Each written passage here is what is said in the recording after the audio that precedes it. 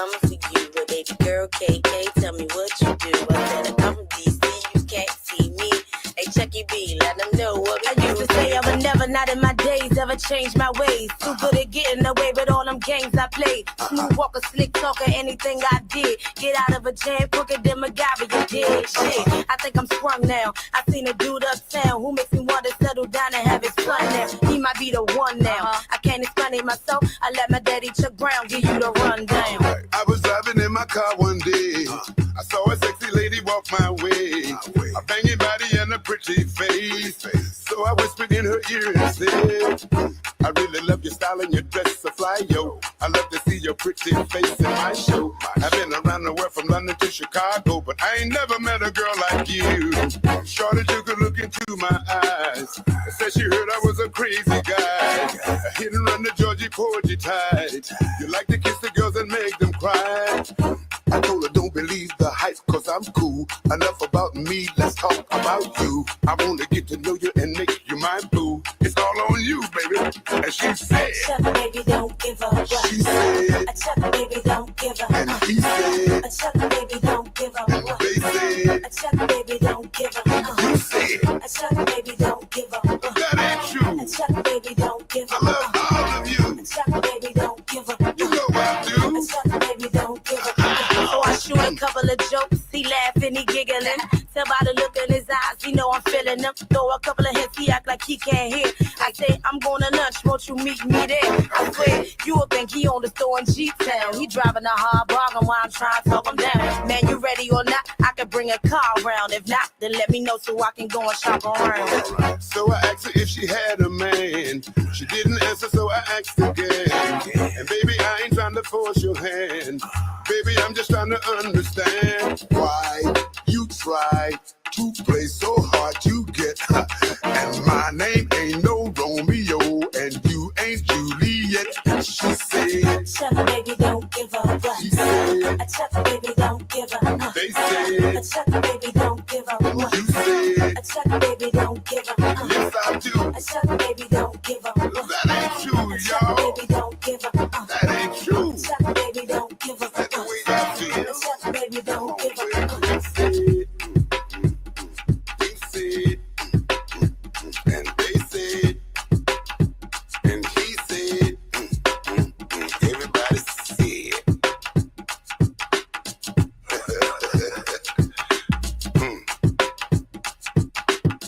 Well, I'm trying to figure out what's going on here. Everybody's talking about who said, he said, she said. What the hell did you say that for? I didn't say that. You all did. Chuck, baby, don't give up. What? Chuck, baby, don't give up. I said Chucky Thompson so sick with it. Chuck Brown, baby girl, so sick with it. Y'all know that we coming to flow. Say rock and rap before they go. Oh, it's Chucky baby. Hey, Chucky B, baby. Chucky T, KK. Come on and wind it up. Hey, cause we don't give a They said, winding me up. Y'all winding me up. They said, come on. They said,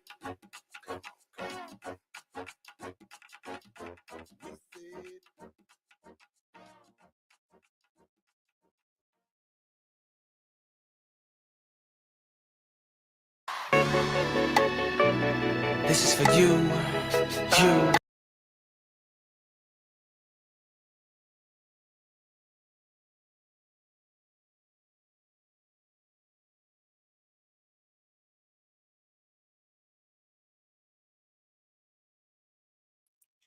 Peace, peace, peace, peace and love to all the Aboriginal, Indigenous, Indians. I hope you all are doing well on this lovely Sunday evening, August 24th, 6:27 p.m. I hope y'all doing great. Seriously. I just wanted to come on here real quick. It's just been a lot of discourse going on, like some discourse that I've been a part of.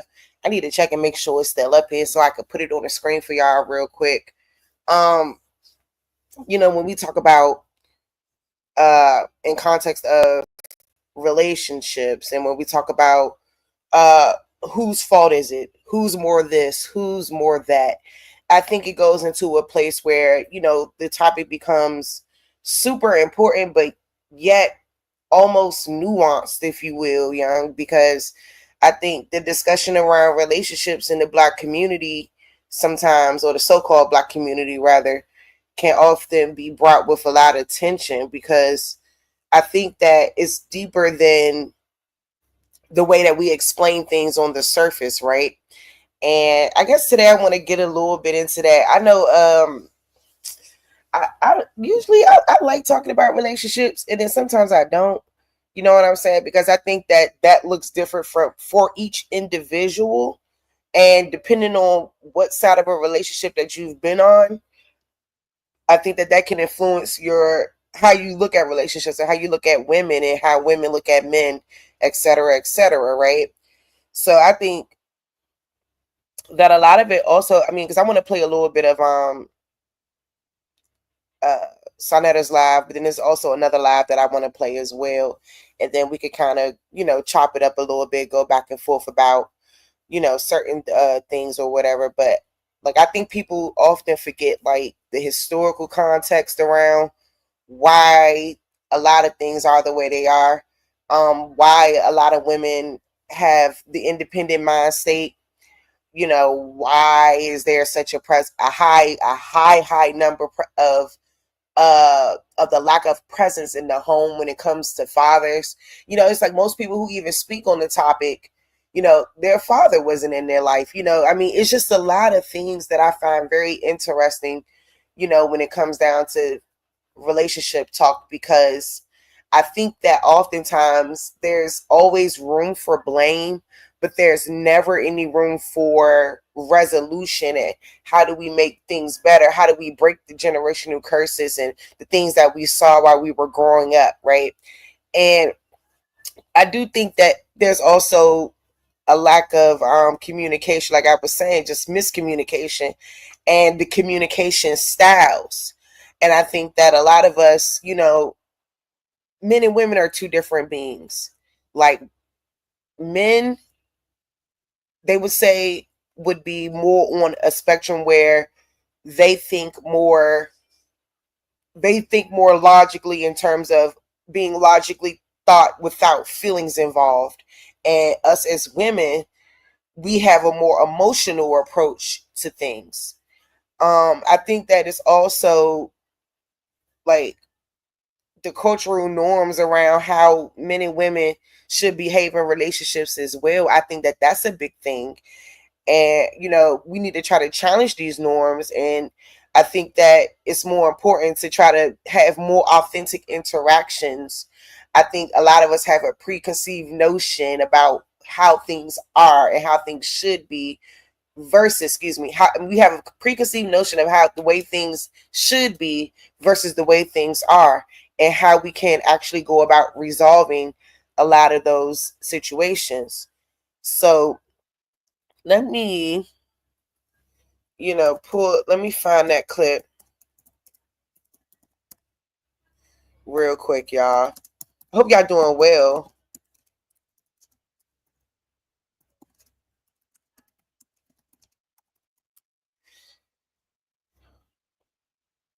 Because it's a specific clip that I'm looking for.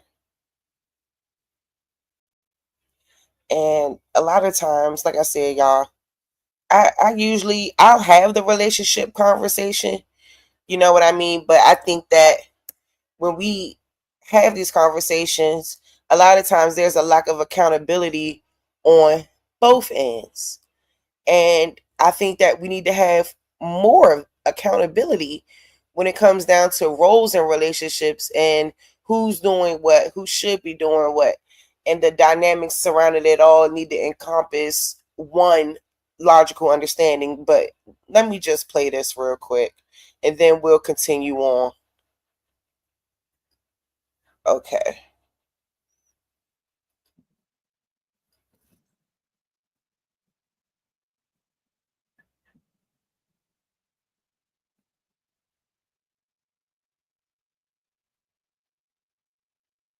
Oh shit, sorry y'all.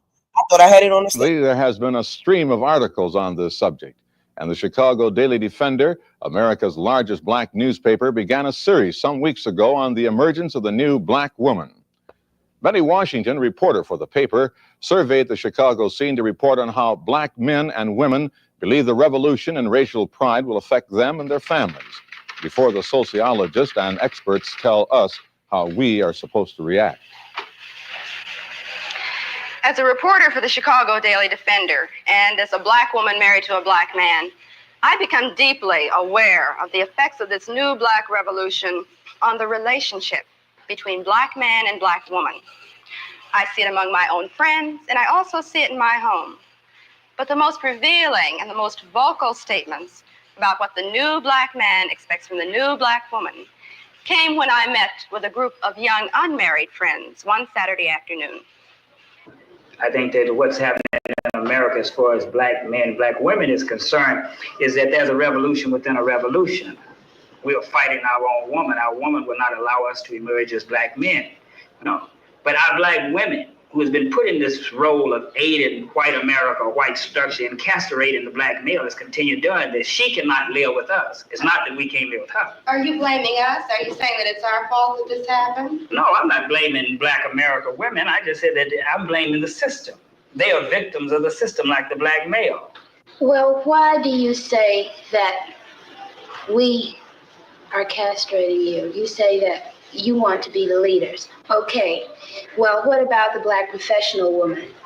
Are you saying that there should be no black professional woman? Are you trying to deny black women the right to be creative, the right to function? We're not asking for you to take a back seat. We're saying that you have got to be astute enough and can view the situation well enough where you just automatically know what your role is and step back. And whenever you want to have that aggressive thing, this is the thing that the young black man today is not going to tolerate. My old man tolerated it because his old man tolerated it. It came up for years and years and years. But today, the young black man is not going to take it. He's going to be out there as a leader. White America has used black women to keep the black male in his place. And you're still aiding him by saying, well, we are qualified, we want to work, we can help.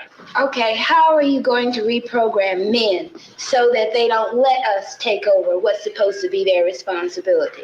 And men that I have had dealings with, they are perfectly willing to sit back and let us do anything we want to.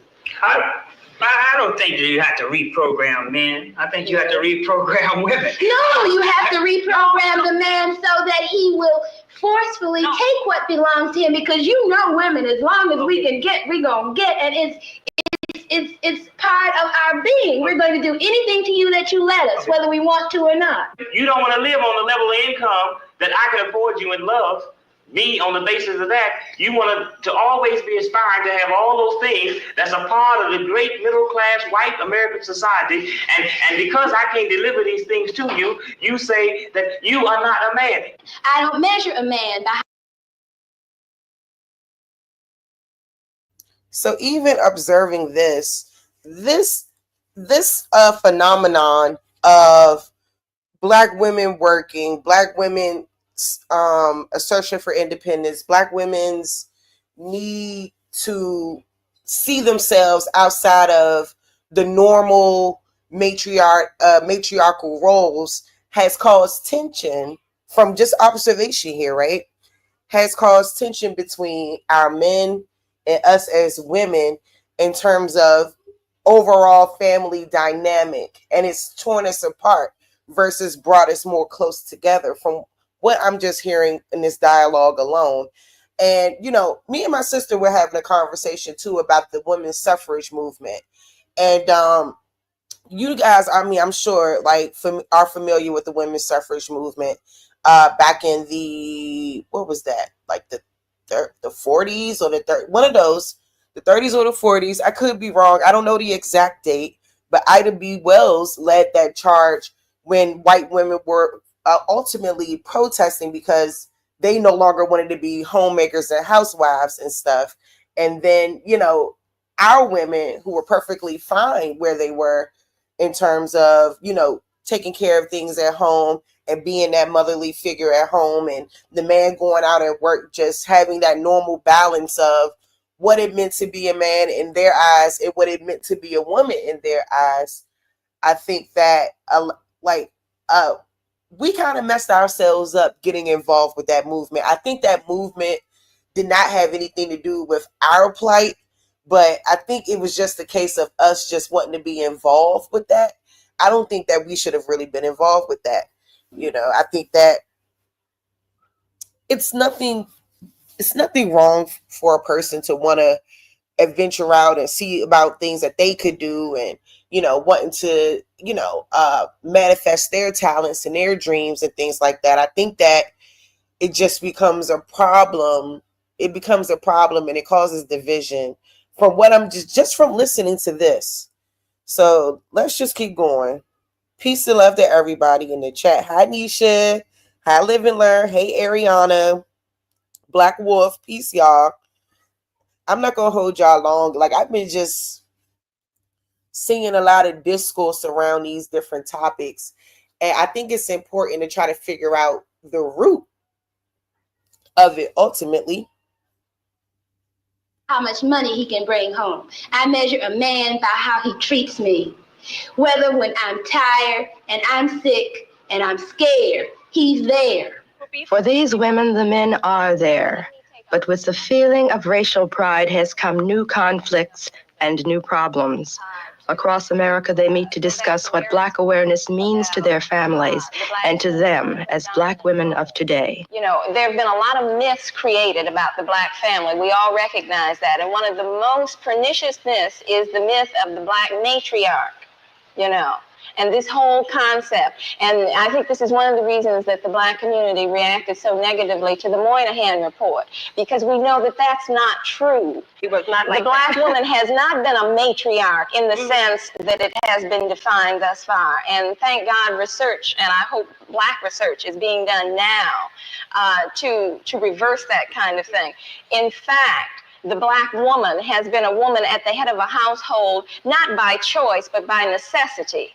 And more often, that's right, and more often than not, she is not a strong, matriarchal, aggressive, domineering figure. She is a woman in search of a man. But this story has not been told. The prejudiced society created what we have now.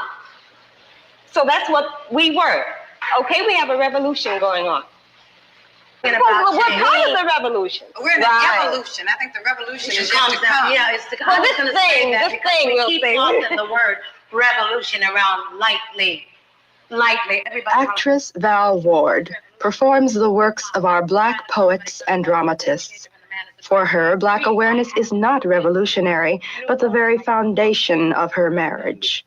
Val's husband, Francis Ward, talks of the struggles of the Black family in the past and the obstacles that lie ahead. It's extremely important for Black history and culture to be transmitted from generation to generation. And the best way, the most effective way that this has always been done is through the family, acting as the primary unit of social organization.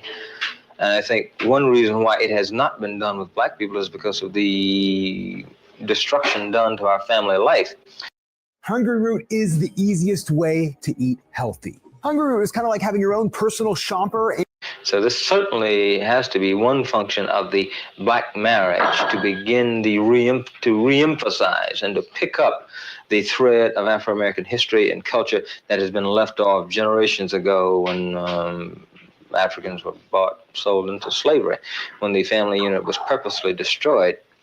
Part of the obligation of being Black is to make absolutely certain that. And let's talk about it too, because this whole narrative around being bought and sold and all of that, I think that really does play a role into mindsets and behavior. That's why I said it always goes back to mental health and this state of perpetual victimhood.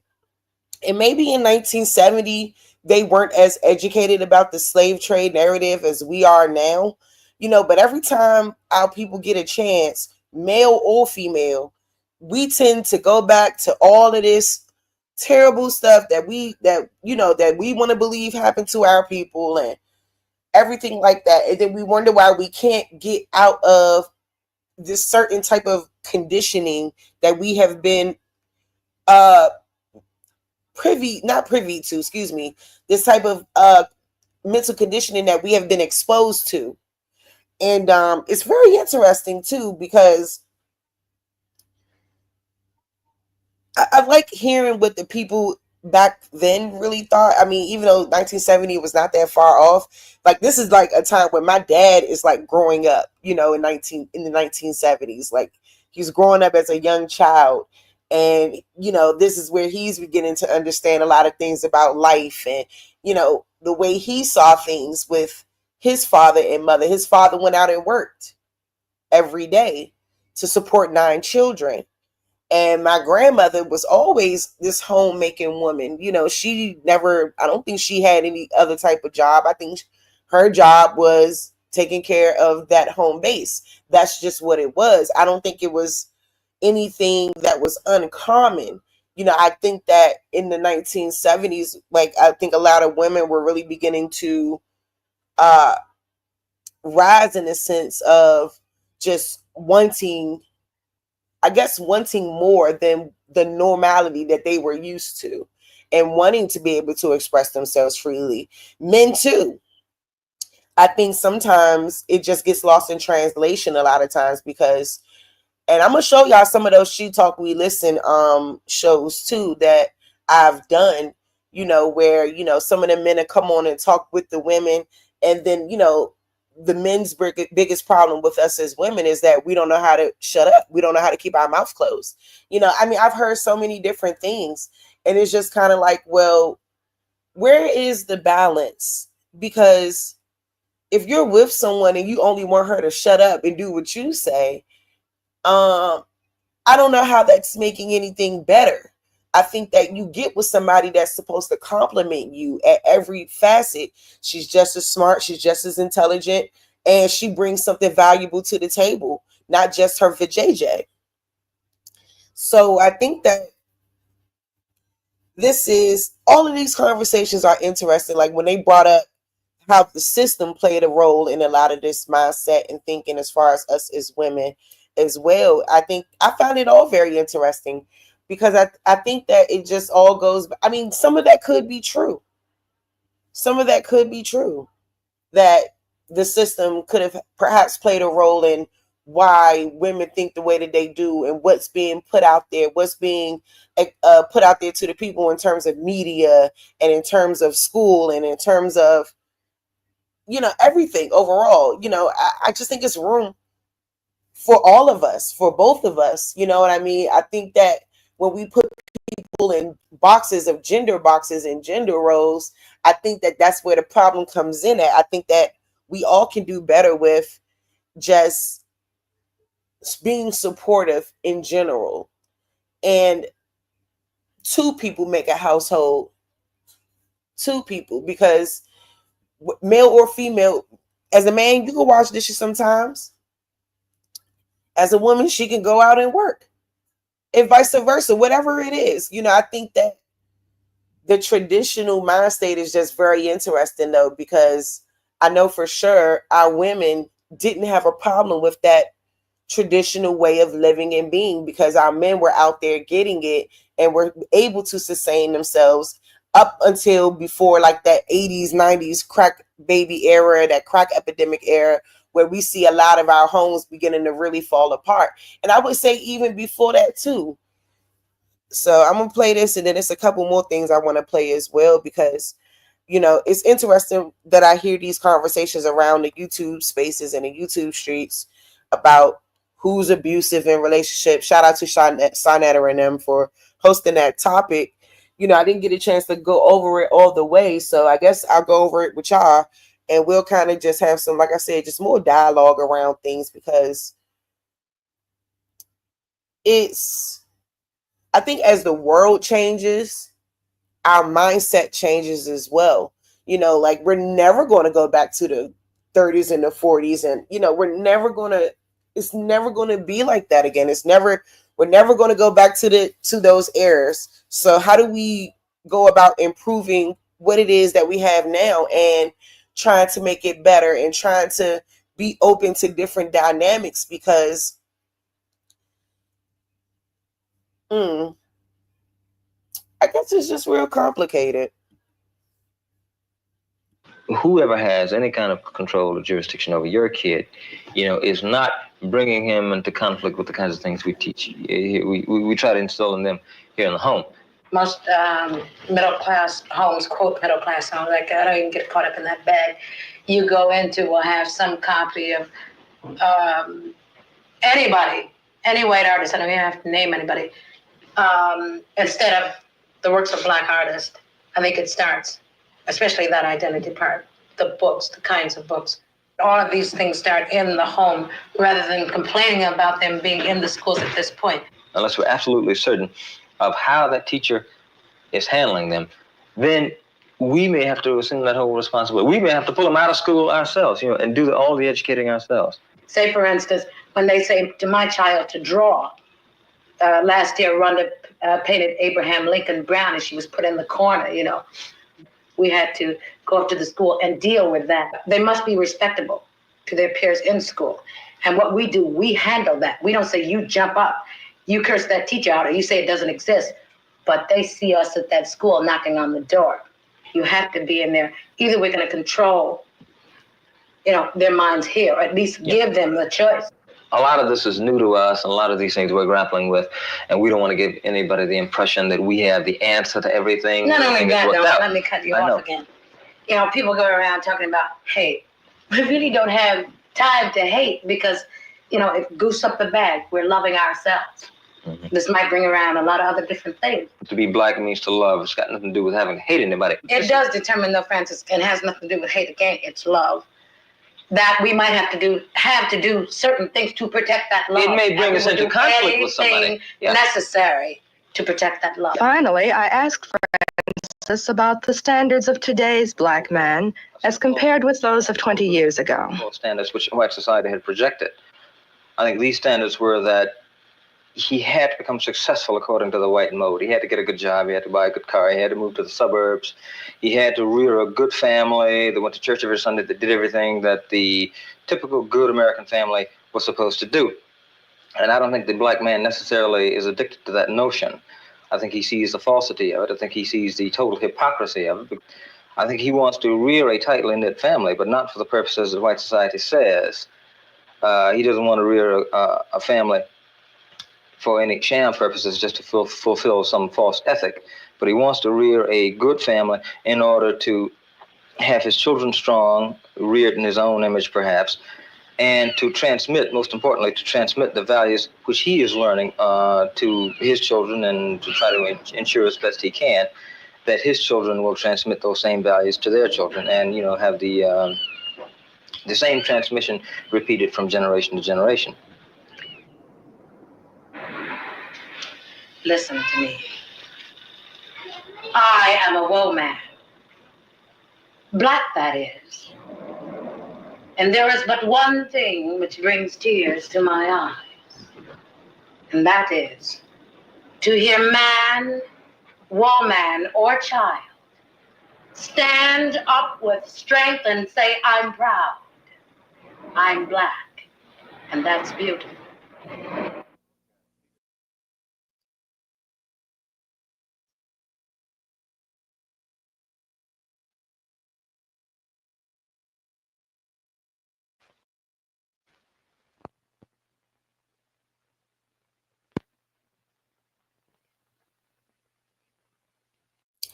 Okay.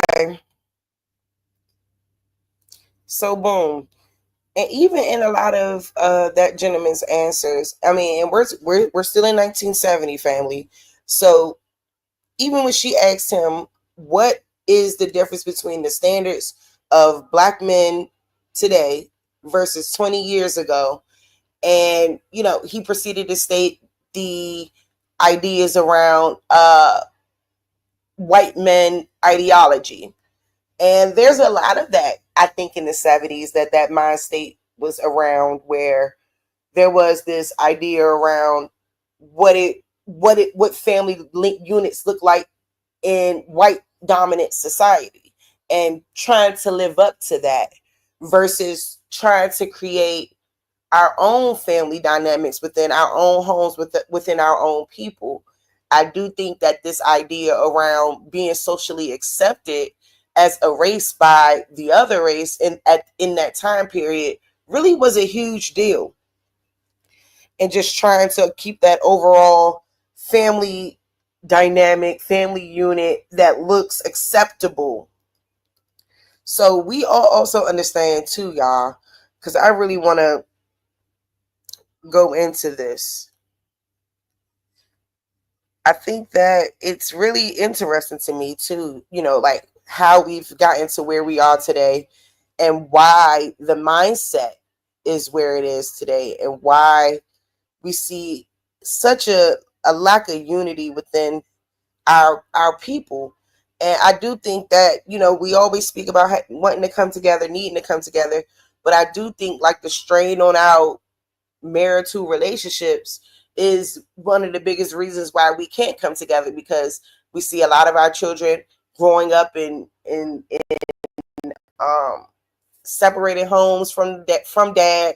A lot of us grew up like that, and I think that it is a real serious issue when it comes down to the way our babies grow up, and then we begin to treat each other a certain type of way based off the things that we've seen, our upbringing.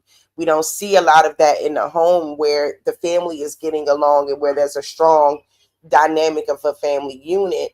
And I just think that it shouldn't go to a place of blame. Who's doing what? Whose fault is it? I don't think that helps. I think that accountability helps, because there's so much more that our men could be doing overall. There's so much more that women could be doing overall.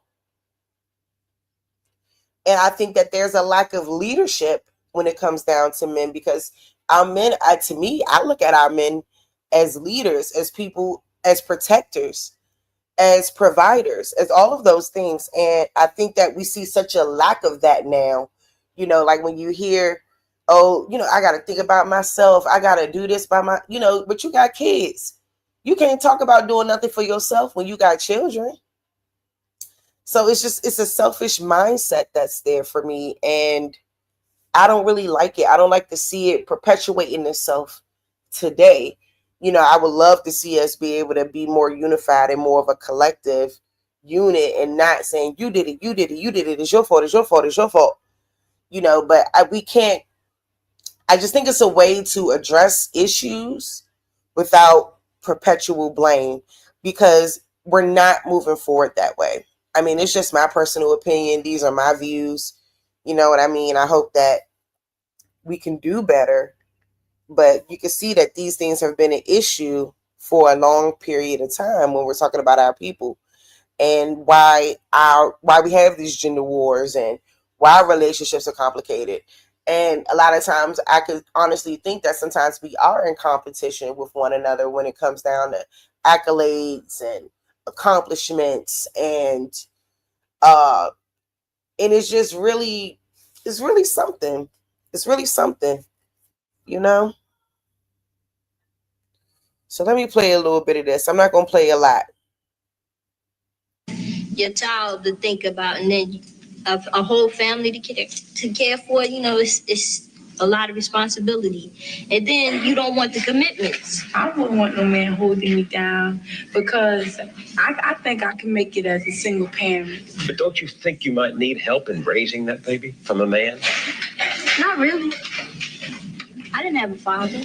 My father wasn't in the home, so it really, male figures are not substantially important in the family.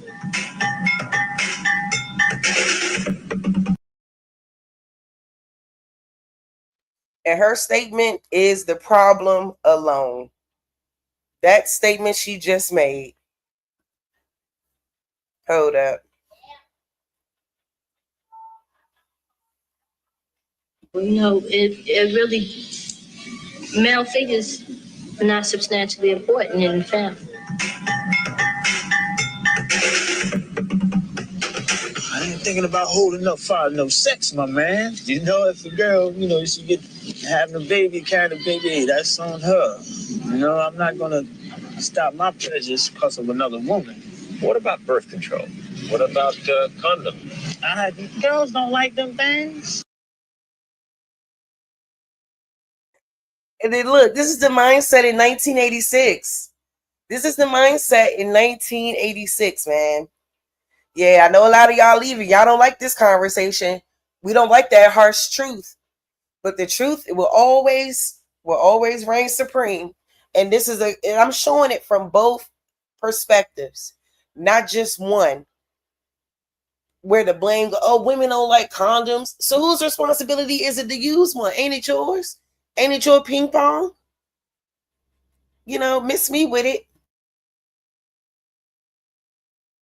They don't like them things. They'll tell you to take them things off. They figure that you saying that they filthy or they dirty or something. It's been a startling change in values. 25 years ago, you would not have heard such things said so freely because they were not embraced so widely. The strong family was still the backbone of Black America, and 3 out of 4 children had both parents at home. That is true no longer. Most Black children are now growing up without their fathers. The result is a world turned upside down as children copy what they see and repeat what they learn. LaDawn said she didn't have a father in her home and doesn't think her children need one. She's not unusual. Half the Black families today are headed only by a woman. Clorinda said she could make it on her own as a single parent. She has never been married and is raising her daughter without a man's help. She's not unusual. Today, nearly 60% of all Black children are born out of wedlock. Timothy said his children are not his responsibility. Yeah, y'all, let's get into it. I'm telling you, we got to go into a historical context behind why the mindset is this way. And it's so sad. It's sad to me. It's sickening. She's not unusual. Today, nearly 60% of all Black children are born out of wedlock. And I need to pull up those statistics today. 60%. 60%. Timothy said his children are not his responsibility. He has left them to be supported by their mothers and welfare. He's not unusual either. For LaDawn and Clorinda and Timothy, and many more like them in cities all over America, the traditional family no longer exists. It has vanished, and something new is taking its place. Single women and the children they're rearing alone are the fastest growing part of the Black population. What becomes of the Black family in a world where the values are being turned upside down? If the parent is 17 and 18, uneducated, unmotivated, fooling around, wandering around, what's the child going to learn? Who's to teach him? When you learn something, you was taught by your parents. It was reinforced by school and your neighbors, but it was taught by your parents. Well, if the parents don't know anything, how are they going to teach the children? So it's not racism that I'm fighting right now. It's the lack of motivation. You see, I'm not even talking about racism. Maybe later on we'll get back to that. But I think we are destroying ourselves.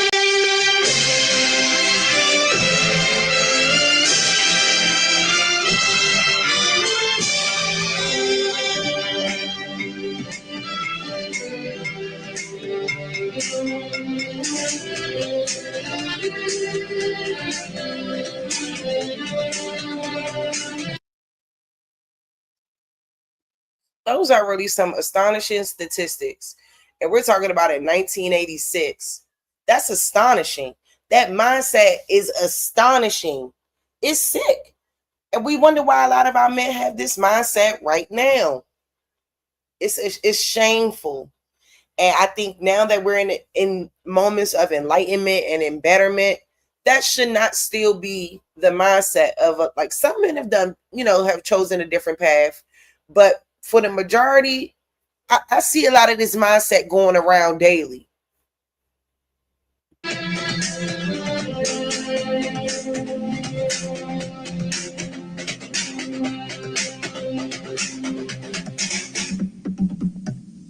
This portion of CBS Reports is sponsored by Sun Company. At Sun, we believe putting our energy back into the community is just as important as getting it out. Where there's sun, there's energy. Inner city is a polite name for ghetto, as in black ghetto.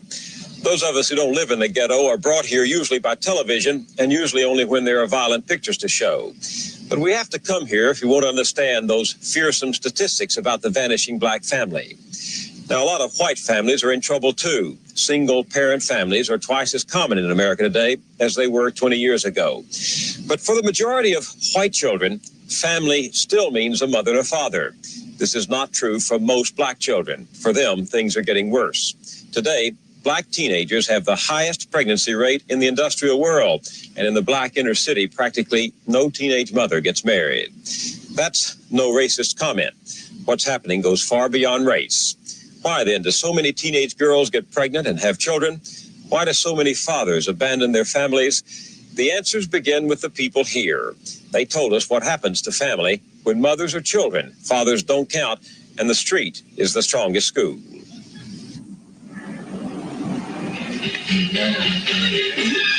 If one of Chuck hip-hop slaves standing by, we are going to check with you on one. Okay.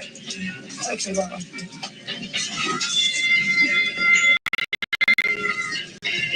It is the beginning of another school day in Newark, New Jersey. Another day of class for Clorinda Henderson. She is 17 and had hoped to graduate from high school next year, but that was before the birth of her baby.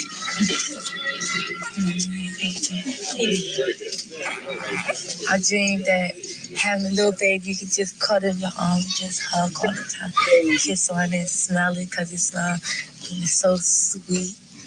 I thought it'd be fun until I had it. The reality's different? The reality just punched me right in the eye. I had to pinch myself and see if I was here because I was like, this is too much. Clorinda was only 15 when she got pregnant with her daughter, Shaquana. She is not unusual. Half of all black teenagers become pregnant. Clorinda has never been married. She's still living with her mother at home, where she's raising her baby daughter. Clorinda goes to a special school for dropouts after she takes her daughter to a daycare center. She has 5th grade math skills and reads at a 6th grade level. When I got pregnant, I said, well, I'm going to have this baby, and she's not going to stand in the way of my education. I'm not going to let no one stand in the way of my education. I ain't going to be like these other girls, just drop out, can't get no job, no money, have to be on welfare. Ready. On the vocabulary. Bingo. Clorinda learned about birth control in sex education courses, but she still became pregnant. You think it was a mistake? Well, I'll say no, because I wasn't on any, birth control methods. Neither was he. And, we were sexually active, and when it happened, it just happened. When you think back to that day when you learned you were pregnant, what went through your mind? Oh gosh, I'm gonna tell my mother. And I'm gonna tell my mother she gonna make me get an abortion. I was really scared, I think. Why didn't you want to get an abortion? Because I wanted his baby. What did you like about him? His legs. His legs? I got a thing for bow-legged boys. Bow-legged boys. I love them. And you can tell, the mindset around this is, I think they cover it because it's extremely polarizing, number one. And number two, you get to a certain stage in your adolescent development. I think, you think you're mature, but you start to begin to realize that you're not that mature and that you're really immature, and that a lot of these decisions are being made off of impulse, just wanting it, but not understanding what the entire responsibility entails. It is not easy to be a parent. It is not. And even back in this period of time, you can see, obviously this baby in this video is a grown child right now. I wonder what she thinks, when she watched her mom back and listening to her mom, and just listening to the whole dynamic around men being okay with not being in their children's lives. Like, it's a double-edged sword. And a lot of times we don't want to talk about the whole thing. And that's where I think that's where I be feeling like it's not fair at. It's not fair when conversations are had and the whole scope isn't viewed. Gorgeous legs. I just don't know. Darren Lyle is She liked him because of his legs. That's diabolical work. the father of Florinda's baby. He is 18. Let's look at his legs, y'all. Talking about she liked his legs. And lives in Central Newark. He dropped out of high school when he was 16. He has never held a steady job. I spend most of my time listening to the radio. When I don't go to school, I don't work, I don't do nothing. Just like this killing time. Did you want to have a baby? Not really. It just happened. You know, she just popped up pregnant. Nah, it just. Were your friends impressed? A lot of, everybody was telling me, that, she looked just like me, and, she is kind of cute, kind of pretty. That was like, make me feel good. Sure. Mm-hmm. Do many of them have babies?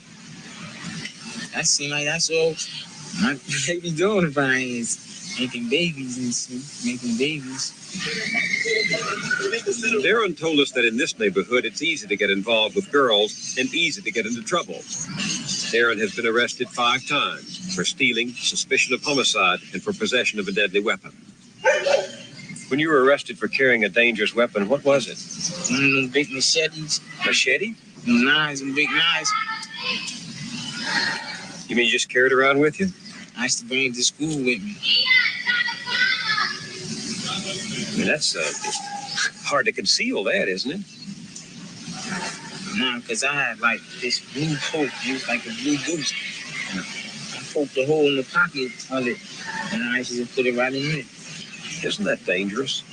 That's the way stuff was going, like that's the way the people was acting towards me. So I felt like I needed a weapon. Because, it just seemed like, it's like war, really like Vietnam. Have you asked Darren to help you with the baby? No, because I see he can't even help himself. He can't. It's pitiful to say that, but he can't. He wasn't prepared to be a father? No. And he still isn't. Were you ready to be a mother? Well, no. But now that I am, I just have to take it step by step. She not tender-headed. Florinda relies on welfare to support Shaquana, but it's her mother, Gloria Henderson, who gets the check for the whole family. Gloria, 34, has never been married. She was a teenager when Florinda was born, just as her own mother, Florinda's grandmother, had been when Gloria was born. When you were pregnant, did you assume that you could turn to welfare for help after the baby came? Well, yeah, but I didn't have her just to collect welfare. I had her because I felt that it would have been a part of me. I would have had somebody to live for and also somebody to love and love me back. Is your daughter the first person you've ever loved? I really, really love my daughter. 2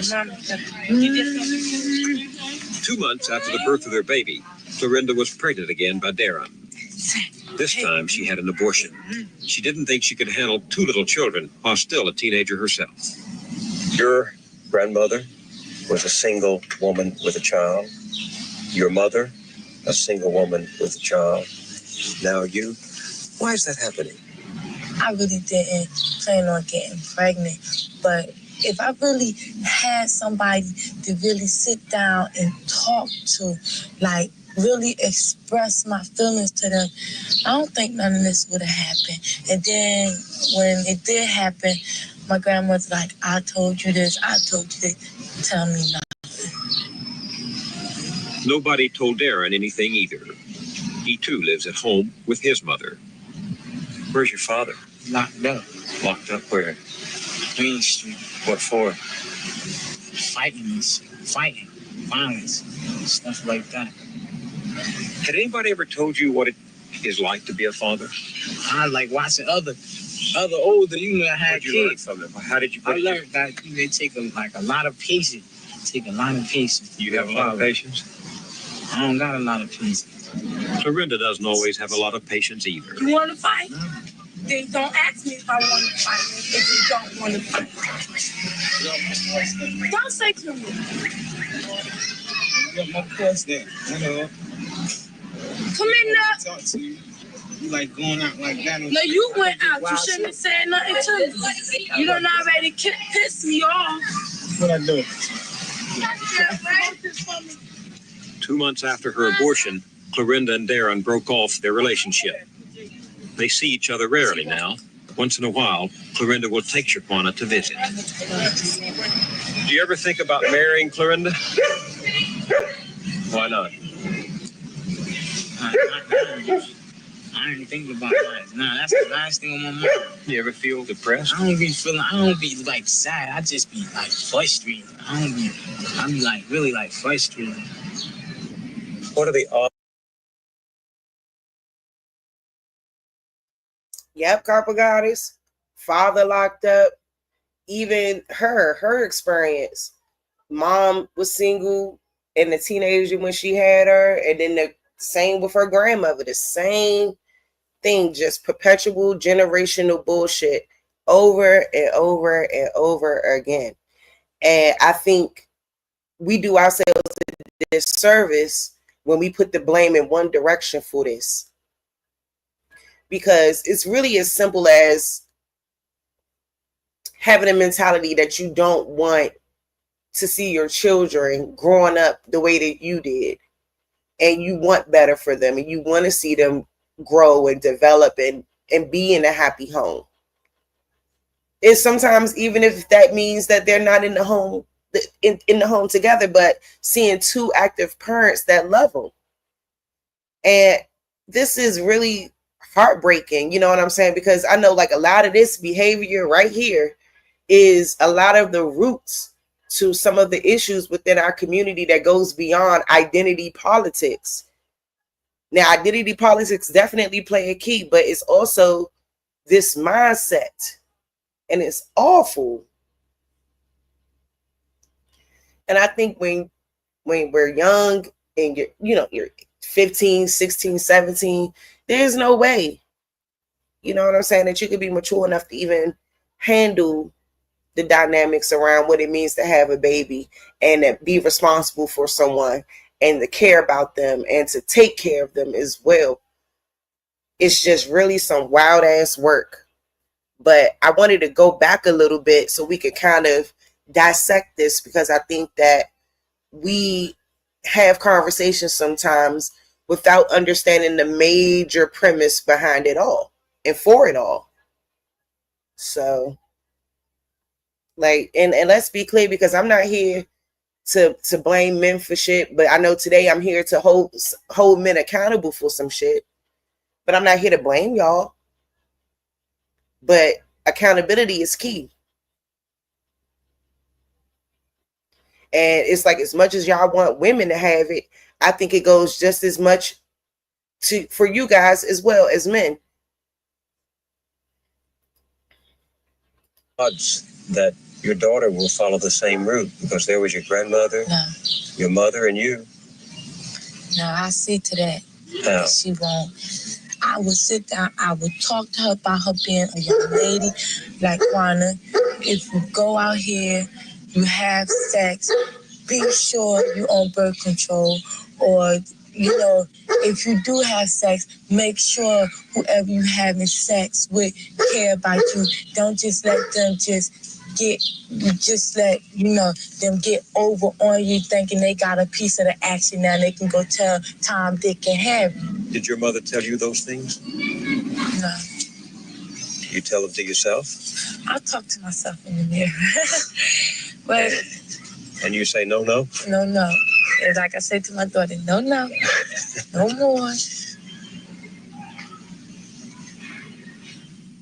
Now, Selsun Blue, the #1 doctor-recommended dandruff shampoo, introducing a new extra conditioning formula. It leaves my hair looking so soft and manageable. It has 5 conditioners, including aloe, that leaves hair in beautiful condition. And Selsun Blue extra conditioning formula. After I had the child, that's when money started.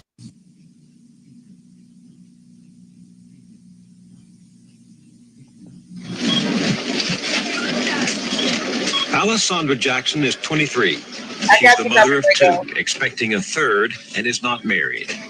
She too lives in Newark. Like nearly half of all black children in America, Alice's children are being raised in poverty. They live a subsidized life in subsidized housing. But that's not what Alice wanted or intended.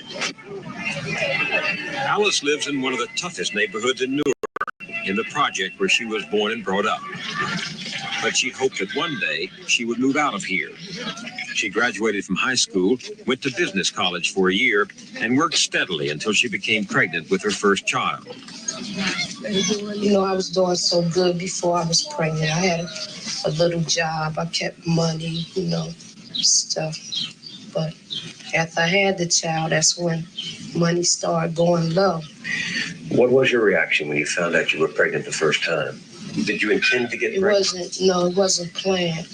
But when I got pregnant, I wanted to be a mother. You know, it was exciting to me. I just thought if I had something of my own, a little child is gonna call me mom. You know, after you have them, it's hard. You know, you gotta bomb this, you gotta bomb that. Malik is Alice's firstborn. He is now 3 years old.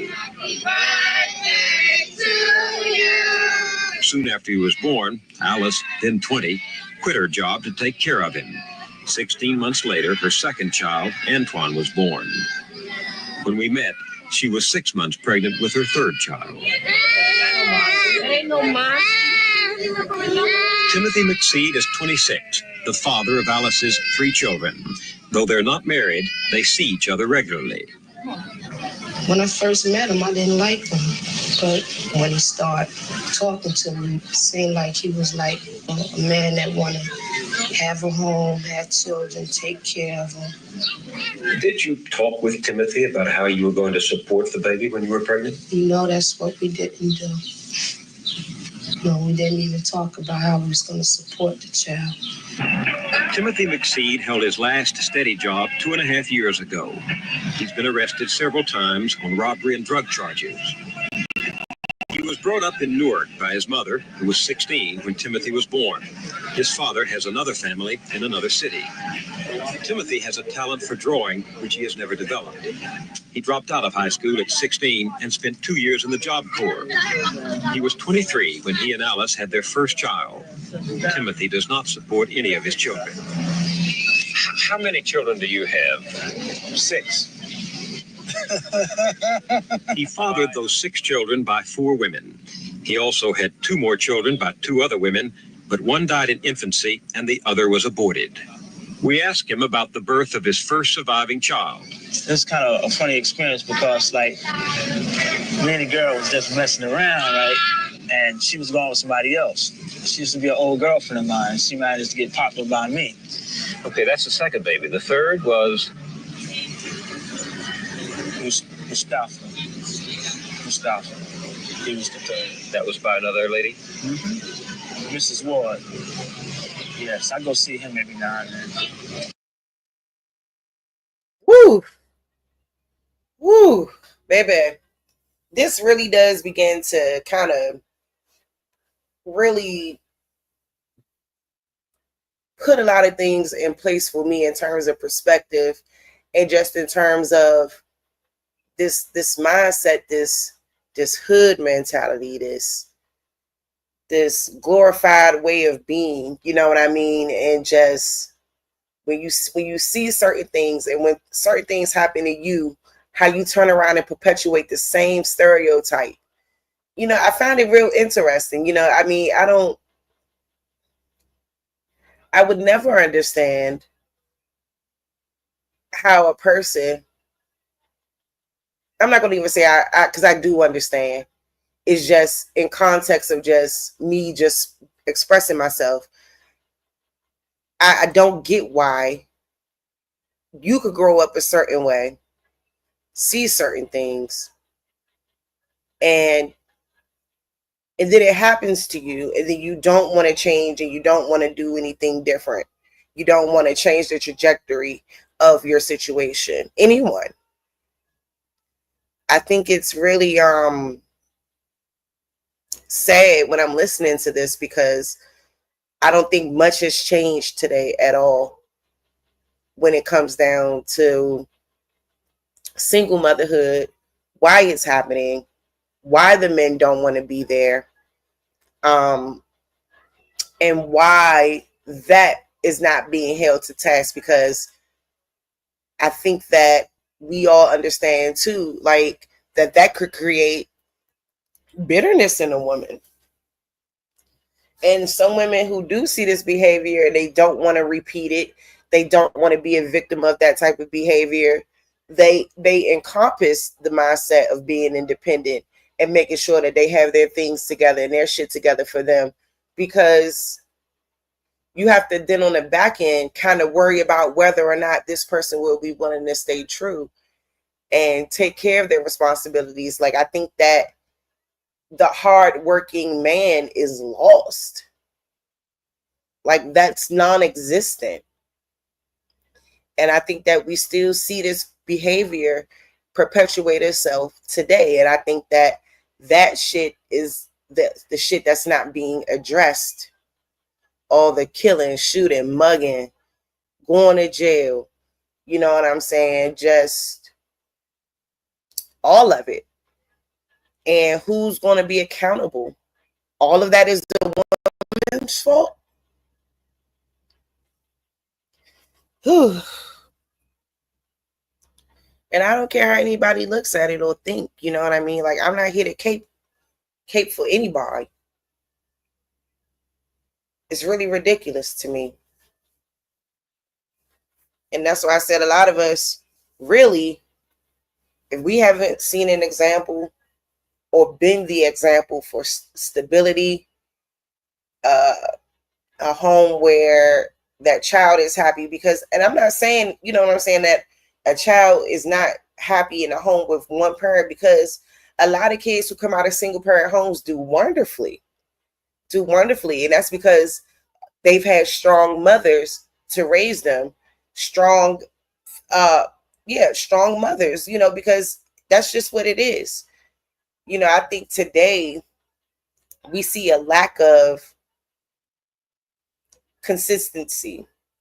We see a lack of care. And it's really, really sad and diabolical to me. And I don't know, y'all. It just breaks my heart when, you know, we find ourselves in these situations and we wonder why our family dynamic looks the way it does. The nuclear family is destroyed, and we can't seem to get on a page where we can get that type of situation back. Now, we can sit over here, like I was saying earlier, and we can just point the finger. But a lot of us need to point the finger back at us.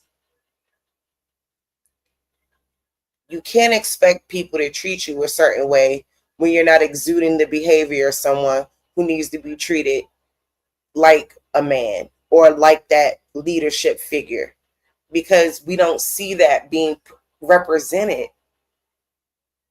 And I think that you're right. A lot of that carbohydrates, a lot of that resentment, distrust, disloyalty, it shows up in women's behavior.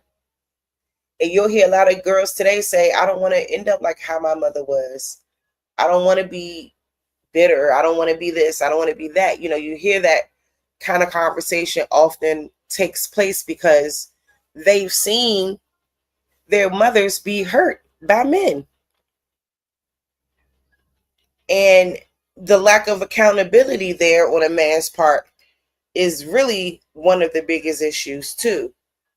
Now, let me real quick, y'all, because I'm sorry, I am a little tired, y'all, but I'm here and I wanted to go over this because I felt like it was important. So let me just real quick. I don't know if he moved it yet. I'm going to see if he removed it. If he didn't remove it, I'm going to play it. Let me see.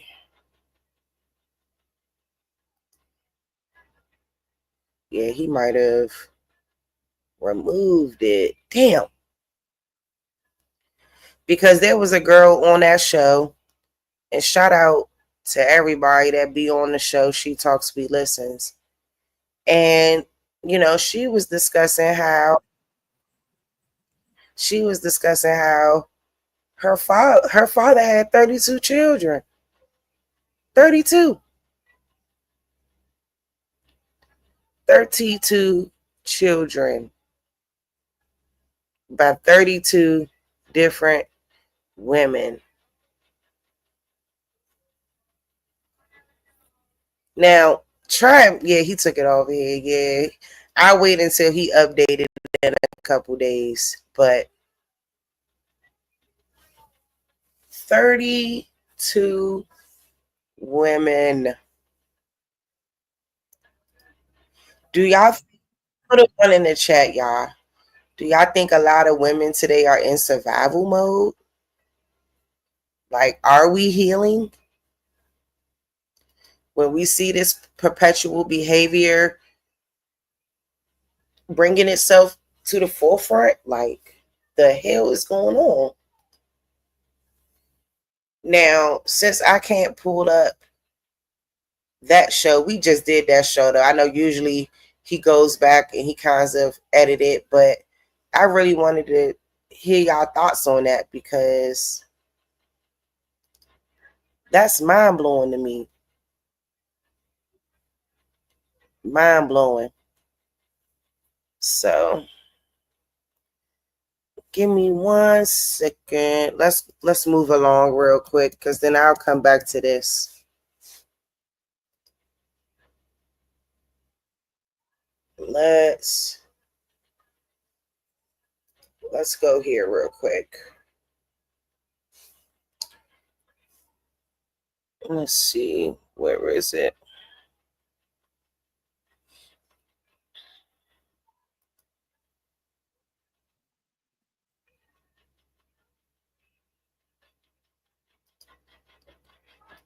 And shout out to my sisters from Unscrambled Minds. Shout out to everybody over there on the HOK side as well. You know, shout out to Uncle Sa, Nepal. And yeah, I'm not familiar. I'm not familiar with everybody else that's on this panel, but So stay your ass in your little box where you feel safe. Cause there's motherfucking monsters over here. Real monsters. Is hitting in a relationship A little heated is really not male against female. We love the black woman. Captain Tazariak ain't going nowhere. He loved the black woman. This is just going to be some tough love given on both sides. I know it, on both sides. So just strap up, get prepared. Let's not get emotional, but some of us might get emotional. I think, I'm gonna keep it real. I think some of you brothers are more emotional than the sisters too at times, especially some of you Israelites. Y'all can be emotional as hell. Not ISUPK, but I'm talking about some of you other Israelites out there. I've witnessed it all.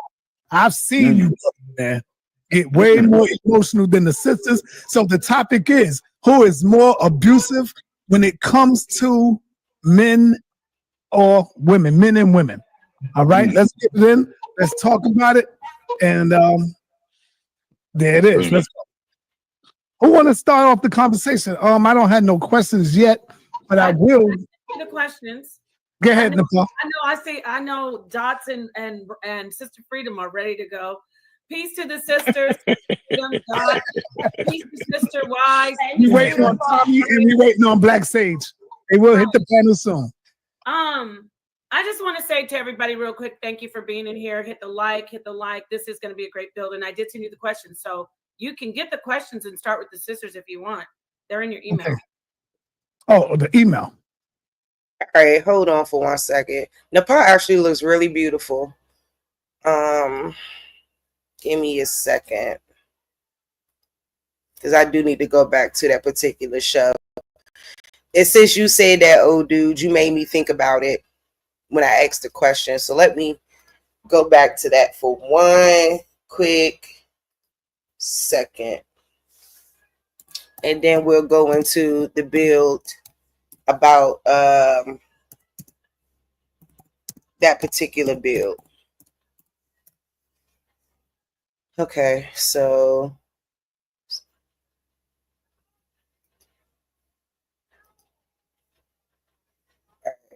animal kingdom as a whole, even in plants and everything else. I mean, it's a commodity. I don't need you. Don't something like when and shut up the trash. man and I have to worry. A lot of times when relationships, was not healed. Welcome back to She Talks, We Listen. Tonight, we're peeling back layers from something that's very, very deep. Love that feels soft, safe, and real. But first, let's be honest. Are we living in a survival mode for too long to even recognize what healthy love is? Are our glow-up solo wins? Or are we missing out on a collective healing and safety? We're talking about emotional safety, survival mode, emotional availability, and how to unlearn being guarded tonight. Welcome to She Talks, We Listen. Let's get into it.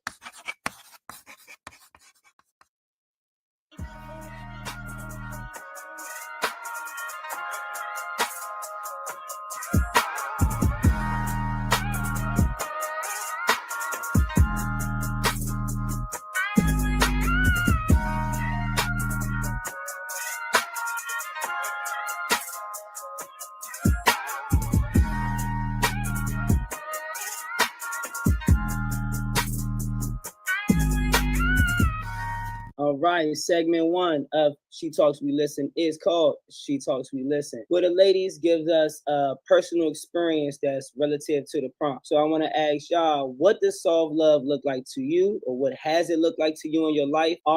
Ladies, are y'all healing, or are y'all just performing, like putting on a performative act of healing when y'all try to transfer into y'all softness? Is that a real thing? And also, for you beautiful Black women and the beautiful Black women in the culture, are there safe spaces for you ladies even to be, vulnerable, even in empowerment roles? Oh, Trey, hey, you gonna put me on the spot right off. Hey, hello y'all, Miss Key. Relationships in your soft area. I mean, I feel like in your, in our journeys, in our dating journeys, we go through phases where we meet people and we figure out what I want. I feel like the right person can bring out your softness. The right person can make you feel like it's okay to be vulnerable. Like especially if you know what you want, like going into dating, like I feel like if you are not healed from something in your past, then yeah, you probably need to go on a healing journey, because you never want to take no baggage into something new. But I feel like the right person will bring out your softness and your vulnerability and make it a safe space to be with, or to be you, if that was the answer to the question. Okay, I'm good. Hey, everybody. I feel like a soft life for me, is what I'm going through now. I'm married. I just celebrated my 1-year anniversary on the 15th, and I feel like my husband makes me feel really soft, because he doesn't judge me for anything in like my past. We have real conversations about things that we've been through, both of us. I believe that I was so used to having to be the big dog, the provider in my previous relationship, with my previous marriage and everything, that now it's like I can sit back and know that I deal with a man who provides, and that's not just financially, that's emotionally, mentally, spiritually. We go to church together, we pray together. We do all of those things. I feel like me being so hard and aggressive out in my everyday world, I have to be like a boss. And then when I come home, I get to not have to be like the boss. I get to just be able to be the woman, and I like that because I deal with a lot. I've dealt with a lot. And when I came into my relationship with my husband, I was not healed, to be honest with you. And I believe that hurt people. So I'm constantly in a state of healing even now. I'm still healing, and I'm getting better, and things are getting better for me. But I believe that you constantly healing, and I believe that he helps me heal. And and I just you know, keep pushing forward. Yeah, like my husband said, we're hurt healers. So, you know, so for me, I heal him and he healed me. It's like a, you know, two-way street. Okay, that was beautiful to hear. I'm glad to, it just made me smile. Like, it just brought me a lot of joy just to hear how your marriage is flowing and going. And I'm so happy for both of you. Thank you so much. You're so welcome. You're so welcome. It made me smile. It's like, oh, that's beautiful. And I feel like that's really what it's about, is to be able to just be in flow with each other. For me, in addition, I would like to add that being a single woman and just understanding what I would like a soft life would look like, I'm trying to more so implement it now for myself, more so do the healing right now, in preparation for that. And I do agree, we are constantly healing. Soft life also, it doesn't disrupt your nervous system. You're able to be calm, cool, and collected through things, not feeling anxiety and stress, because they do happen in life events and the day-to-day affairs or whatever. But within the union of two, it should be in flow and not in disruption of the nervous system. I always think about the koi fish in the pond and how they just like flow together in the pond. They're not bumping into each other. There's sometimes so many in there, but they like never just bump. They flow and they keep going and all in harmony. So I think that's what it's about, and that's what I try to implement as an individual, as a single woman. I try to just try to keep my nervous system calm and peaceful and in flow. Taking my time through things, not being too hard on myself, but being real, holding myself accountable. Self-care with pampering myself externally and internally, being mindful of what I'm putting into my body. I do want to have another baby eventually. So just being prepared for that internally, externally. But yeah, taking my time, slowing down, making sure my nervous system isn't being disrupted. And yeah, hold myself accountable. Just all those things. But that's what I would like to have in a relationship, is that same flow within the other individual and within our union. All right, my ladies that just joined, Didi, Key, and Sharice. What does soft love look like to you? If you could give us a personal example and experience of what soft love looks like to you, how did survival mode affect your ability to receive or give love? And also, are you healing? Or are you just performing healing based off the trauma? I'm going to go ahead and agree with what Z said, and because I wasn't here for everyone else, but I was here for Z and the young lady before Z, and I agree with what they said. It's a process. I haven't really had the soft touch yet. I haven't had that, and I do think it's because of like the trauma, and not even just that, like the things that a person just goes through on a day-to-day basis. Like sometimes life just puts you in a moment where you just feel like you're just shelled all the time. And sometimes it's hard to turn it off once you're completely in that mode and have been in that mode for quite a long time. And I want to feel the softness. I want that to actually happen, but I am healing from some of the things that I have gone through and seeing other people go through. And I'm like, no, I don't want to do that. So I think exactly what Z said, it's all about self-accountability. It's all about you putting yourself in the right mental space and allowing, like she said, like the koi pond. And that was like the perfect example. Like everything just flows. And naturally, we all just want that. But in this life, I haven't gotten anyone or felt the moments where I can just flow. Except for I can say within myself, this year was probably the year for me where I really can say I probably opened up a little bit more of me and poured into myself more than other people.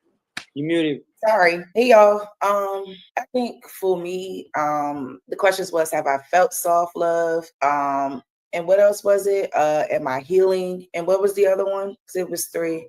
I feel like, How did survival mode affect your ability to receive or give love? I do think survival mode, I'll start there. I think survival mode definitely plays a huge role in how you give and receive love. I think a lot of times the barrier to, the lack of wanting to let somebody kind of come in and, kind of not disturb, but kind of, get you off your track, if you will, like as a single woman or a single mother, you definitely want to be able to protect yourself when it comes down to who you involve yourself with, and if those lines cross and the compatibility is there or not, you kind of want to protect yourself in the event that it is not. I know a lot of times when relationships, I know in my experience, when they haven't gone like the way that I wanted them to, like oftentimes I will find myself kind of in that survival mode state where I know, like, emotionally I have to keep myself together for my child and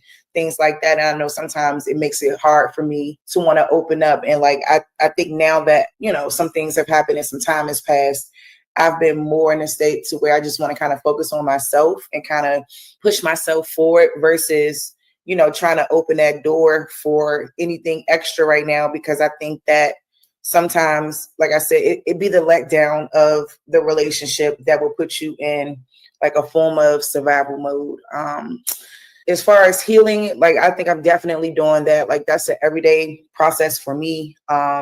Just trying to stay healthy and whole, and keep myself in a positive space, especially because I have a child.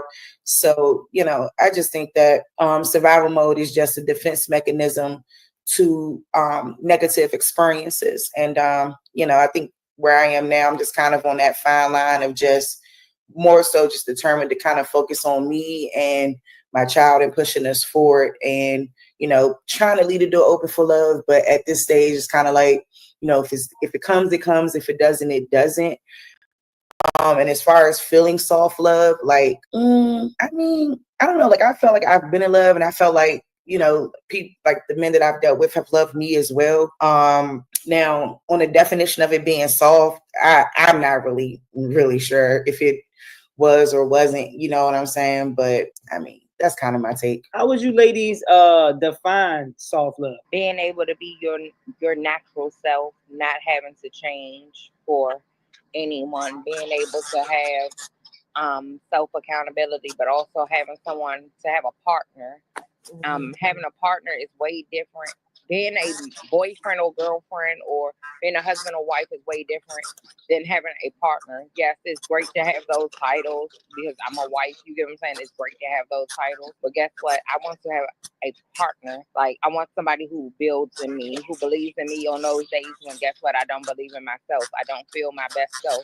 So if I'm 50% of myself, I want to have somebody who's going to pour the other 50% in and say, hey, now your glass is full, as opposed to taking away, poking holes into your cup. And now you're wondering why you're drowning or why your cup is empty, because you're pouring so much into everyone around you. As moms, as wives, as girlfriends, we pour so much into everyone around us that sometimes you forget to give to yourself. You give to your kids, you give to your spouses, you give to your partners, you give to your friends, you give to your look, sometimes your parents, your family members, and then you forget that you have to give to yourself. Because who's going to pour into you when you're the strong person?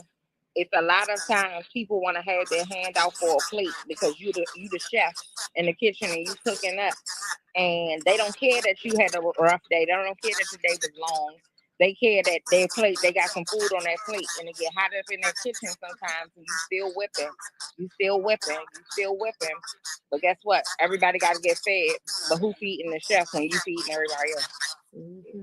I think everyone feel like that. Like, so just having somebody who be like, you know what, babe, don't worry about it. I got you. You okay? Like, you could be yourself. You could be vulnerable here. You're safe here.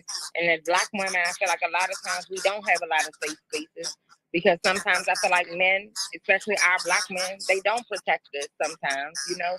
So not all Black men, I'm not saying that, but sometimes, you know, we're not protected by our Black men, and they expect for us to be that space for them to cry on and be vulnerable on. But when we want to be vulnerable, sometimes they don't protect.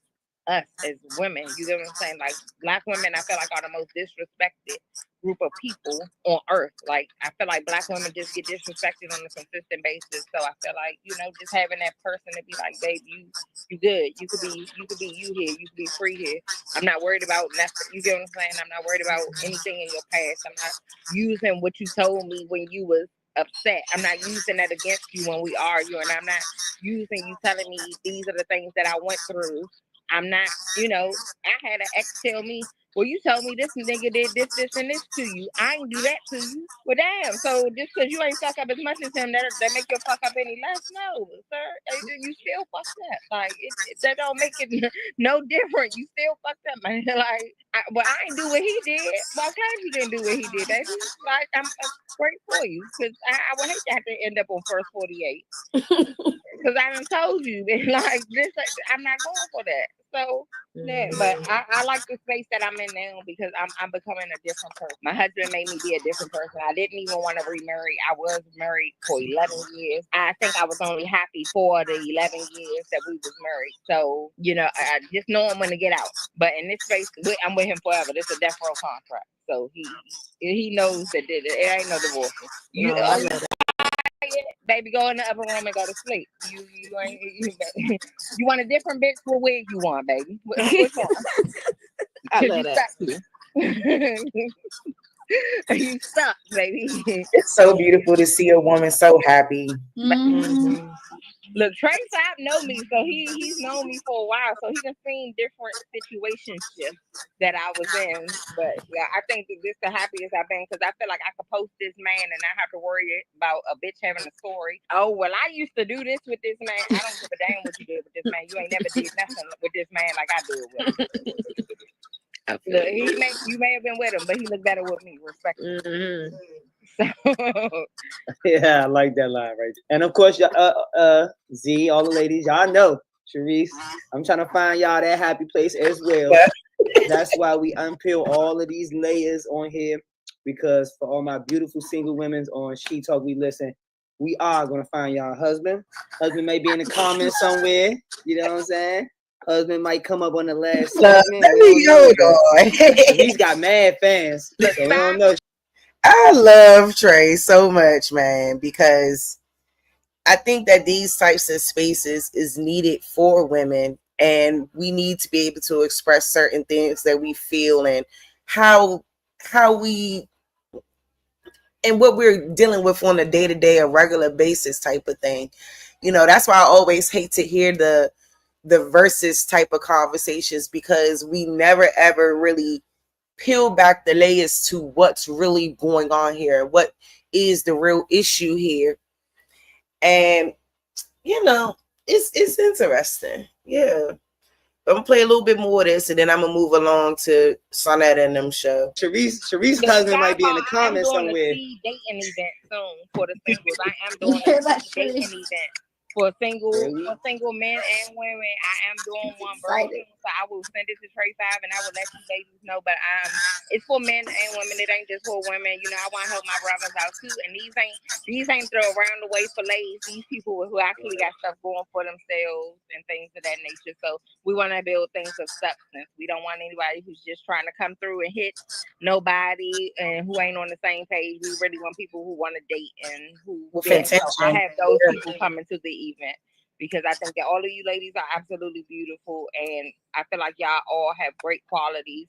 And I want y'all to be in a happy place because it took me a long time to get to this space, and I wish this type of love on so many women because I'm in love, y'all. Like, so I wish. Well, we can say it for you. We can say it. It's so nice. It's the glow for me. Baby, look, that man, yeah. Definitely glowing. I love that.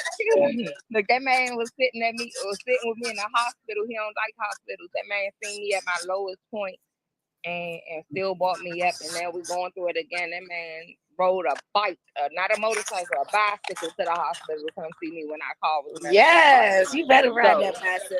So, baby, like it's a different type of feeling to have that type of love for a man who don't even like hospitals, but was there every day with you to see everything that you was going through at my worst when he had to bathe me when I couldn't go to the bathroom by myself, he had to help do all of that. And that man still sat there every day and told me I was the most beautiful thing you ever seen. That's when I realized he was a liar a little bit, because I was looking rough. Girl, I seen it. That's when I realized he be lying.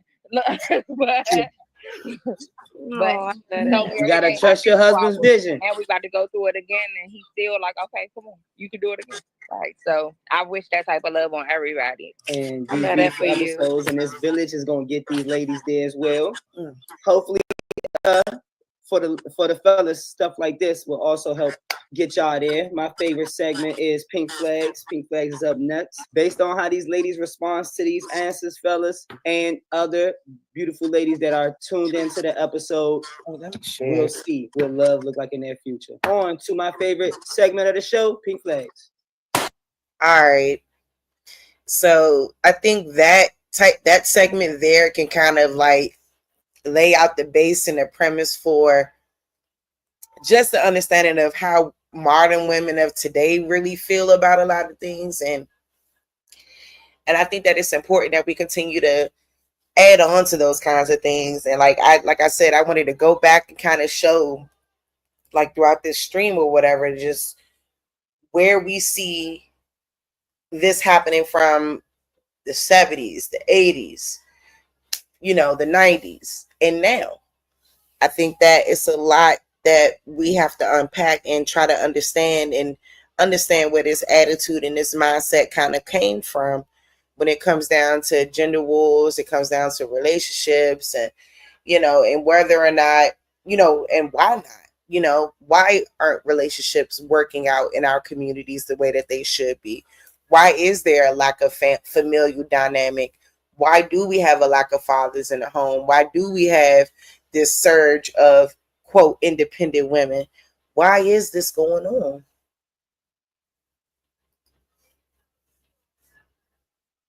on? Okay, yes, I see it. All right. Go ahead, Nepal. You can start it off. I want you to set it off.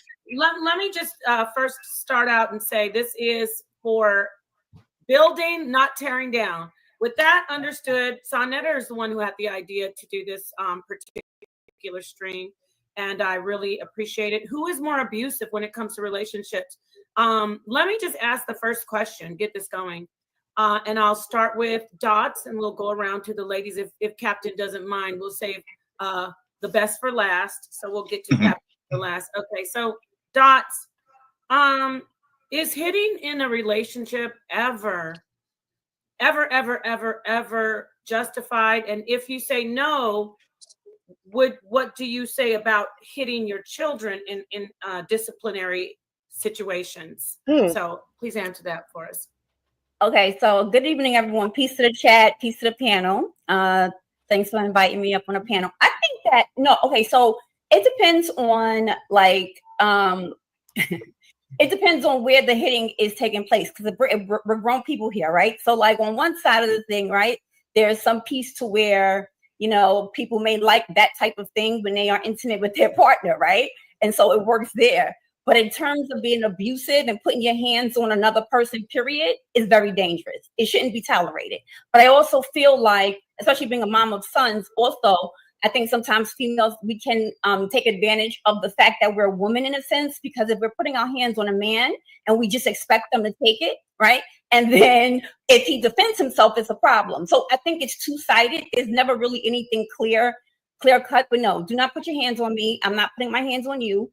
And that's just how it should be, unless it's in the bedroom and we're having an intimate moment. If that's how it's thinking. Okay, so yeah, we could get into talking about domestic discipline, which is separate from this. So I'm glad you clarified that. What about corporal punishment for your children? Is that ever okay? You mean like, of course, like I think everyone has a right to raise their children how they want to raise their children, I do know that it can be excessive. And when you're talking about corporal punishment, you're saying like as a parent, you're not talking about someone else touching the child, right? Yeah. So I think that parents definitely should have the freedom to raise their child or children how they want to raise them. You know what I'm saying? Now, if it borders on abuse, right? Because that also is a word that's sort of like murky waters with gray. But like if it's to the point to where it is abusive, right? Like you're leaving marks on your children, That should never be okay. That should never be okay. Personally, for me, I have sons. I don't have any daughters. I've never had to put my hands on my sons, right? But they also had a father who also instilled the fear of God in them, that if you ever even think about, you know what I mean, raising your boys or doing X, Y, and Z to your mom, it's going to be a problem. So I've never really had to do it myself. But I think a parent has the I think they have the freedom to raise their child how they want to raise their child. Thank you, Dots. Sister Freedom, what about you? Is hitting in a relationship ever, ever, ever justified? And if you say no, what about hitting your children? You're muted. You're muted. Peace and love, everybody. HOK all day. Thank you for inviting me. Okay.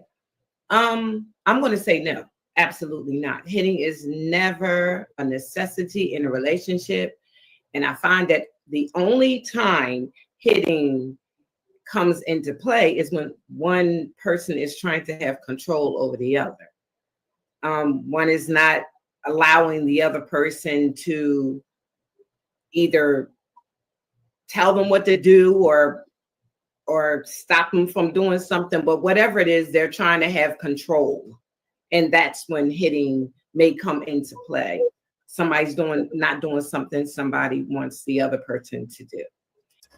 I wouldn't even say that. I would say, in context to this question, like she answered, the first part of her answer, I truly agree with, and shout out to you, Sister Freedom. I truly agree with the fact that it is never okay to hit anybody at any given time in a relationship.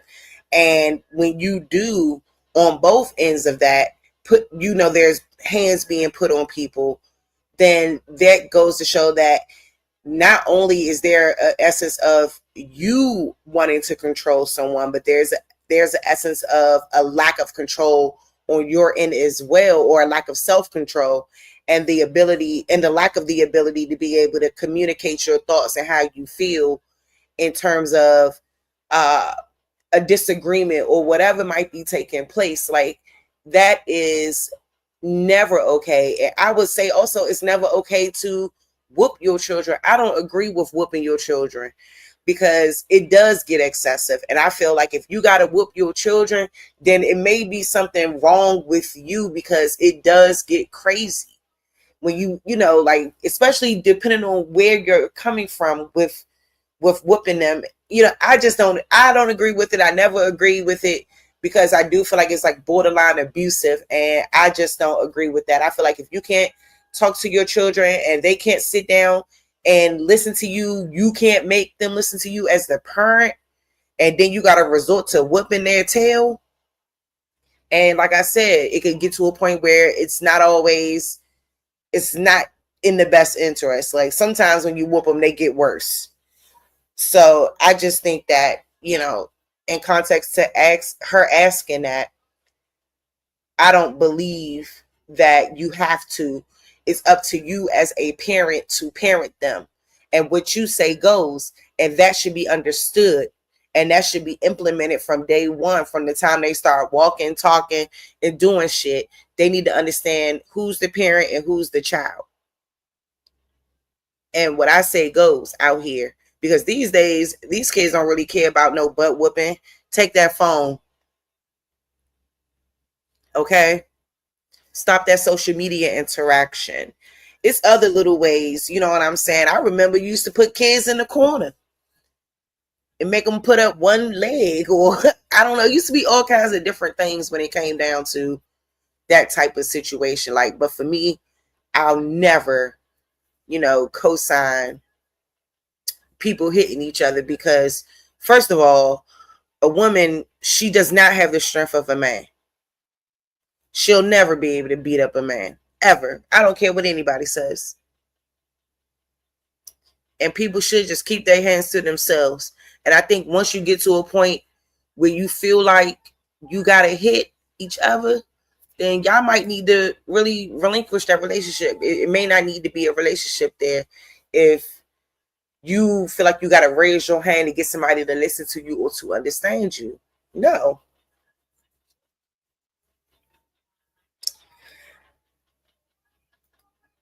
And I mean, I hear what you're saying, old dude, but I think that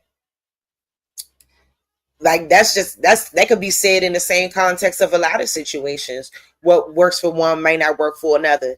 But that don't mean hitting them is the answer. I don't think so. I don't think whooping them is the answer. Like, I mean, that's just my personal opinion on it though. You know, everybody got their ways of doing things, you know what I'm saying? But I do think when you whoop them, and I think even especially if you whoop them, and then these days when they're whooping these children, they're putting it on social media so everybody can see, just different things like that. I just think it's too much. It's too much. And as far as kids is concerned, like Doc says, that's kind of iffy. Click here to make your very own monster unadapted mind, where monsters teach you. I have a son. I've never had to beat my son, okay? But I can see where he's a man, so he may form a sense of he thinks he's supposed to be the leader type person. So I might have to buck up. It's not that I have to hit him, but I can make him feel like it's getting ready to go there because of him naturally growing into being a man. And he may want to control me even though I'm his mother. So I can see that. But no, I do not ever feel like it's ever a reason to put your hands on somebody, not from the woman and not from the man. Thank you so much, Sister Freedom. Peace to you, Tommy. I see you came in. Peace to Tommy Sotomayor. Sonnet, or you want to take the mic? Yes, I gotta attack that. See, that's the European teaching. That's the white teaching. When I was coming up and you do something wrong, my moms will pop the hell out of you. My dad, I ain't had no dad in the house, but my mom will pop the hell out of us.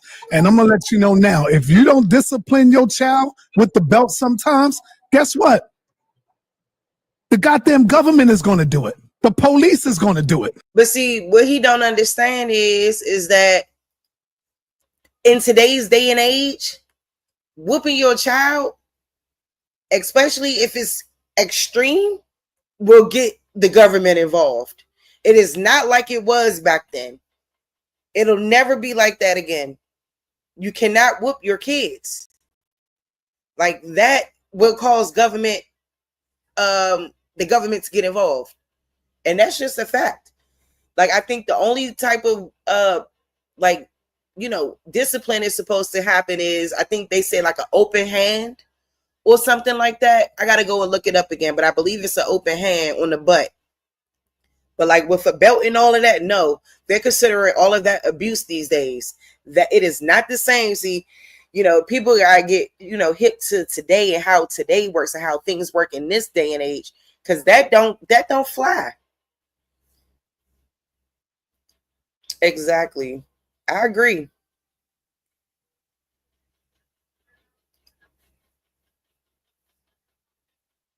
So you can see that's when a woman is at home by herself and she's trying to raise a child and she don't want to beat the goddamn child when he's doing bad. Sometimes you got to give what is called tough love and beat their ass. Beat their ass. I got beaten with stitching cords. I got beaten with a belt. And goddamn it, when I got caught smoking cigarettes in the basement after going home with my mama, I ain't never do it again. She ain't never had to come to class again for me. So when she will have to come to school, and sometimes she will smack me upside my head in front of the class, and I never did it again. That is the most embarrassing thing you could go through. And if we don't discipline our child, the goddamn police gonna do it, or the goddamn jail system gonna do it. That's just me. Go ahead. I'm passing the mic. And say the question again in the part for Tommy, so he can get it. That's the first question we asked, Tommy.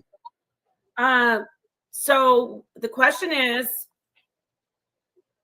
is it okay ever is violence or hitting in a relationship situation ever justified? And if you don't think so, what about corporal punishment toward children? So that's the question. Nepal, did all the ladies go? Actually, we have Sister Wise. and dots. No, But no, dots she was just already reading the question again for Tommy because he just came in. Look, No, I yeah. know that, but I didn't want to speak because I know in the process she wanted all Okay. the ladies to go I mean, first. if you want to go ahead, Sister Rice, you want to let Captain. No. I'm fine. I'm fine with her going. I was just asking. Thank I'm you, fine. Tom. Thank you, Captain. I'm sorry. Okay. Sister Wise, would you like to answer that so we can hear from the other panelists? Absolutely. I think that we should never, as two grown adults, put hands on one another. It's just not that type of party. When you're grown, and if you can't talk it out, if you can't get a plan of action together, absolutely no. You shouldn't put your hands on one another. In terms of children, I would say, based on my experience, the father, or if the father's not in the home, uncles, I think that a male should jack the boys up as opposed to the mom. I really think that when the mom is dominating and beating and spanking, it psychologically can cause some issues with the male child now wanting to date Black women, but has a little bit of fear. So I would say, if you have two mothers, you got to do what you need to do. But if you have an uncle or a father in the house or a grandfather, I think that the men should discipline the male child. That's just my opinion. I love that. Okay. So real quick.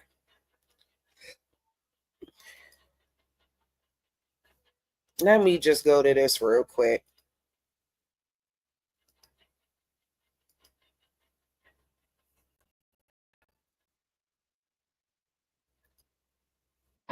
When you would be practicing, you were very heavily disciplined by your father. What was that like?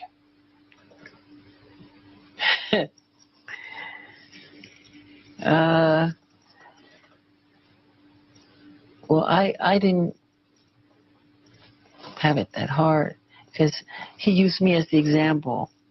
It was like, do it like Michael, and he practiced us with a belt in his hand. And if you miss a step, expect to be... Just let me go back. You just said that you would practice the dance steps and your father would be holding a belt in his hand. Is that what you just said? Yes.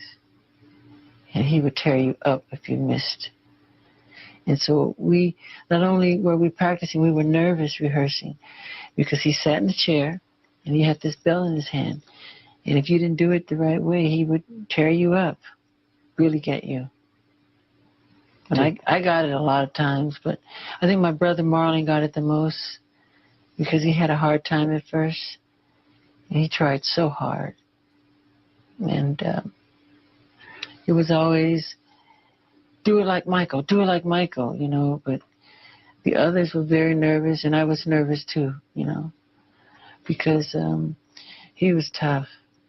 How often would he beat you? Too much.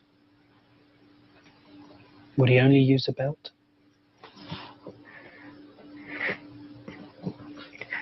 Why do you do this to me? Oh, no, more than a belt. That's why I don't agree with it. What else would he use to hit you with? Iron cords, whatever's around. Throw you up against the wall hard as you could. That's healthy.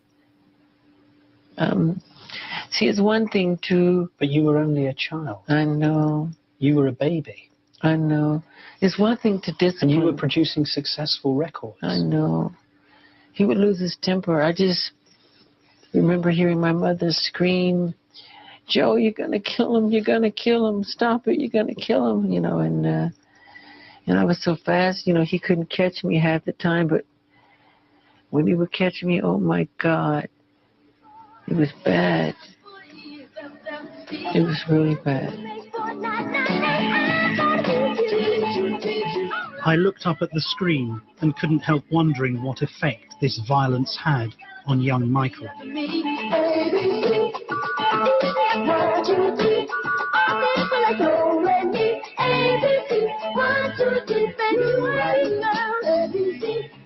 We were terrified of him. terrified. I can't tell you. I don't think he realizes to this day how scared. I mean scared. So scared that I would regurgitate. You would vomit. Mm-hmm. When would you vomit? Well, what would produce that sort of reaction in you? His presence. Just seeing him. And sometimes I'd faint, and my bodyguards would have to hold me up.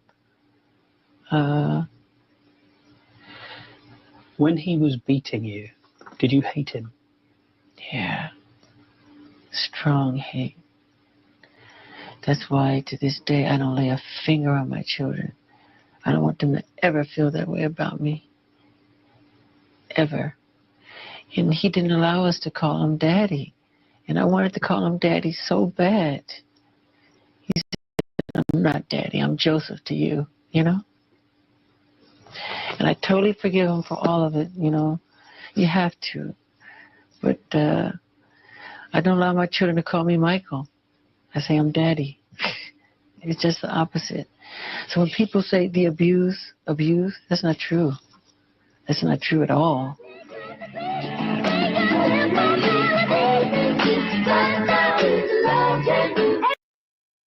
So y'all have to understand, like, the psychological impact of doing that to your children.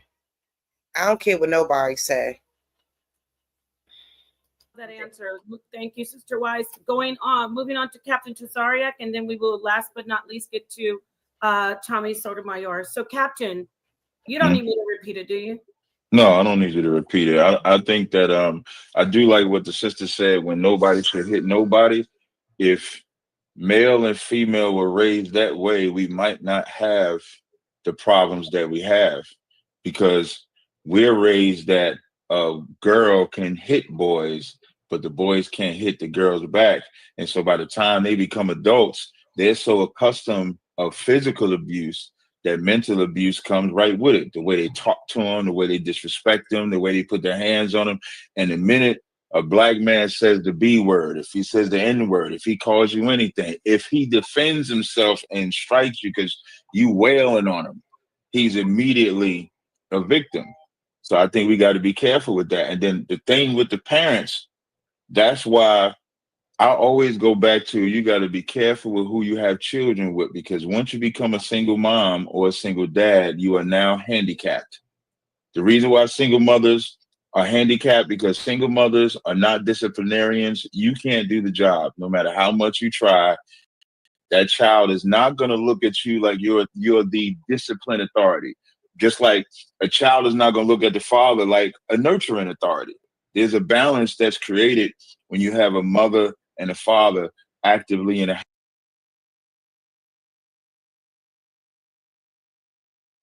Oh, dude, you funny. That's funny. That was part of the propaganda used to get us away from our structured homes, exploiting MJ's story to pull on the heartstrings of our women. Diabolical. That's hilarious. But it's true, though. I mean, like, I could speak from experience myself, you know what I mean? And like a lot of the beatings that I've received and suffered, you know, and like I looked at the person who was in charge, you know, that had custody of me. I hated her. It's true. And I knew that I'd never be that angry at my child to do something like that to them. Like, it just, I won't. And I refuse to be. And I will never, you know what I mean? Like, you know, I don't agree with, this is just my personal opinion, you know? So I know to each his own, everybody has their reasons and different things like that. But like I said, today, doing that stuff, extension cords and all that will get you thrown in jail. Literally, like, you're going to jail, like, period. But for me, you know, I just don't think that that's the only way to discipline your child. And I'll never agree with it. And I think even in terms of what Tazariak is saying, I think that it's a lot of mothers out here that could put the fear of God in their child, man, I mean, boy or girl. And I think that, you know, it's about the foundation that you're laying for your child when they're young, when they're 9, 10 years old, when they're, you know, growing up through their adolescence. It's about what you're doing. You know what I mean? Like, I love my daughter to death, and we have a beautiful relationship. You know, like, I don't have an issue out of my child at all. You know, and I'm not saying that issues won't arise, but when they do, you know, I get up in her ass. Like, I don't whoop her though, but I get up in her ass and let her know, like, what's not going to be tolerated over here. So, yeah, you know, even my father, he was definitely a disciplinarian, but he never whooped us. He never whooped us. His father was extremely abusive to him. You know, he knew that he would never do that to when he had kids. Like, I just think when people talk about that, people don't talk about the way in which it's done. And a lot of times it's done in a very cruel manner. It's done in a very cruel way, and it shouldn't be happening. Like, we have to teach our children how to communicate. We have to be able to communicate with our babies. Our babies should always want to communicate with us and should not be ashamed when they fuck up, because that is life. That is life. You're going to mess up. You're going to make messed up decisions. You're going to do a bunch of shit. You're going to try a bunch of shit. All of that. But I don't think that that's the only way to communicate wrongdoing. So let's just keep listening. House, because even if the father is in the house and his job is to discipline, the mother is there to make sure he don't go too far. But when the mother is trying to discipline, the reason why she goes over the top and get extension cords and shit like that, because she doesn't know how to deviate pain. She doesn't know how to deviate punishment. She don't know how to actually discipline. So she just make up in her mind, I'm gonna beat him till I see the welts. Yeah. That's what I'm gonna do. She don't look at a father comes in there. You ever notice they used to make these jokes? I used to see these videos where they would say, this is how a dad watches the kids. And the dad just be watching TV. He ain't running around the house. He ain't doing nothing. And when he hear a bunch of noise, he says, hey. And that's all it takes. And everybody's like, oh, y'all heard daddy, y'all heard daddy, y'all heard the uncle, y'all heard this one. And everybody immediately gets quiet, because a man doesn't have to always use his hands when it comes to children for discipline, because it's almost, we won't, if we're all spiritual people, right? We have to realize that even discipline is something that kids see spiritually. When they see a woman, when they see the mother, they see somebody that they can try to get over on. When they see the father, they see somebody they can't get over on. And anybody that's, especially if you're parents and been in that dynamic, you see the difference. So no, what is reflective of a lot of the answers is single parent homes, and that's a problem. But when it comes to hitting, nobody should hit nobody. But if you put your hands on somebody, or if you say something to somebody, you can't then dictate how they respond to what you did to them. I'll land right there. Thank you so much, Captain, for that answer. And now, last but not least, Mr. Sotomayor, is it ever okay to hit in a relationship? And if not, what about corporal punishment towards your children for discipline? I don't know when people say, is it ever okay? If you come at me with a knife, I'm gonna punch you in the face. I mean, it's just what's gonna happen. So sometimes it's okay for me to use some violence, because there's some violence that's about to get used on me, number one. But number two, I always find it strange, and I think everybody gave good answers except you, Sonetta. Sonetta, you gave that answer from that slave talk. There we My go. mama Get beat him. me. Because what the hell was that? From the police beating me. Let me tell you something from a psychologist standpoint. Usually, what do you learn if all you saw, let's imagine, if all you saw was a nasty house, what did you learn by the time you got old? How not to clean. You didn't learn to clean. If you saw violence being perpetrated against yourself every time you did something wrong, what all did you learn? That when someone does something wrong to you, you'd use violence against them. You rarely, which is a lot of people don't have in the Black community, have this one big skill: conflict resolution. And the reason we don't, because we were always dominated. Even when we were children, our usually mothers say some of the dumbest things. Children are to be seen and not heard. So you're going to tell me this person went 18 years and never were heard, and now they grown, they're supposed to go out into the world and know what to say. I hate to say that I actually agree with Tommy Sotomayor right there.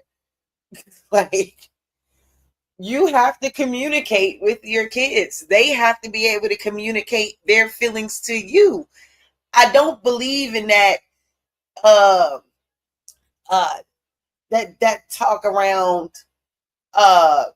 you don't have an opinion, you don't have a say. I don't agree with none of that rhetoric. I don't agree with that rhetoric. But I've never really heard him speak before, so this is really my first time speaking to him. Hey, OTK. I mean, hearing him speak, shout out to Tamiri Bull. I like what you said as well, because that's facts. That's facts.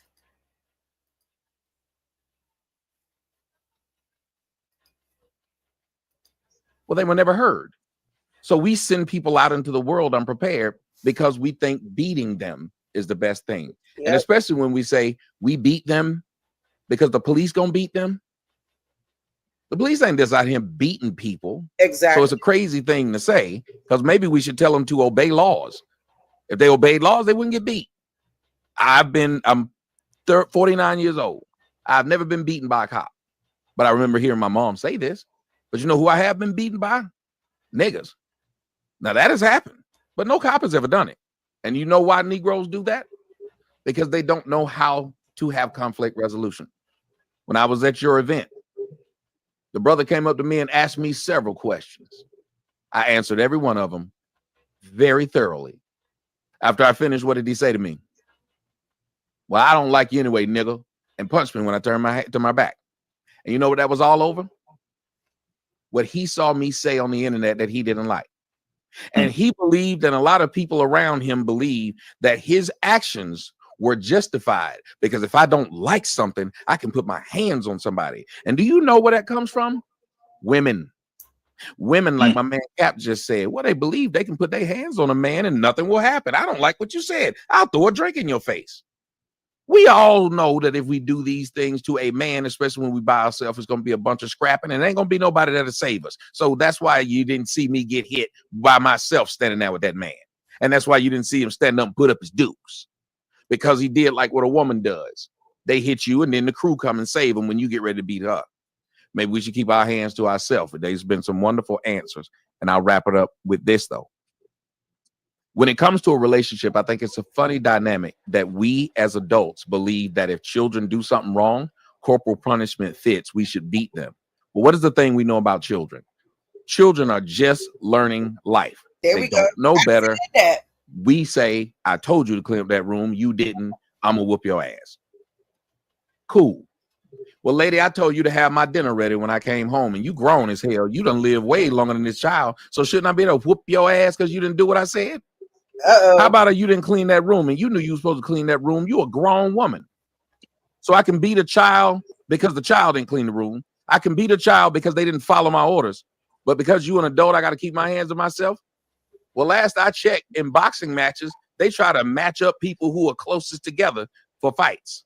And I wasn't close to that child, so I should have been putting my hands on that child. But you and me about the same size, lady. So I should be able to get you in the ring. So if you don't want me putting you in the ring, quit putting your hands on that child. How about raise children that understand what you're saying, comprehend what you're saying, but ultimately have enough respect for you to follow your rules. So you don't got to put your hands on them. Yes. Whenever somebody want to chime in, just throw your hand up. Right. But I want to say, Tommy, it was so much confusion that day. When that happened to you, I immediately stopped my program. The building was crowded. And I don't know if you've seen it or recognized it, but I immediately stopped my program. I didn't know them dudes from Baltimore. I came out there, I put myself on the line too. So I came out there and I immediately did my best to protect you. What did I do? I grabbed you, I pulled you upstairs. You know the balcony, Captain, where Genuine Hunter sits at the theater. So I came you did your thing. I'm saying those guys because of how they were raised. I came out there. I made sure that we was able to take you upstairs and secure you where nobody would be able to get in there. I didn't have Captain in them there that day, I don't think. No, we wasn't there. They usually be good security. Yeah. That wouldn't have never happened if I had Captain there, you know. But now let me harken back to what you were saying, Tommy, when you said everybody was good except Maz. So I gotta address that. Brother, we are born in different eras. I might be 10 years older than you. I don't know. We were born in different eras. And when I came up, like you said, all I had was my mother. And my mother took care of 7 of us. So yeah, it could have been a woman's thing. You know what I'm saying? Where we was driving moms crazy in the house. 7 of us? And we going crazy and she got to manage that. And so, brother, when she put that belt to me, she ain't never had to worry about me again. So it works for me. It works for, it depends on who it's working for. So it worked for me. I never wanted to see my mother come to school again. That shit was embarrassing. I didn't want her to hit me, come pick me up from the damn precinct. That would be embarrassing. So I was getting into a lot of trouble, But yeah, when I wasn't the only one. There was a lot of us, man. A lot of the parents getting them beatings, brother. Sometimes remember the old lady would tell you, go outside in the field and bring me back a switch. And if you bring back a little switch, she going to get the big switch. But go ahead. So I gotta ask you. I'm jump in for 1 second. Let me say one thing. I just want when people address me, I just kind of want to address them back. It's gonna be quick, Tommy. Give me 1 second. I know a situation where a mother dealt with her older son and she spanked him, got the belt, and did what a mother did. And then she decided on the younger one not to do it. The oldest one that got beat down and disciplined or whatever, he said the reason why I didn't rob, the reason why I didn't do the things that the baby did is because I feared that belt, that butt beating that I got from my mother. But the younger one that didn't get it, he ended up in prison and did a lot of mischief because he didn't have that fear. So all I'm saying is sometimes, like Sai said, in a situation, we can't really, because even the Bible says that you're supposed to sort of get in that tail. So Sai mother, I think, did a good job for him to turn out like he is. And so it works both ways, Tommy. Sometimes it'll work out for the child and other times it won't. But anyway, that's it. Can I say something, please? Tommy, did you want to say something? Yeah, I think it was on Tommy. Well, because they're saying things to what I said. So I'm feeling. I was going to say with you, Tommy. I was let Tommy respond. I'll let a third one go. I'll just write notes. Respond, Tommy, and then I'll I'll just write notes. Go ahead. I'll just take notes. Okay. You know what, Si? I came up in your era. Okay. What I'm saying is, I had so many beatings that I said I'm never going to beat my children. I'm going to find a different way on how to deal with my kids. I think only one of my kids ever had a spanking from me, right? And after that spanking, I think I cried with my child. It didn't make a difference. They still do stuff. Just because you beat their behind, and you could beat their behind for the same thing over and over and over, and they still do the same things. Like you get a beating for wetting the bed. You get a beating for saying a cuss word, or like you said, being caught smoking or whatever. But it doesn't stop the child from doing bad things or what you would consider. That's why I was saying, shit, my cousins used to get whooped. Shit, we used to get whooped. It didn't stop nothing from happening. It didn't stop us from doing shit. None of that. It didn't stop any of that. But she is right about one thing, though, because I know for sure for me, I knew that I would not curry things the way that my aunts and them curried it with us. I wouldn't curry it like that. Even the way my mother used to curry it, I wouldn't curry it that way. I just wouldn't, because I think that you have to teach children. You have, like, a beating don't always teach. And then when they start to tower over you and get taller than you, then you like, oh shit. Like, how many times you gonna be able to keep whooping? You're not gonna be able to whoop them. I remember me and my sister started to get tall. She couldn't whoop us no more. She couldn't do it. Not because she probably, we were just getting bigger. So, I don't know. I just will never agree with that type of punishment on a child. Like, I think that, some people will also argue that the soft parenting as well has done us a disservice, because we see a lot of these kids today out of control. And I would say, I think that that's due in part to a lot of the emulation of certain behaviors and certain situations and certain dynamics. Wanting to be a gangbanger, wanting to be a killer, wanting to be a thug, whatever it is just wanting to perpetuate a certain lifestyle. It's hard growing up in America, in North America, in the United States. We all know how hard it is. It is not easy growing up as a child and growing up in these what I like to call growing pains that we often experience coming from this land and with each other and with other people around us. So I think that, this is just an interesting topic to talk about, because I understand, firsthand how difficult it truly is. And I just know for me, I don't want to perpetuate that behavior on my child, period. Like, if I can't talk to you, yeah, my voice may get up there sometime. But, for the most part, I try to be stern when I talk, because I want her to know that I mean what I'm saying. That's it.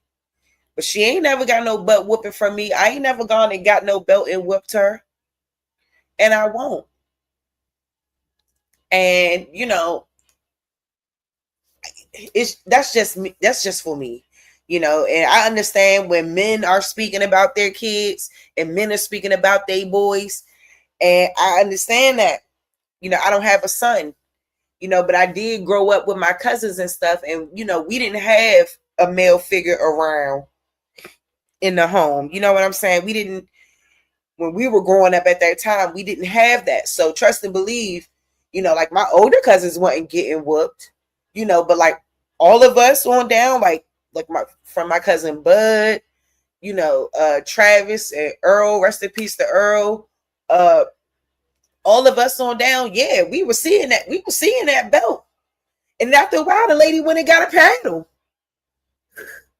Listen, it was terrible. I don't agree with that. I just think whether you're a boy or a girl, I don't think anybody deserves that. I just don't. And for me, like, even when my cousins used to go through it, like, getting fucked up for, bad grades in school or whatever else they was in there doing, you know what I'm saying? Like, a lot of times that behavior is just not, it doesn't always work when you're doing that. I think that is bringing out a level of anger in somebody, because sometimes, a lot of times, they could have had a bad day at work and then they want to come home and whoop you and take it out on you. Any reason sometimes to do something like that.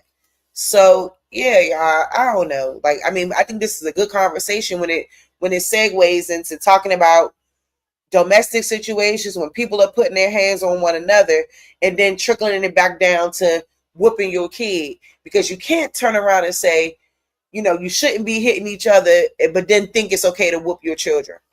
So, hey, OTK, did you want to chime in before I played?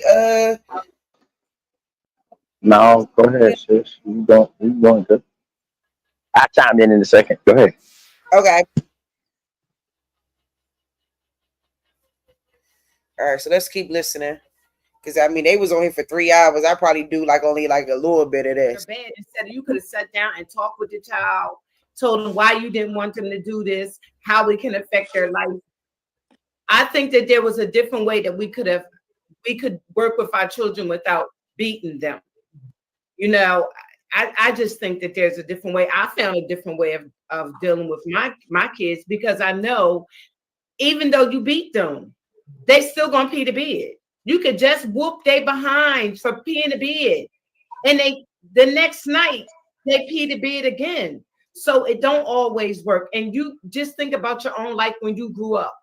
You still ended up in jail. Not saying you, I'm talking about in general people. You still ended up in jail. You still did this. You still did that. So all that beating, not all the time works. It just doesn't. You know what I'm saying? As far as what Captain Tazakis was saying about dad. Cesaria. I'm sorry if I didn't pronounce it. That's because I'm getting tongue-tied from talking. But it was Big Mama that walked in the house. You know me, you be good. When Big Mama walked in the house is when everybody was scared. When my growing up, when she walked in, everybody was like, "Oh, here come my mom. We gotta get it right." Because she was the one who handed out the whoopings, and Pop was right there too. But it was always Big Mama that handed out the behind whoopings. So it's kind of a difference right there too. But that's all I had to say. I agree with mostly everybody, but okay. All right, go ahead, Tommy. All right, I'm gonna give y'all two words: recidivism and calluses. Hopefully y'all know what they mean, but if you don't, callous. Typically, you will get a callus on your hands from what? Doing repetition of hard work, labor, or activity that is repetitive, which then teaches your skin to be used to it and not have the pain to it anymore. Recidivism means that your ass keeps going back to jail. You got out, you went back. You got out, you went back. Now, Black folks keep thinking that, well, I know this guy and he got beat and he said it made him not go to jail. Well, I know plenty of people in jail who said, yeah, I got my ass whooped. I just didn't listen to my mama. So when we say these things, y'all saying something like a coin flip, except for the difference is the coin falls more times on getting my ass beat didn't stop me from doing what it was I was doing. Because if that's the case, then we might as well let the cops whoop our kids' ass. If y'all logic is beating will stop a person from doing it, then go on and let the cop do it. Then let the teacher do it and let the neighbor do it. Let everybody beat your child so your child will become a good citizen. That's not how it works, which is why I say the things that I say. Y'all know I always jump myself in and point to things in the audience. I notice I came here and I spend my time and I make sure that I give very good stuff. But because a lot of the Black men and women that's raised in y'all's audience that get together to watch y'all have been raised by disrespectful and abusive people, the first thing they do when I walk into your show is to start being disrespectful. I'm Tom. I got mommy issues. That's how niggas like to talk to each other. They don't think that they can have a situation where they're not disrespectful. Why? Because they grew up in that. They grew up in the era of all we do is Joan. So all we do is try to get under other people's skin. And you keep trying to get under my skin. What did I learn from being in my mama's house or being in that house where beating is? To fight you because you just disrespected me. How many black fights, physical or death, has happened and they told you so and so disrespected me? So my thought of dealing with stuff comes from when I was a kid, a child, that if you disrespect your mama, you gonna get hurt. And the sad way, that's why I like when the young lady said, we have these people who, if they beat these boys with these women, they have a different thought of how women are. She said, Big Mama come in, that's the only people that they respect. I remember that. My mama didn't have no respect for no man, but she had a whole lot of respect for for my grandmama. That's the only person I ever seen get my mama told. That's a bad situation when the only person can get a woman told is a bigger or older woman. What does that show boys? It shows boys they got to worry about what they say or how they say it. But women don't have to worry about anything. Why do you think when you have a conversation with these young women today and you try to point out some good direction to them, what will they tell you? I'm grown. Goes back to what I said earlier, because you told this person children should be seen and not heard. You know what that child learned? That as soon as I turn 18, can't nobody tell me nothing. Kanye West got a song like that. I can get to a point where you can't tell me nothing, which means I now cannot be told anything and I don't have to listen to anything. You give that kind of power to the weakest of your vessels, women, because they are the weakest physically. What they're going to do is do just like the 9th grade kid whose brother's a senior. You know what the 9th grade kid always does? Pick on people who bigger than him. Why? Because you know his big brother gonna come save him. Women did not earn that power. The big nigga on the block, you know why everybody's scared of him? Because he whooped ass. He earned that title. Even in jail, you earned that title of not getting messed with. Women didn't earn it. It was given to them. They ain't beat no man. They didn't beat nobody. It's just men say, you can't put your hands on that female, which then makes that woman, like that 9th grader, want to put their hands more on other people because they believe there's this invisible mirror. I'll give you black folks right now. We love calling white folks crackers, fat backs, all kind of stupid names y'all got for these white people. They still got one name for y'all that send you running. The N-word. Years, decades of the N-word. It ain't changed. They got one bullet loaded in their gun that will always send you off. But you spend your whole life trying to find new words to insult them, and they supposed to just listen to it. They don't get fired from it. You don't get fired from your job. You don't get a score. You don't get nothing that happens to you when you keep coming up with all these euphemisms for whites. Yet they got the one in the gun and that they going to give it to you. You going to be upset. That's why I talk about the people in the audience. Leave me the hell alone. But you won't leave me the hell alone because you think it's funny to do it. So then don't get mad why you hate me for all these years with all the stuff that I put up there, because it ain't mama issues, it's nigga issues. Y'all spent your whole life trying to be mean to people. So when people get a chance to be mean back to you, they do it. So the best thing to do is just leave me alone, because every time I hit, I go extra white. Anyway, that's the thing. Stop being disrespectful and abusive to people. And black people never learn that because we spend our time growing up being abused. That's why I'm anti-abuse. Thank you very much for that. Thank you, Tommy. And by the way, to the mods, please be extra vigilant. I absolutely agree. We don't invite people over here for you to get your frustrations out on them by putting stupid comments and trying to abuse our guests. So that's right. Please just time them out, or even if you want, if it's really bad, just block them. I'm tired of no blocking. Just get them for 24 hours. You know what's funny? When I say time them out 24 hours, you say, no, I'll just block them. So no, that's for other comments, like, okay, other comments inviting people to their privacy and all that, and talking about mothers. So yeah, just get them out of the home. If they keep it off of saying that, but I do appreciate you signing that. And if you just make sure it said again, you didn't do anything wrong. I was pointing out that man, because of the way he was raised, didn't think that I would have a conversation with him. And that made him more upset.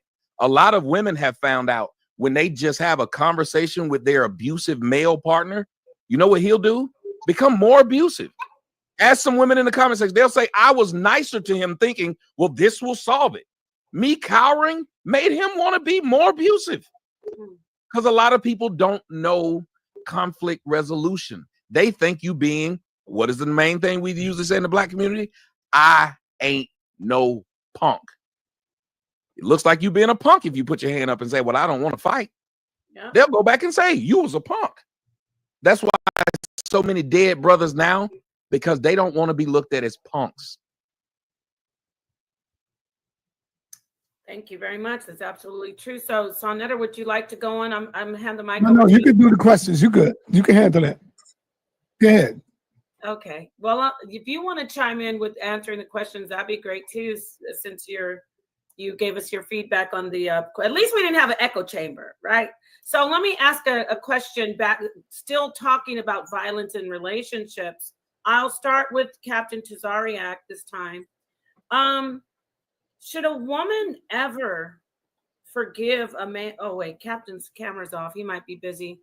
Let me, oh, okay, Captain, I gotta have some dinner. I got you. Captain, let me ask you seriously though. Should a woman in a relationship, in a serious relationship, is there ever a time when she should forgive a situation where there's violence that has been done toward her? Not toward her mate, but should she ever, or she should just walk away from the relationship, like we say, don't ever let a man put his hands on you, leave. Is there ever a chance that she could possibly stay and things would be reconciled? There's a lot into that, because let's say if she caused it, let's say if she put her hands on him and then he retaliated, let's say if she did something to him and he retaliated. So that's not an easy one-off way of leave him alone. But let's say if he's abusive, what I would say first, sometimes in these type of conversations, this is the importance of understanding the individual that you're going to accept as your mate, because you got to be looking for signs of their abuse before you get with them. But now let's say if you don't know, if this person had just beat you for no reason, you might want to stay away from that person, because if that person beat you for no reason and you accept him, you know what that means, right? He's going to beat you again. And that goes both ways. The same thing. If that brother accepts that abuse from a woman and you take it back, she's going to do it again. Did you have a comment, OTK?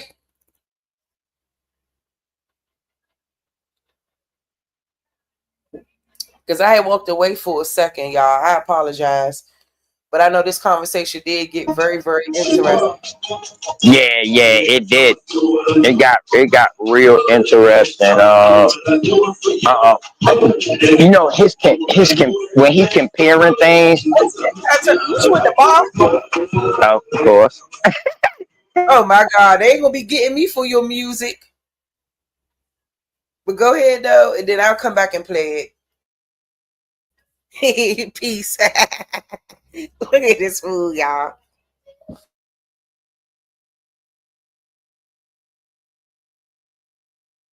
Go ahead. I'll wait till they cut the music off. Go ahead.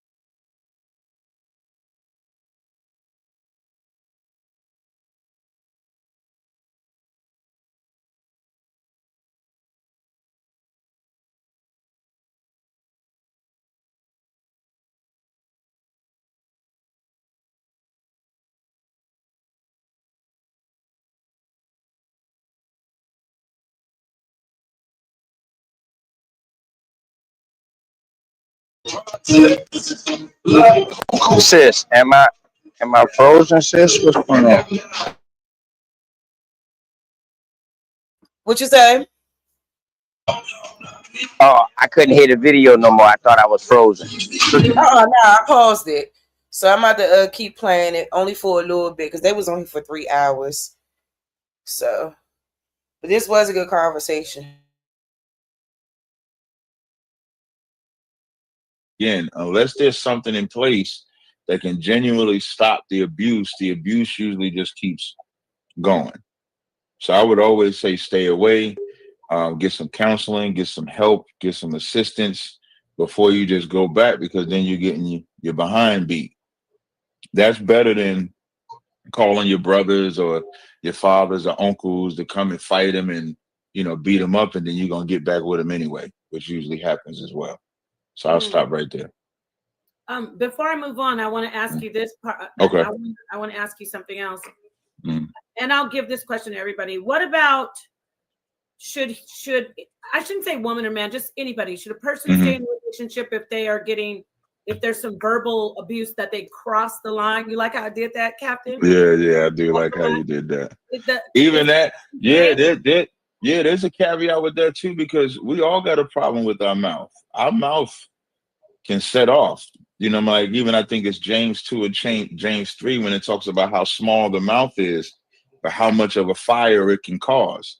So there ain't nobody innocent when it comes to the mouth and how you say stuff. So when it comes to that mental abuse, there's a term, especially for our people, they call it trauma bonding.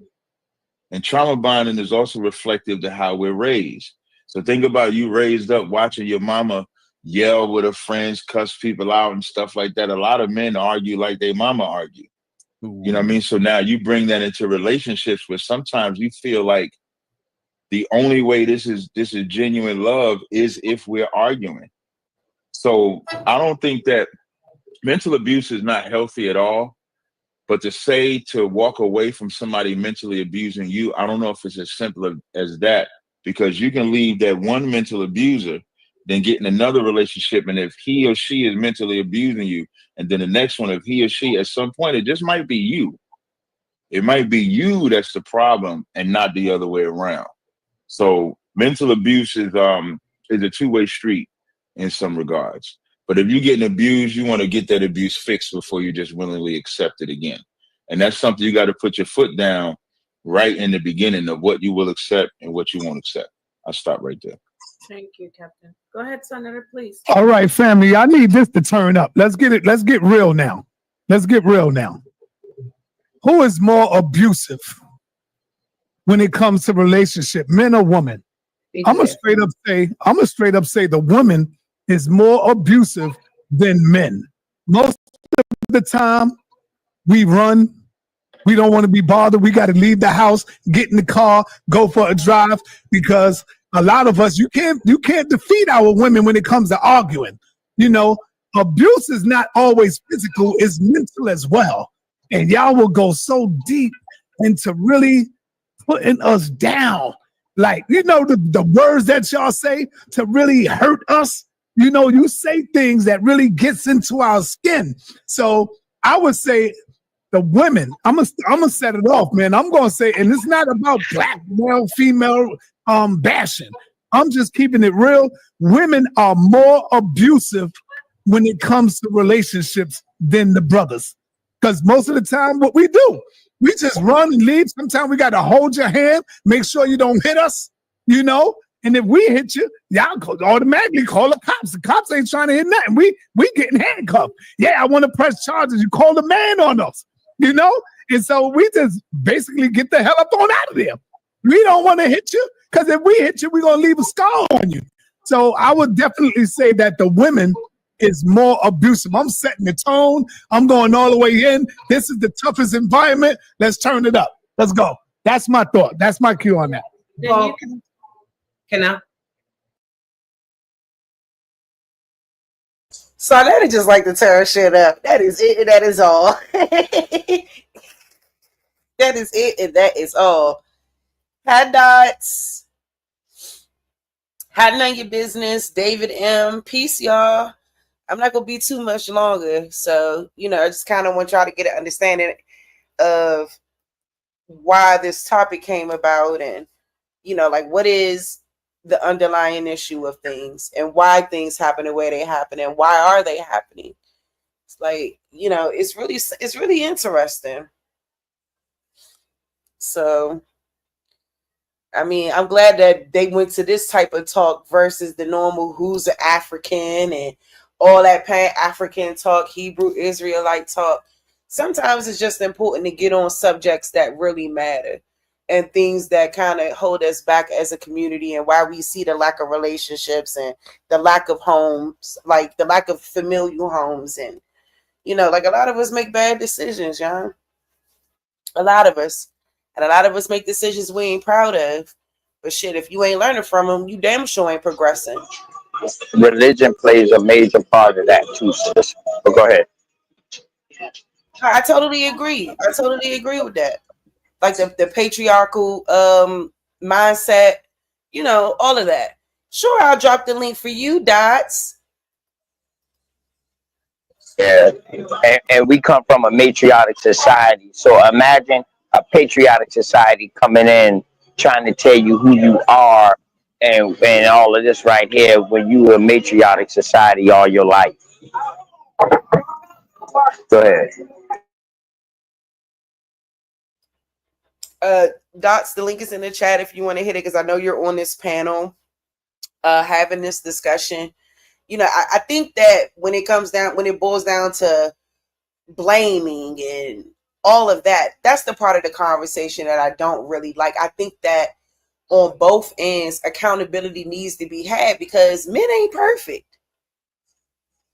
And I think a lot of times when men present like this, I often feel like there's not enough background into why somebody is doing what they're doing. There's always, there's always just the doing and spotlight on the doing, but never enough on why she smacked you upside your head, child.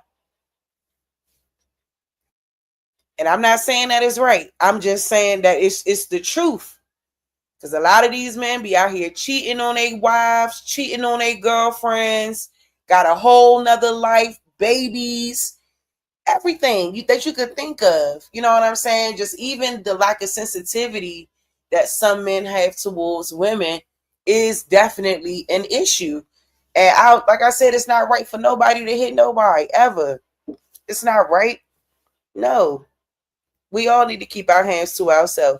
But if we're talking about the reality of why something exists and why something is happening, then that needs to be explained. And I also say this too, that abuse ain't just physical. Abuse can be emotional as well. So we also have to take that into consideration. But I'll keep letting it play, y'all. I've been in and out the room. My apologies. Because I've been trying to get me some food, young. I don't know how I got hungry all of a sudden. I've been trying to cut back. That's why I ain't even say nothing. Y'all get the point. That's why I'm getting thick now.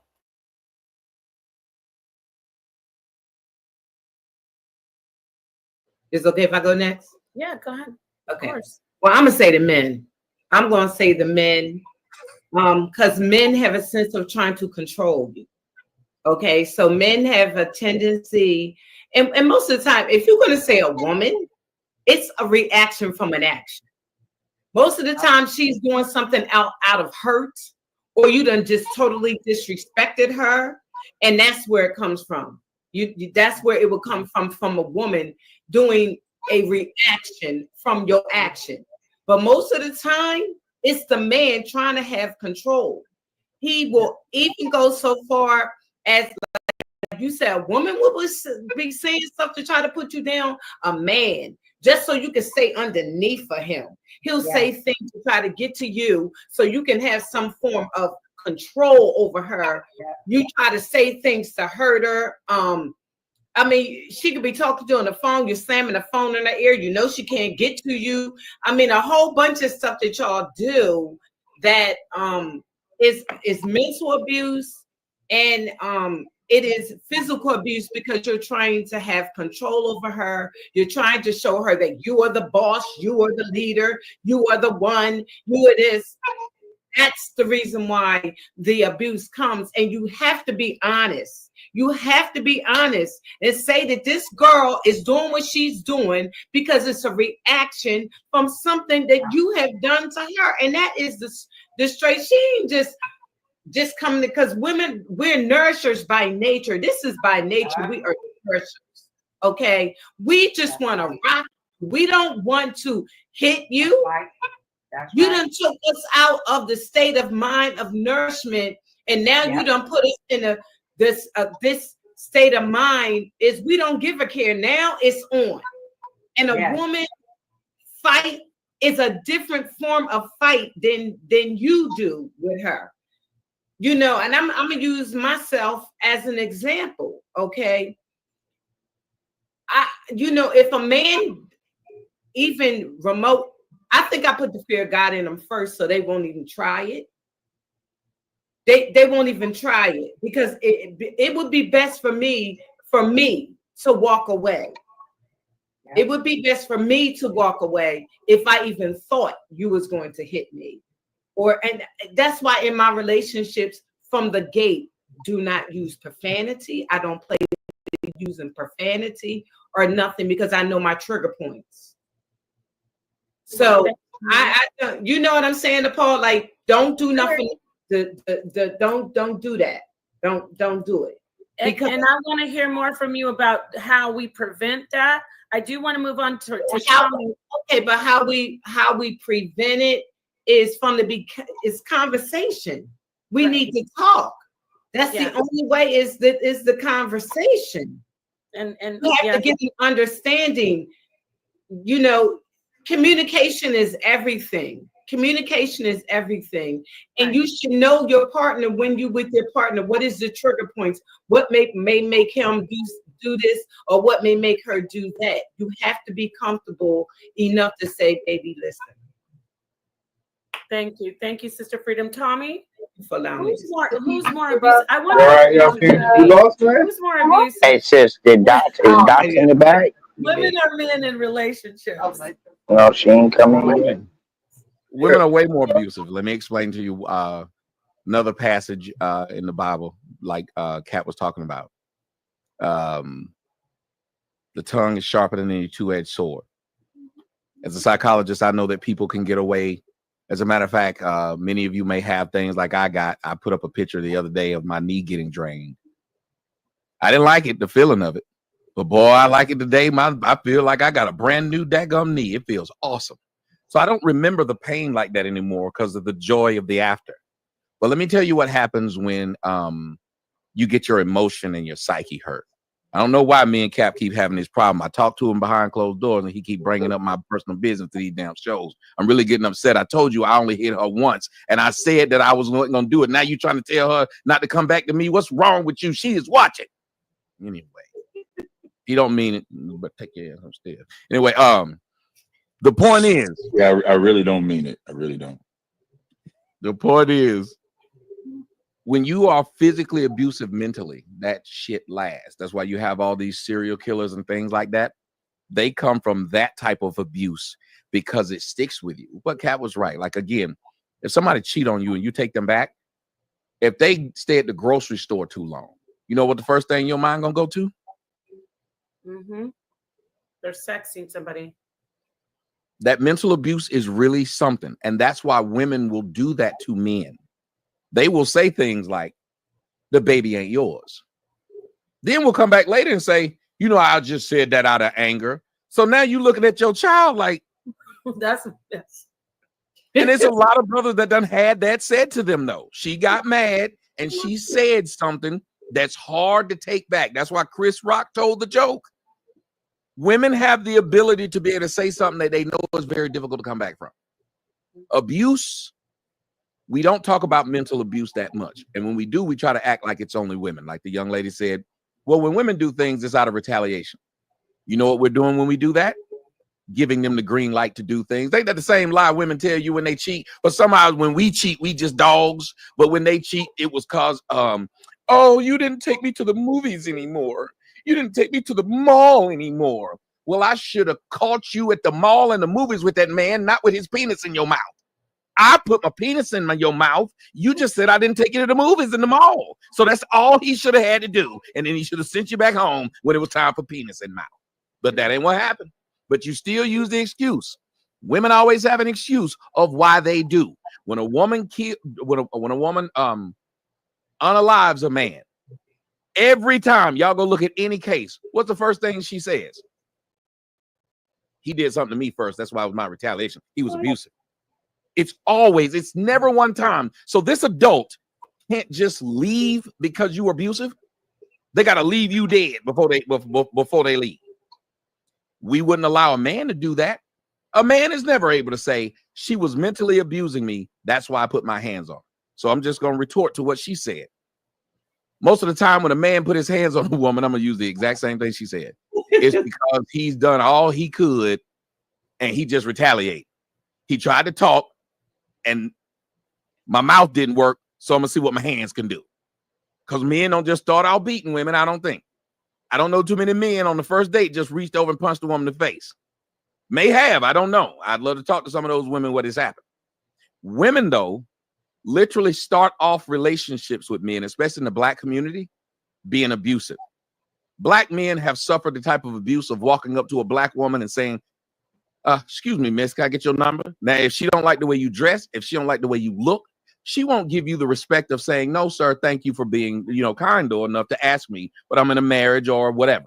No, nigga, I know you didn't with them shoes on. Men are so used to abuse that women give you abuse. Look at all the relationships when they break up. The woman is usually telling everybody how he got a little D, he can't F, he broke. So you got 3 babies by this broke man, but now you ain't together with him. You telling the whole world he broke. I remember the video I did where this man walked up on this girl.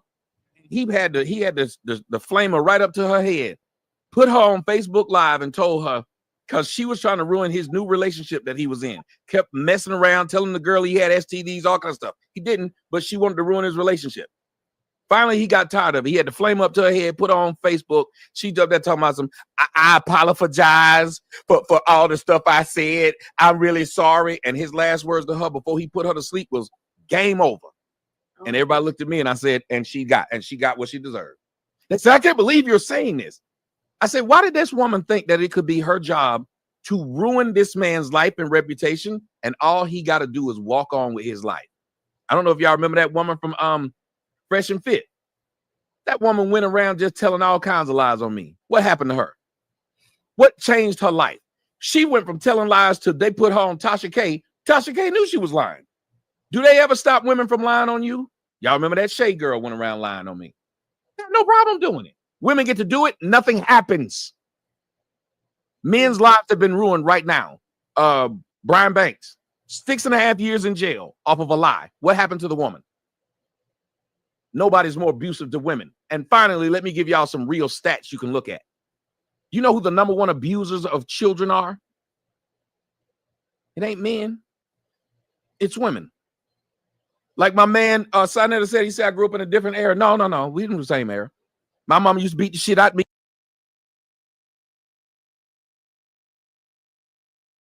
Okay. Welcome to the show, Big Mama. Yeah, peace. Uh-oh. Now, peace, y'all. Hey. Hey, peace. OTK, I can't see. I was like, wait a minute. I said, oh, shoot, Sharice live. And I was like, why is my face on there? And I was like, oh, she must be playing. So, He in the Matrix. You know what's going on So yeah. What did you? I mean, I don't know. Did you guys listen to the conversation? I mean, did y'all see it at all, or are you going over it now? Yeah, I watched it last night also, but we going sisters going over it again now. Review our beautiful show. And y'all good. It was a good show. Damn good show. Damn good show. Well, thank you. Thank you. Relationship. We're gonna have this conversation this week on Unscrambled Minds or what have you. So either Wednesday or Friday. We haven't decided because I think we have a Judge Joe coming on tomorrow, so we'll see. But we want you, of course, to be a part of that conversation, and OTK, you as well. And if any cousins in the chat are interested, especially the male cousins, and if you're comfortable with coming up and sharing how you feel, because we're gonna let off. We're gonna have a good conversation, and Freedom gets in when she hear the word leader. Lord Jesus, I think Nisha, Nisha, no. Lord, don't start that. Right. Somebody with leader, Lord, 0 to 100. But yeah, this how we met. We met having these type of conversations on Sinetta. Yeah. Oh my God. Yes, we did. 4 years ago. Yeah. Word. Yeah, so we want you, definitely. So are y'all interested? Y'all be willing to do that? I think Sharice already. Sharice, you gonna be there, right? Where's she at? Yeah, I'm gonna be there. Yeah, I'm gonna be there too. Definitely. You already know she coming. I don't even know why y'all asked her that. Duh. Yeah, I only hear her little voice. Duh. Of course he's gonna be there. Yeah, I already talked to Big Mama. I'm in there. Oh So yeah. Yes, we need to let we need the men in there too, though. You know what I mean, to help Yeah, balance it. we So, really do. We need to balance it out. and just because you're a female, don't mean you on the female side. Because you know what I'm saying. Like depending on kind of like how that conversation goes, it doesn't necessarily mean because I'm a woman, I'm going to agree with that point of view. You know what I mean? Because I do think that we need correction. I do think that there's a lot that needs to be worked on. You know, so and we can't always point the finger. Right. You Correct. as Believe well. it or not, I had a long talk with my dad, who is the master, mind of relationships, as far as I'm concerned, this today. So he gave me, some wisdom and knowledge concerning things. Yeah. And I'm gonna hold that jewel, He showed the please gave the information, so you know. Sister Freedom is crazy. She said her dad is the mastermind of relationships. How much sisters and brothers you got, Sister Freedom? My dad has 34 children. Okay. 34, y'all. 34. Okay. That's wow. Hey, Yeah. shout out to the chat, man. Undefeated. Shout out to y'all. Peace and love to y'all, man, for rocking with my sis. Y'all already know. On the road to 1,000, man. You know what I mean? Yes, Word. yes. I agree. None of your business. Lead me. She said, "Lead me, sir. I'm your helpmate. Or help me." 1,000%. I don't care about that. Like, lead me, my love. You got that. Yeah, okay. If that's what Word. you for real, like I'm with that. Yeah. Right. Hey, y'all remember those days we was fighting? We was on our road to 500 and 1,000. Hey, listen, we put work in, man. Y'all blew up though because y'all beautiful. Y'all have beautiful conversations like this right here. You know what I mean? And y'all always stay true to who y'all are, no matter what. You know what I mean? And that's why I love my sister Sharice, Anisha, Dosey, you, yeah. Sister Freedom, Sister Dots. That's why I love y'all, man, because y'all always stay true to what y'all rock with. Either you right, you wrong, you wrong. And if you're wrong by my book and you think you right, which it can be true, tell me why you think you right and help me see it a different way. Facts. Right.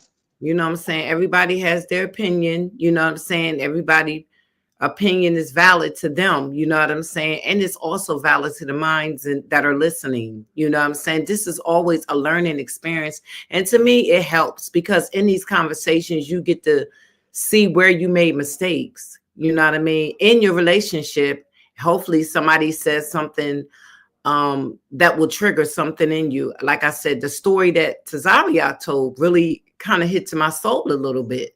So I learned a lot from, what was said last night. On everybody's point, I learned a lot. You know what I'm saying? It's just trigger words for me.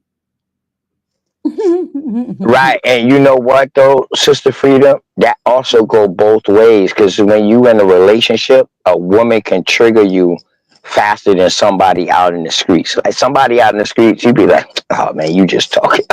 I just brush you off. Right. But boy, when I come home and man, it's a whole nother level. And I think that go both ways. We don't know what we be saying that might can hurt a female. You know what I'm saying? The way that we say things. And then sometimes, most of the time we do, because one thing about a female, her emotions gonna show or whatever like that. And we gonna be like, God damn, I just said some fucked up shit later on. But a woman never thinks about it and say, well, I ain't gonna say they never, but a woman will say some things and just be like, fuck it. Mm-hmm. You know what I mean? So It's hard to look past, things that are said and things that are done. I just feel like, if I did something wrong, I'd rather just live up to it, apologize, you know what I'm saying? See if we can work from here, because sometimes in anger or sometimes you say things you don't even mean to, you know what I'm saying? Yeah. It's just that you could sometime in a relationship think you're doing something right. That's why I say communication is the key. It's the key to everything. So I don't want to take Therese has got planned on doing tonight. We just thought we'd come in for a second or what have you. Because I hope people even come up, on here and give their opinions and let people know, why they feel what they feel. Right. No holds barred. Just say how you feel and why you feel that way. But Sister Freedom, who knows I'm sorry or I apologize? Who knows that? It just recently started. But when I was growing up, boy, I ain't never heard no apologies. But they will fight, and then afterwards, I don't know if they apologize in the room without nobody hearing or something like that. But we never heard no personal apology. It's like they already know they gonna go through this shit, and they know they stuck together, so they ain't going nowhere. So we gonna go through this shit. We gonna get through it, and then we gonna keep on living. I never heard my grandparents arguing. Never. And matter of fact, all the relationships and I lived through all the relationships that I experienced with him, I really never heard my dad arguing with those different women. I mean, I lived in the house with my father, and 5 women lived in the house with us. And all 5 of the women was his or them his sisters you talking about? They his. My dad is I'm not playing when I talk about my dad. That's what I'm saying. I'm hoping and asking today would he come on the channel, and he was a ladies' man. That is just simple as that. He was a ladies' man. No, he wasn't a ladies' man, Freedom. He was a hoe. No, my dad wasn't a hoe, and that's so offensive that you're. He had 5 women living in the house with him at one time. If he ain't a hoe, he a pimp. What title you want to give him? It can't. Which one is he? My father, they even got things on him. Leisure. But what I ain't got no problem saying it because my dad don't have no problem in saying it. You know what I mean? He'll come on and tell you about a woman. He just is like an expert when it comes to that and relationships. I asked him would he come on, but he said it took him 50 years to get where he is now. 50, 60 years. It just simple as that. He don't bite his tongue about nothing. You know what I mean? And women flock to him. They flock to him. So, even with all that he has. So, like I said, I'm hoping that he might come in. He might. I'll see if my sister can set it up for him to just say a couple things. Because your daddy a pimp that never got wrote about. Yeah, man. You free, show the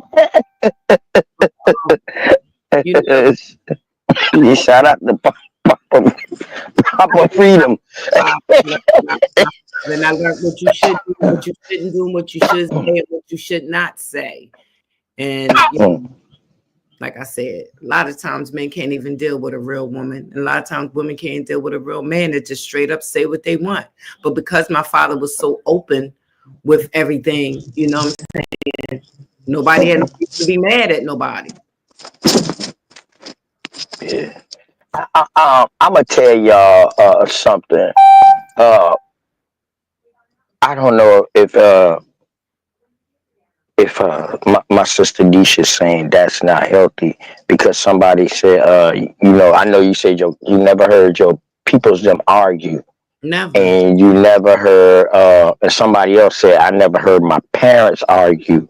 Old dude. And they say that's not healthy. Well, wait a minute, I'm confused. It's not healthy to hear your peoples them arguing. I think so too. It's not healthy at all. You think it's not healthy?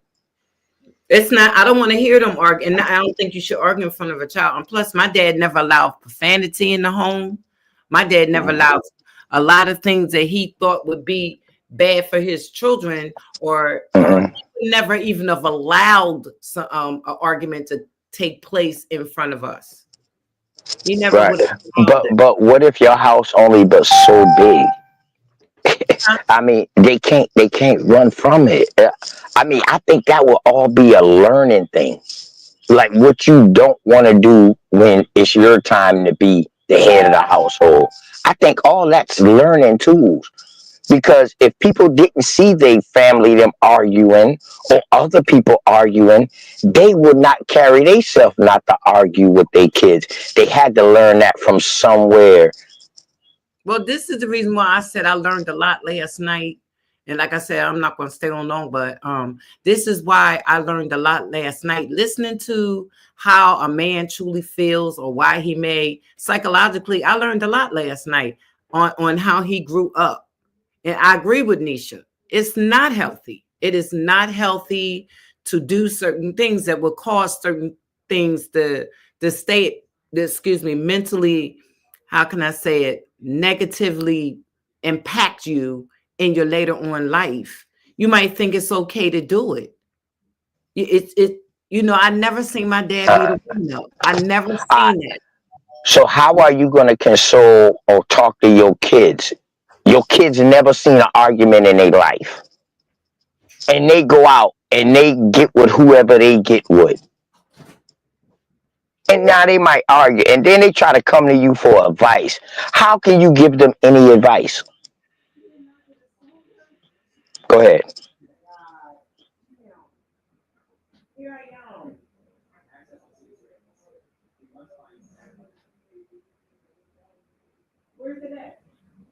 Sister Freedom. Mama. You still here, Mama Freedom? Okay, you got the baby? Oh, she talking to somebody. But Doc, you heard that question too. Well, how could you give your kids them any advice if you never went through it? If you never went through that personally, and it's a lot like your kid's gonna meet somebody who like their parents. They try to, believe it or not, they try to. Now, you know what I mean? Like for real, they try to. Believe it or not, I ended up marrying somebody who was like my mom. You know what I mean? Like bullheaded. You know what I mean about their business. Yeah. My fault. About their business and all of that. Know about handling business. That's all I knew my mom to be. You know what I'm saying? And I ended up marrying somebody like that. But it was parts that of my mom that I didn't know because I didn't see. And you know what? My mom couldn't even help me out with no advice. I just had to go with the flow. Your mom couldn't give you no advice in a relationship? Right. Because if your parents never argue, or you never seen your parents argue, and you get into an argumentative relationship, well, just say not an argumentative relationship, y'all just happen to have one argument. How can you go to your parents then for advice if you never seen them argue? Well, I mean, you can go. First of all, it's the allowance of allowing that to take place. See, if somebody, I cut it right off. I don't want to do this. Can we find a way to talk about it or something? Because I don't want to do it because my energy level doesn't allow that. For me in a relationship, it doesn't allow it. If a person can't respect me and I can't respect them, I don't want the relationship. Personally, me, I can't. I don't have the patience, the energy to give to that. I don't. You know what I'm saying? Some people might. I just am one of those ones. If we get into a disagreement, my grandmother always told me it doesn't matter who say they sorry. Just somebody say that you are sorry. It takes two to get into an argument. So something is wrong on both parts. So it don't matter who say they sorry. Just somebody say they're sorry so you can go to bed peacefully and not have any stress or anxiety on your mind about whatever it is that that y'all are getting into a disagreement about. I would rather just say I apologize for whatever you think that I did, or if I even did something, you know what I'm saying? And I know I did it. I apologize. Can we talk about it? I would rather in my relationship. Yeah, it's a little different in the South. Or when a woman argue with you, or she start a problem with you, oh shit, she love you. She really care. Yeah, she ain't just starting no argument for no reason. You can see that goes with upbringing and that goes with your environment. So that's why when we try to give our opinions, that's all we can give, our opinion. Nobody can strictly say this is this and that is that. So arguing could be unhealthy if you arguing every day consistently in front of your kids. Nah, I'm not talking about that. But I'm talking about you and your spouse or whatever arguing. I don't think that that's not healthy for y'all to have arguments or whatever like that. That just proves to show that y'all two different people coming together, trying to learn each other to find out a point to where we know each other, and then we go from there. But now, if I keep doing the same shit to make you mad, to make you argue, then that means that's something different. That's disrespectful. Yeah, but you know what I mean. But go ahead. Yeah, no, I was thinking, I was like, so okay, on my mom's side, my grandfather passed away. My mom was still very young, right? So I never got a chance to meet him in person. So even though I grew up in a household like with my nana, my aunties, my mom, one of them type things. On my dad's side, his parents, my grandmother and grandfather, also was very integral in raising me, right? I practically lived there half the time for when I was young, but I was able to see with an old married couple, so to speak, I guess their dynamic, right? And you had, my grandmother, she's from Virginia, my granddad is from Alabama, so you had these two southern old people, right? And even though my granddad, what I always remember about them is that they was married almost 60 years, and my grandfather would have a chair in the living room, and my grandmother always was in the kitchen making something from scratch, her cakes, her biscuits, you know what I'm saying, her grits, whatever she was getting into by hand. And the whole time though, she is laying my grandfather out, right? If he even says her name, Millie, right? Her name was Mildred. He'll go, Millie. Even that would set her off. And so she's just cooking and she is just going off on him. Leave me alone, Frazier, this, that, and the third. But she still would cook for him. She still would take care of him. And you know what? They actually didn't live in the same, they didn't stay in the same bedroom. They had two separate bedrooms. I don't know if anybody experienced that with like y'all people. My grandparents, they had their own bedrooms, right? Facts. My granddad had a whole nother house. Okay. Word. So you understand what I'm right? All right. So like, go ahead. I'm sorry. What were you gonna say? No, I said I do. I grew up similar to what you did, Dots, except my grandparents, my uncle and my aunt are the one who I experienced with the different bedrooms. But the other parts, yes, I grew up in a home just like that. Where and so what I would see, the fussing part, but and he had it there. And what I would see, like just in terms of like things that a child might remember, right? Like how a marriage works. But what that showed me is that, space is okay. Just because you're married to a person don't mean you got to spend 24/7 with them. That's just unrealistic anyway, right? I also was able to see the fact that, here you have the dynamic between how a man might respond and a woman. Because like my grandmother, as she is, getting in my grandfather's behind or what have you, he would just be in his armchair laughing. All right, Millie. He would soften her up with his laugh, his words. He never really responded out of anger. He would just laugh. He'll give her a compliment. He'll talk, and then that'll set her off, right? Because she's just God-fearing woman. Don't be talking like that in front of my grandchildren, Frazier. So it was like that little dynamic. And so I could see though how that did give me some type of like visual of the fact that, listen, you can be an adult, y'all gonna have arguments, but then they can be resolved, right?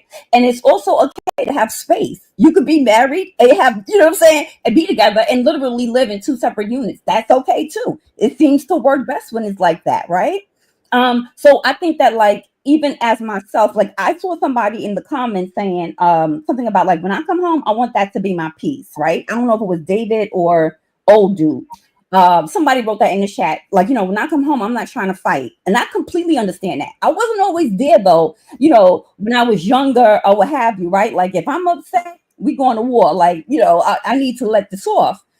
But then you realize that's not healthy, right? And that doesn't make a peaceful environment. And when you come home, a man or woman, you do want to come home to peace. That should not be a place where you fight. It needs to be peaceful in there. Like I don't want to be right. Like where I am now in my state, it's like, yo, I don't care about being right. In fact, I could believe I'm right, but if this gonna make us smooth over by me just taking the L right now and just letting this shit wash, I'm fine with that. You can have it. You can have it. Because ultimately I want my home to be peaceful. You understand what I'm saying?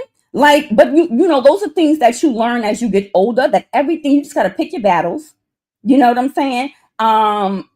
Literally pick your battles. Pick your battles. And it's okay to argue, because I think that's human communication. That's normal, you know? One thing that my mom always did, right, wrong, or indifferent, right? And my mom was definitely a hot mess in her younger days, right? In a good way. But she was always really raw, right? With when she would teach me and my sisters just anything. My mom never hid things from us. She never like tried to gloss over things. It was just like, look, it boom, boom, boom, boom, boom. You understand what I'm saying? She always just laid it straight.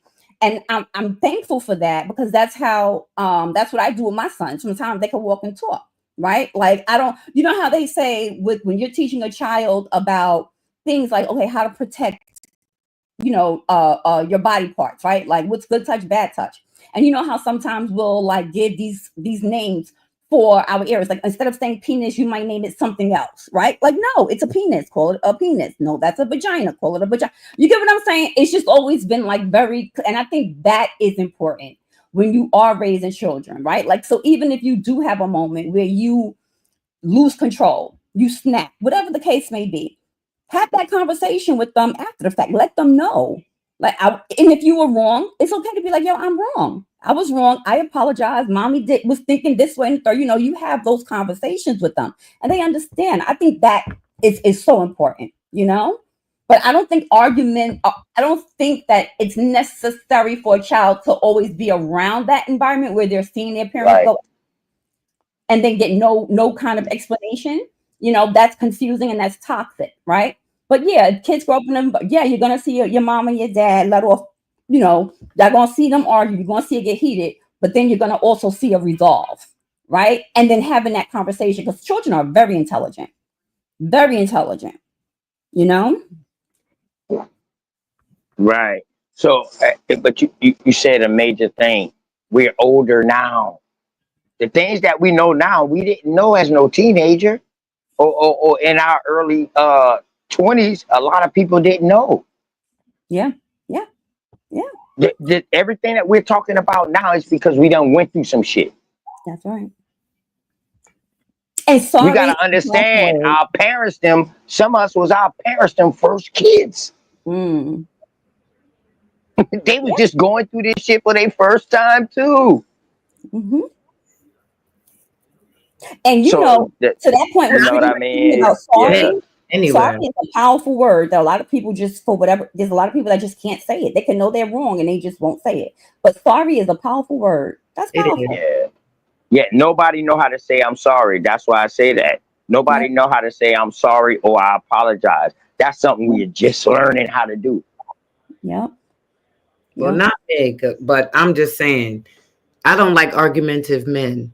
A man that'll combat all back and forth with me and stuff, that's a big turnoff for me. But you know, I don't want to argue with you. That's because it just start making me turn off. Like, I feel like I'm arguing with one of my girlfriends, and I even cuts that off. I'm not gonna argue back and forth with you.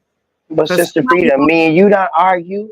But what that argument did, bring us closer together. I don't remember us arguing.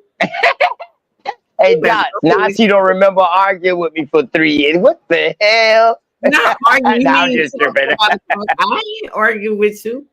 I mean, you know, I just rather say I'm sorry. Because nobody's perfect.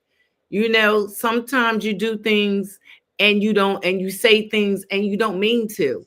It's people pride, man. It's their pride. Listen, I know my tongue can be really, really wicked. You know what I'm saying? And if you punch me, believe me, I'm going to punch you back. And I'm going to try to punch you where it hurts you bad. That's why I don't like getting into arguments with people. Because if you say things to me and it triggers me a certain way, I'm going to say something and you're not going to be able to withstand it. And then what makes it so bad is you forget. And that's what happens in relationships a lot. You forget all the stuff that you did. And when a person Right. gets you back, they can't take it. Right. And see, we got somebody in the chat. Dog on no God. Okay.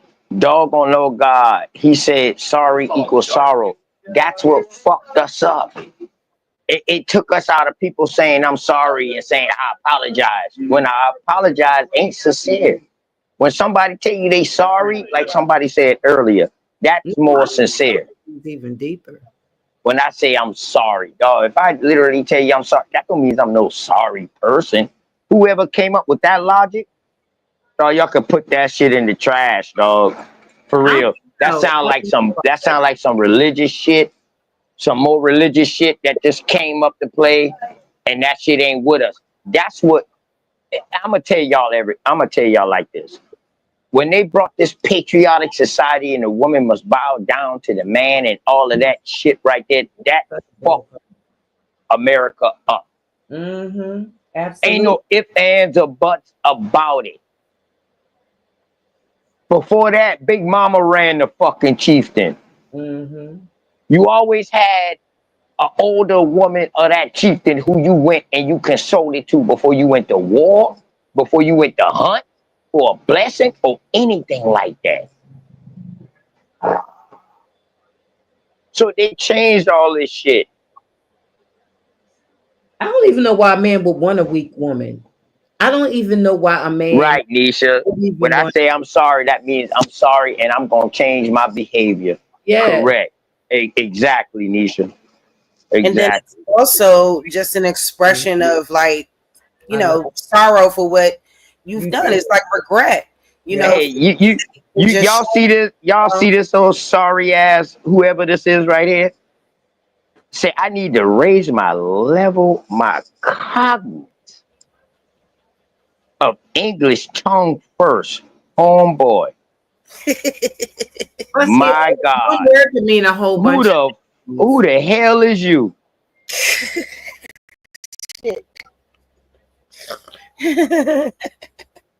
For real, dog. I don't know why. You right. For you to put LOL, that let me know that you ain't no nigga. Cause no nigga don't put laugh out loud unless they talking to a female. Oh, God. The niggas put laugh my ass off. No, you grow up. I'm very grown. You probably the age of one of my kids. Anyway, go ahead, Sister Reese. I heard you back down. I was just saying briefly that, you know, I just think that the problem comes in ultimately, and I think everybody up here has been making some valid points, is when it's not said and when that pride is in the way and you can't express, you know, like your wrongdoing or express that you was wrong in a situation. A lot of times I think that that's a lot of pride and a lack of accountability that comes into play when we don't do that. You know, I just think sometimes I hate like the narrative of conversations when it just kind of try to swing in one direction about which sex it's about. Is it the women doing this? Is it the men doing this? When I think that I just honestly feel like it's a double-edged sword. It's like both people are responsible for certain things. And when certain roles aren't being pursued or certain things aren't being addressed the way that we would expect it to, a lot of times I think it causes discourse and it causes separation sometimes, and it causes like issues and problems. I think that it's just a matter of, and this is why I wanted to show y'all conversation as well, because I feel like a lot of times, like a lot of it is being pushed on the woman and enough is not pushed on our men. And sometimes I feel like our men don't like to be accountable for a lot of things. And so it's easy to put it on a woman, because just as much as a woman used to whoop tail, a man used to whoop tail the same way. You know, so I think that it's just, we need to keep it in perspective when the conversations are had, because I honestly feel like that type of behavior can come from a range of things that might have happened when somebody was growing up, man or woman. Mm-hmm. But for every action, there's a reaction. Yeah. And you know, I always run into men not taking responsibility or accountability for things in a relationship when it broke up. Like, I don't even really, and if I meet somebody, I don't really want them to tell me about what happened or why they're not with their baby mom or with their ex-girlfriend, because they always blame it on the other person. They never say it was me too. Well, I did this, and I can understand why she did this. They never do that. All they want to do is blame the other person, and never take accountability for the part that they played in it too. So I don't even want to hear it, because it start making me feel like I'm waiting for him to say something. I'm waiting for him to say, well, I could have did this different. Or I was at fault too, or something like that. Then I feel more comfortable in talking to the person. But if they don't say things like that, and then they start with, because you don't know that bitch there and all this, oh my goodness, that's one thing that make me say, I have got to go. I got to go. You know what I'm saying? Like, I don't want to hear it. I don't want to hear it, because you're not taking responsibility for the part that you played in it. Do you understand how I'm saying that, Sharice? Definitely.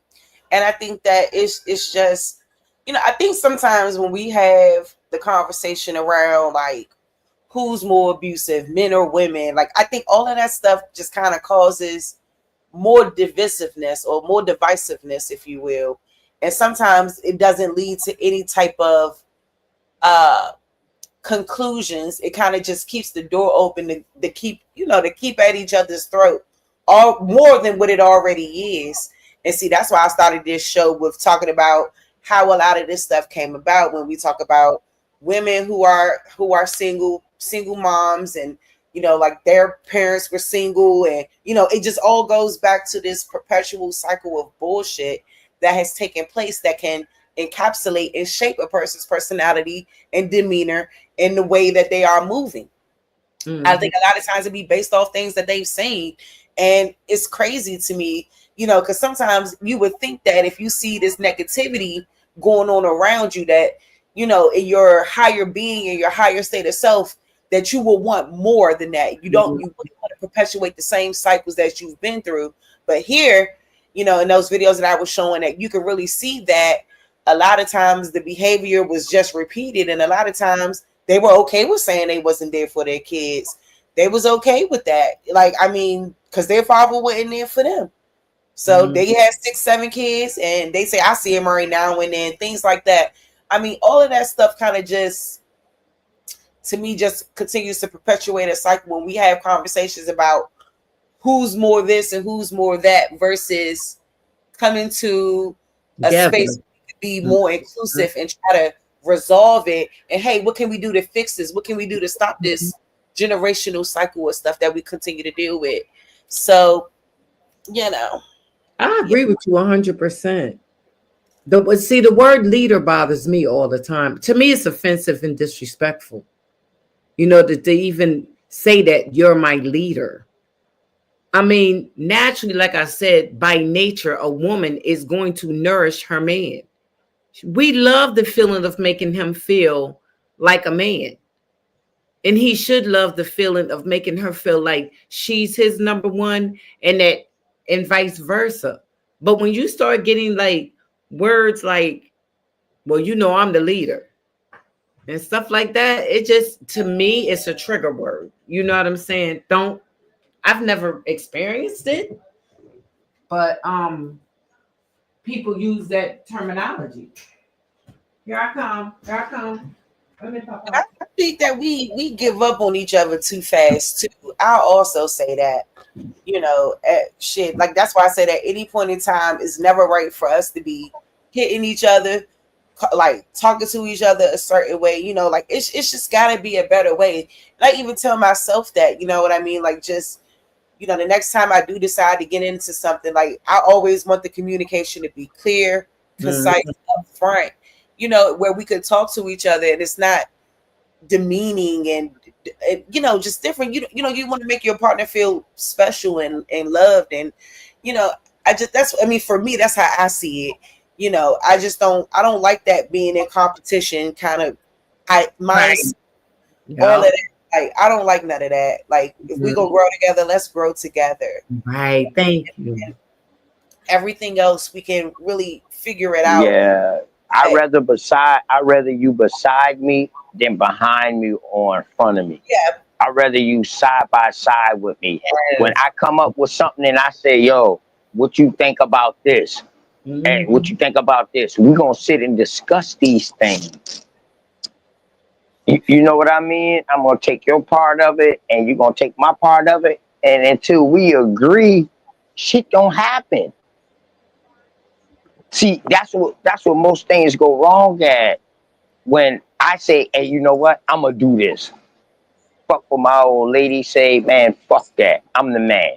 I'm in control of this shit. Whatever I do, she got to roll with. And then vice versa. Some women do that too. No. You might as well be by yourself. Right.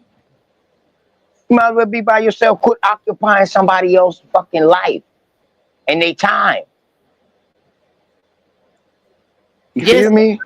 Yeah, someone, I guess, someone said the word leader triggers you. It does in a relationship. It does. In a relationship, I think what OTK said was perfect to what I'm meaning. I hope whoever said that can understand that. Why would you want to be using the words like that? Because men don't say it, they display it. We don't have to say things that could offend each other because it could be offensive. I'm telling you, since this conversation, I had 5 or 6 discussions, or probably a little bit more, with couples that's been together over 20 years. And I purposely went to those particular people because I wanted to ask them, have y'all ever talked about leadership in your relationship? All of them said no. Most, believe it or not, the men said, shoot, I let her take over everything. She run it. Hey, I let her run this house. A lot of men she handled the money. I know some brothers, she handled the money. She handled everything. All I know how to do is go to work and make the money, and I get my free time. I get to go and do what I want to do, but hey, you take care of everything. I'm gonna go make this money. You feel me? So who is really leading? My dad told me today, it comes natural. Things come natural. It does.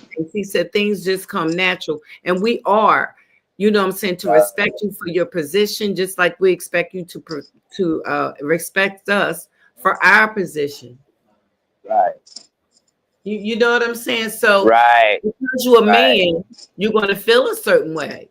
You know, right.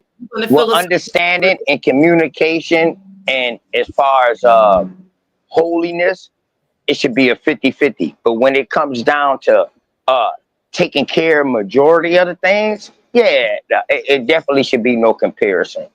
You know what I mean? If I expect you to have this baby and you got to do everything for this baby while I'm going to work, it's no 50-50 when it comes to that. But now when it comes to our thoughts and our growth and everything like that, it needs to be 50-50. No, I agree with you 100%. What Cherie said was perfect. When you start using those type of words, it starts being some form of competition. Why do I need you to lead me? Like Sai even said, we don't have to accept you. That's religion. Religion started that. Religion started that. We need each other. I don't know what the problem is. What do you need to use those former terminologies for? What do you need to feel like that for? You know what's crazy? A lot of these people be talking this, but what they gonna do when they find out that a woman was running their chieftain? What they gonna do? What they gonna do? See, the reason why they talking all this right now, a man lead, is because they don't know their history all the way yet. But when they start tying themselves to these tribes, other than these 5 civilized tribes, and they start tying themselves to this American Indian shit or American Aboriginal, whatever you want to call it, when they start tying themselves to the land, they gonna see that, oh shit, we had a woman chief, dog, that was running this. What they gonna say then? Listen, it even says this: Mother Earth, Mother Nature. Why do you think that those titles are given? Because she is the nourisher of life. She is the nourisher of life. I mean, it kills me when people say, well, it takes 2. But here's the thing. The creation happens in the womb of the woman. Everything's happening. You can't, you would say that you're the leader because you're stronger. Try having a baby. Try even just the feeling alone, you couldn't take it. You wouldn't be able to take it. How dare you say you her leader? Why can't you say you her protector? I'm her protector. Because I'm stronger. But I ain't know her leader. We working together here. Why you use words like that? Fact. That come from religion, babe. Absolutely it do. And I agree 100%. It Come does. from religion.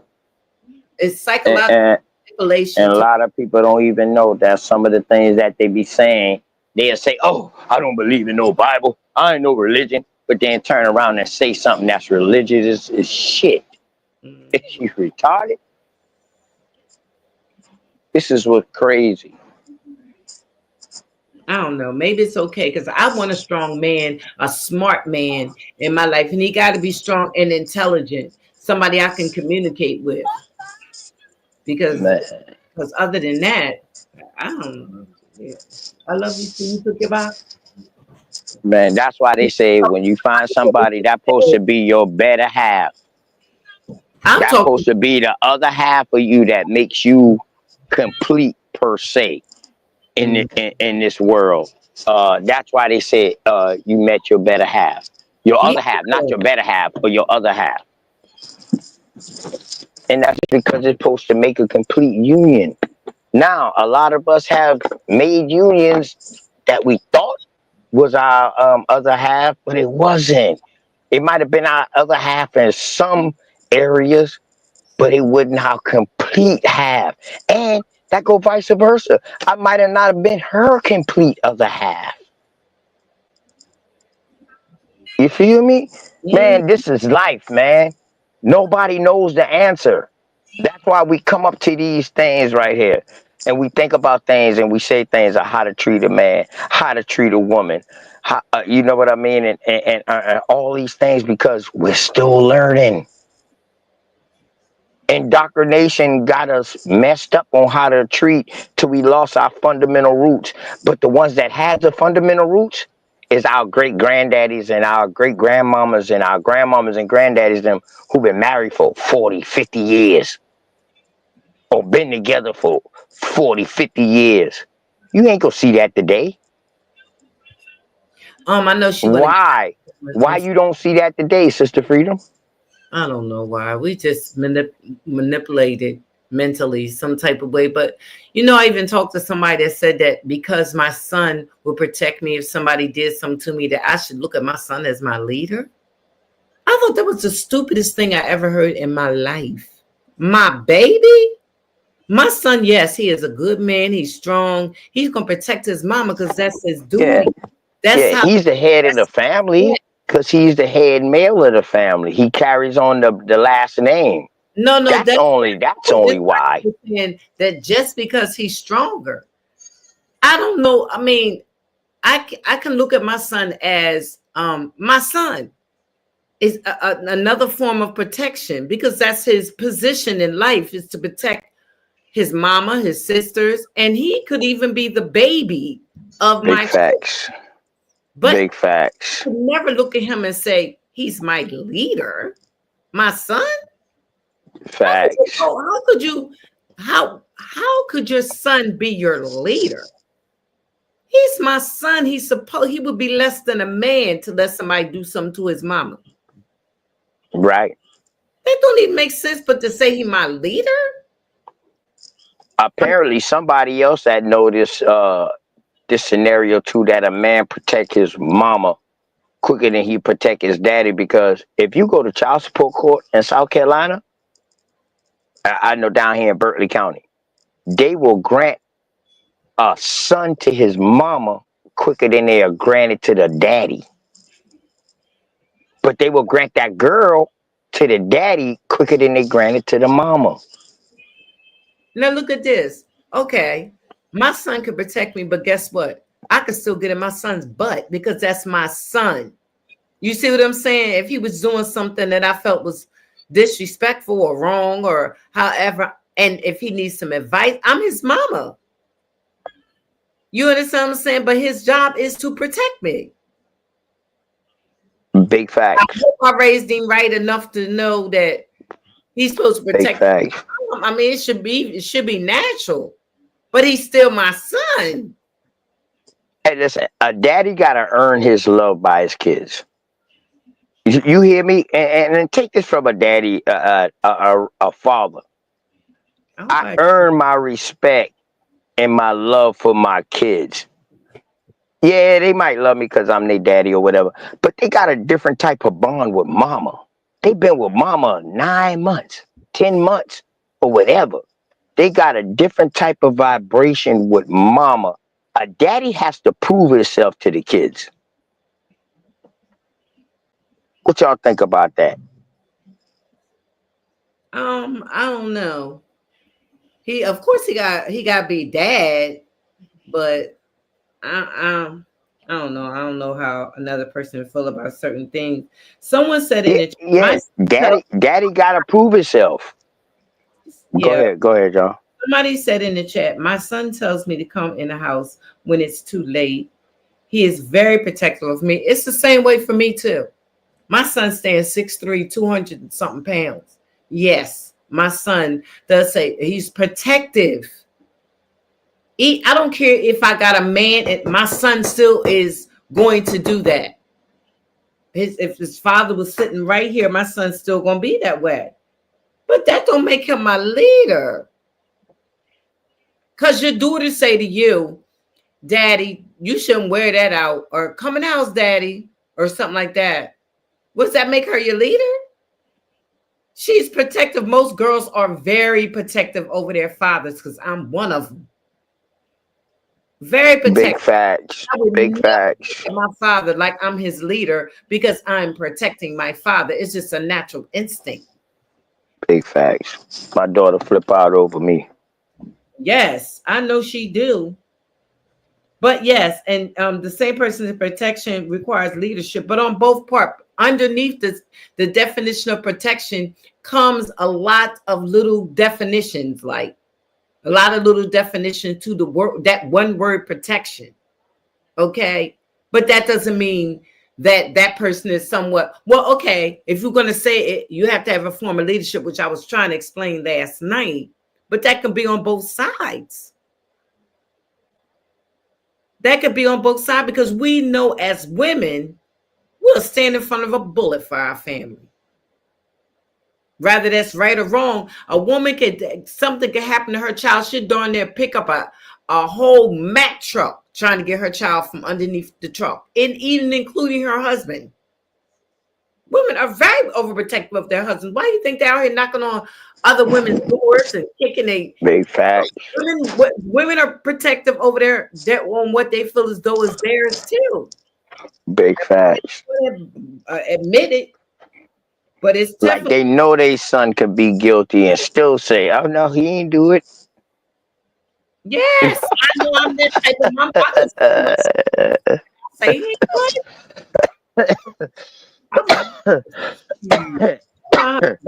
and you know what, Sister Frida, now that we say that, that's the problem with some men. They get caught up with how mama used to and sisters and used to always defend them. So when they get in the real world, and they don't get that in the real world, now it's a problem.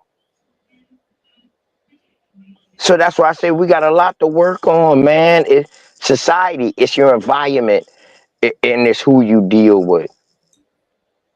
Because my man come home and say, baby, why you ain't sweep the look? Did you see outside how it looked? You been home all day. You didn't even, why didn't you, sweep the front? The front look a mess. Why didn't you sweep? He's just giving me guidance. You see what I'm saying? But what if I say, baby, it's Thursday. You ain't took the trash out. Baby, you can take the trash out. I'm giving him guidance. That's how we work together. That don't mean he about because he said, baby, why you? I'm just giving an example of stuff, okay? Because for somebody take that and run with it, baby, why you didn't do this or do that, or Maybe you need to, even if you said it like this, you need to sweep the front porch, or you need to sweep the front porch, or whatever. I don't have to turn around him and say, well, why ain't you sweep it? You know what I'm saying? Or someone met just like upbringing is a lot. why you ain't take Your upbringing. Look at me and said, why you ain't take the trash out? Your upbringing means a lot. And shout out to those of y'all like me who was able to see and grow up underneath your great grandmama and your grandmama and granddaddy and uncles and mama and aunties. Not everybody get that benefit. Well, the way kids are today, because I got a granddaughter that's 3, and my mama is still there, so she's getting the best out of my mama, you know. So she got her great grandmama there. You know what I mean? So not everybody get that blessing, man. You know what I mean? And but shout out to them, man. Definitely, man. Well, life is life, man. Life is life, and it's your upbringing. We all got different opinions about things because we all got different upbringings. You understand what I'm saying? And even though those who didn't have the same upbringing as us, we all still can come to the same ending and the same conclusion, like what is right, what we call right, and what we call wrong. So it's just like, man, it's an everyday process. Like my 14-year-old son, no trouble, no none of that. But my 15-year-old son, he's 15 now, March 15. My 15-year-old son, all-star, all that. Now he's getting into these girls, and I'm starting to have problem. It was all about sports, but now I'm starting to have a little problem because you a star and you got all these different girls, and then your sister, you know what I mean, hang around a bunch of girls, got her own little crew or whatever like that. So she overtaken her brother too. I'm running into something I ain't never experienced before because I didn't have no sisters growing up. So I don't even know what he's going through right now. So I have to literally talk to him, like, because my daughter be back like, man, Mari did such and such. And I'm like, well, he don't know no better. Nah, daddy, he know better. Woo. And I'm like, well, damn, then I have to talk to him. So it's all still a learning experience, man. And sisters over their brothers. Oh my God. Arguing in front of your kids. I still agree with Nisha. It's definitely not healthy in front of your kids. Don't try not to do it in front of your kids. If they see it and they stumble upon it, okay. But don't do it repetitionally in front of your kids, because your kids ain't gonna do nothing but do the same thing. For real. Let's be for real. For real. So I understand my sister Nisha and everybody else with that. It is definitely not healthy. But now, without the kids seeing, is an argument healthy? Sometimes, yes. You know what I mean? You know, that's my opinion. It's a fact. It is truly a fact. Arguments, hitting and fighting and all that, you might think that it's okay to do it. You know what I'm saying? When you get older and all that kind of stuff. Like if all you do is see your dad beat your mama, then what you gonna do to your girlfriend? You gonna beat her up. Then when your kids get older and they get bigger than you, how many pieces did you have already? That make them smell their ass a little bit too now when they bigger than you. Wait a minute, baby. What you say? My granddaughter was asking me a question. No, I say when them kids get bigger than you, that make them smell their ass a little bit too, boy. Yes. Oh shit. Yes. But you know what? I'm with I think her name is pronounced Nanya. You know, I'm with her too. My son is big like that too, and we have a very good relationship. Where my son gives me advice too. I'm with her on that too. Yeah, that's just none of your business right there.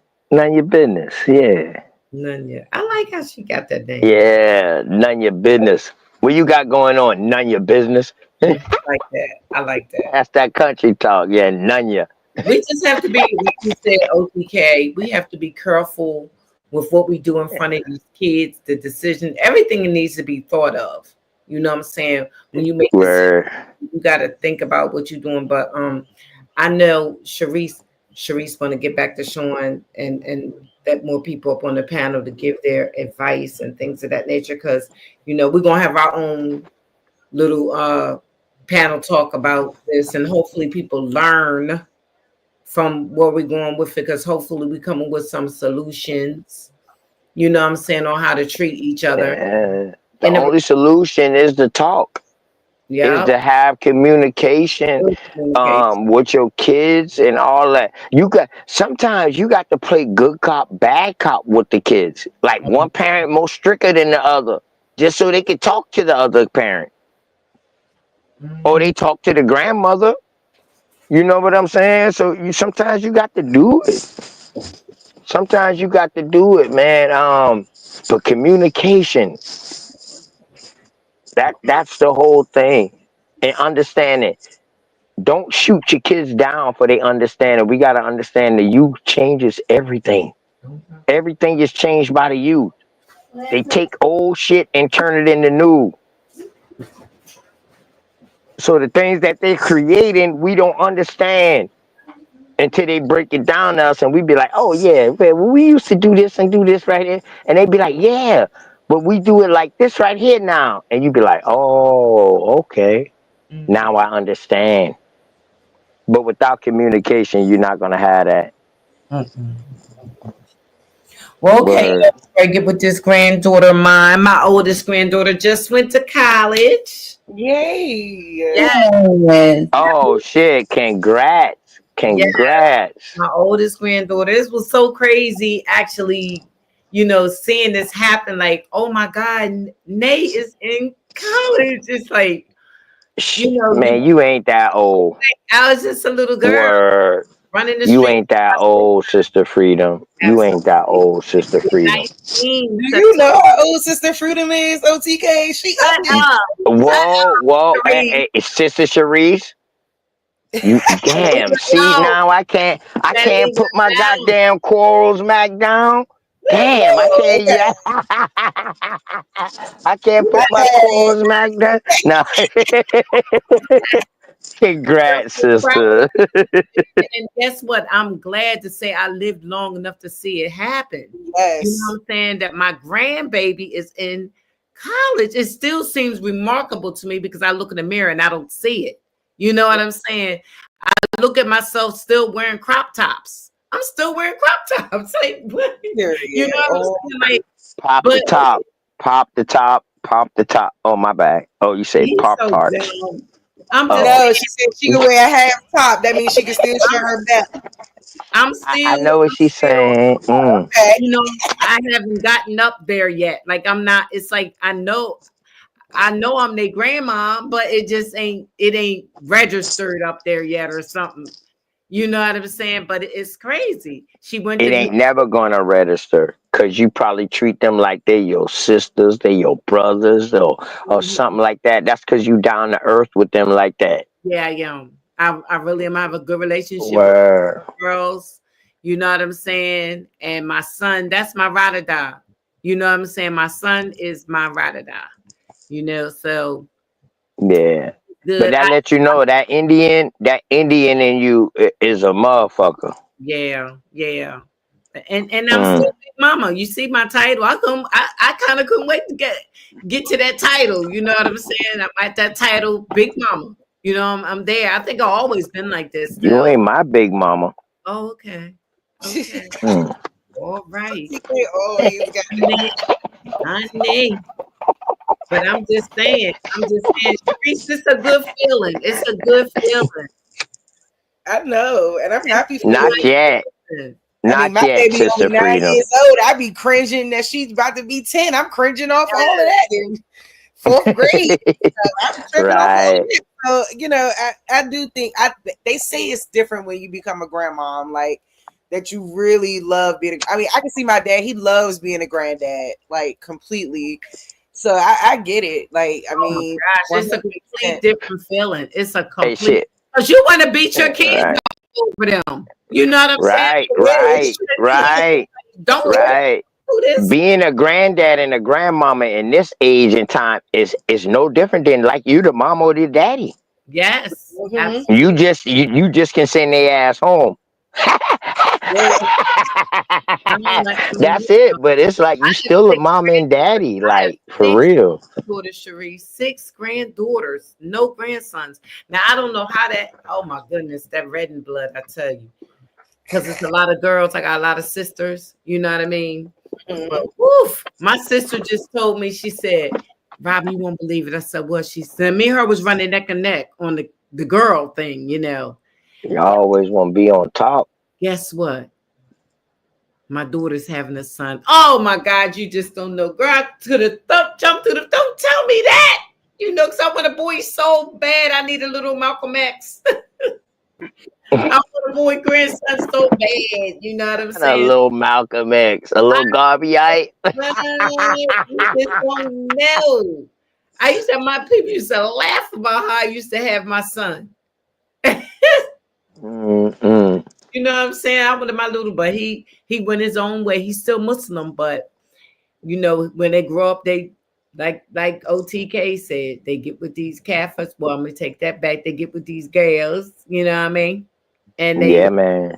they don't stick to it. I wish I would have. Now, if I had a grandson, I'd have made sure he stayed in the nation. But I raised my son under the Salafi. But your grandson, he's straight up. I'm putting him in the hands. Here you go, right here. Knowledge of self, right there. I got. You put him in a nation of what? American Indian? No, the nation of. By the time he come of age, it'll be American Indian nation. No. This is the nation. That's pedigree. This is mindset. You know what I'm saying? Discipline. You know what I'm saying? He got to have that knowledge. That discipline, yeah. He got to have all that. So I'm leaving everything to my first grandson. He get it all. But see, you too militant, Sister Freedom. Yeah. You probably say go left, go right. When some I'm very sweet and patient. You're so crazy. I'm very sweet. I'm very patient. Believe it or not, I can be told what to do. I try to get along. I make everybody comfortable in my surroundings. So you now you Whitney Houston off a bodyguard. And I am into music. I sang with Patti LaBelle, Gene Carn, Phyllis. I did it. I did, you know, you did. Records yeah, out. You did. But I also am a baddie. You know what I'm saying? Like, as soon as we get off, I'm going, but baddie. You know what I'm saying? I'm still a baddie. I can't help how I am. You fight? What? I admit it. I never going to, I'm not no liar. I'm not going to lie. Even now, do not mess with me. I don't, win or lose, it's on. Right. I stay and avoid myself from getting into stuff because I don't need to be seeing getting in trouble or seeing no going to courts and all that. I don't want to be in that life no more. So what you're saying is you could throw a mean left hook. That's what you're saying. Right. That's all I'm I'm a Taurus, right? Truthful. That's what it sounds like, right? I'm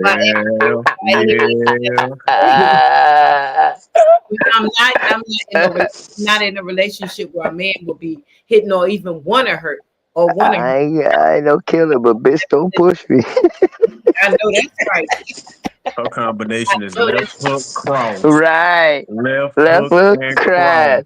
And then the knee drop. I'm the first person to say, can we talk about it first? We need to talk about this first. Oh. We got to talk about it first. Go ahead, Sister Cherise, man. Truthful, man. Peace to you, man. Peace and love, my dog. What up, Uncle? We got TD, Cherise. We got all the TDs up here today. What's going on now? Yeah, man. Hey, we getting back in our teenage years, man. You know, like damn. No, we was here. I'm gonna try to tell y'all, dog. I was hell on wheels in my teenage years. None of my parents could have tell me shit. Only people could have talked to me was my granddaddy. You know what I mean? Me and my grandmama didn't even get along like that because I had a first cousin. You know what I mean? And she had baby her first grand girl. But my granddaddy he was happy he had his first grand boy. So, you know, I couldn't do no wrong in his eyes. And man, let me tell you, man, it was something different growing up. Like me and my grandmama got close after my granddaddy died. Me and my grandmama got real close. Like my grandmama just started loving on me, and I'm like, yo, what's going on? Shit, I've been the only one that ever had a job in the family, the only one that thought about getting his own business. And you know, I was taking care of business because my uncle was in jail. My other uncle was an alcoholic. So I was the next heir, the next male heir to carry on the last name.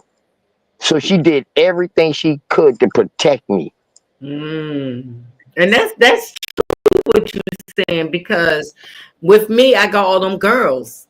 My son is the only boy from my loins. The only boy. Shit, I'm the only boy in my family. He is spoiled, but And I'm my mama's only child. Now on my daddy's side, I got my brothers and sisters, but I'm my mama's only child. So I'm the first grand, and I'm my mama's only child. And my great granddaddy told my mom, like, you ain't gonna have no more kids. Wow. She got pregnant, lost my little brother. It was a boy. Miscarriage. Lost a sister. Miscarriage. So she just said, you know what? I ain't even trying no more. If it happened, it happened. I ain't even trying no more. I love your background, Sharice. I love that. Yeah, it's beautiful. Beautiful like her. I know that's right. Thank you. Word. It do say Damn sunflower. Sunflower, soulflower. You know it. I love it. Right. I love it. Hey, look, I just think I love these conversations. Like, I mean, I know how we love to talk about us being indigenous to the land. That's going to always be the primary conversation over here. But there will be times where the conversation segue into real life, like reality, like things that we deal with on a regular basis, because it all goes back. It all connects one way or another, whether we realize it or not. Because I mean, our relationships play a role in identity politics, a lot of different things. And I think that it all, you know, like I was just previously saying, it just all goes hand in hand. And we do need to talk about these conversations a lot more.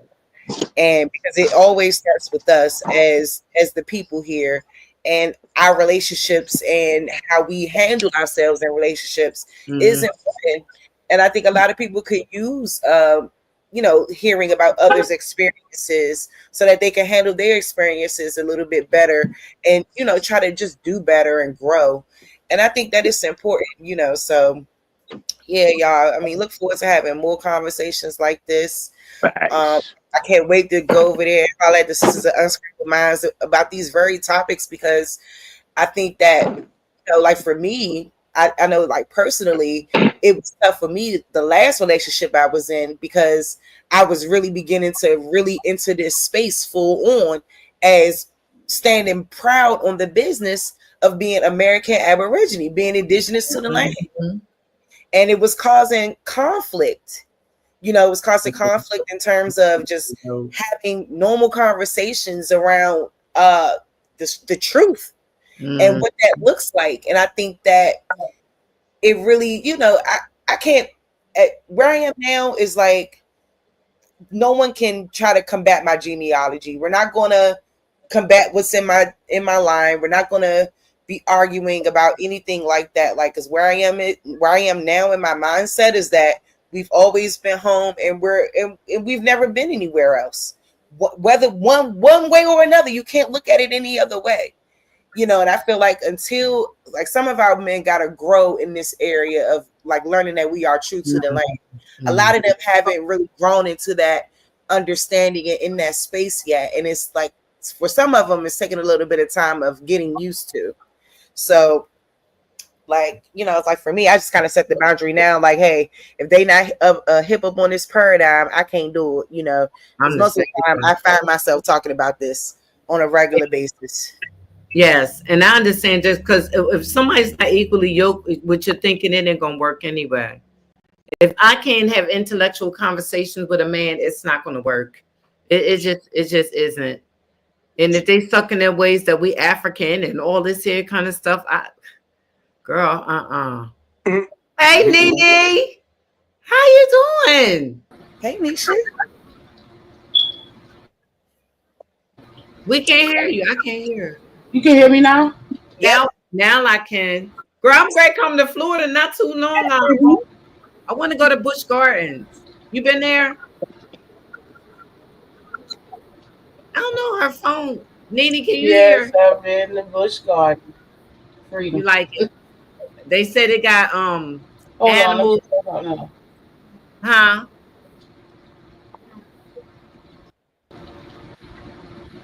Can you hear me now? Y'all hear me now? Yes. Yes. Is there okay, a part? Okay. Hey. Hey, y'all. Hey. I want to go to that bush. You been there, Sharice? You been to the Busch Gardens? I haven't, but I was over here Googling it as you was talking about it. And I was like, dang, well, there's one right there in Williamsburg. So it is? Yeah, in Virginia. Yeah, it's one right in Williamsburg. I'm like, I might gotta pull up. Because I had been thinking about what I was going to do nice in Florida. They said it's a part where you just go there. You can actually drive in the animals. I'm like, oh, I know I'll probably be scared, but it's an experience that I would love to go through, to see the animals right there.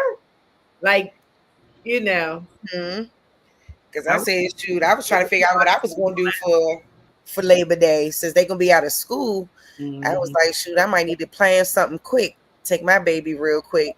Do you do to go to school tomorrow? Oh, shoot, they started on the 12th. What?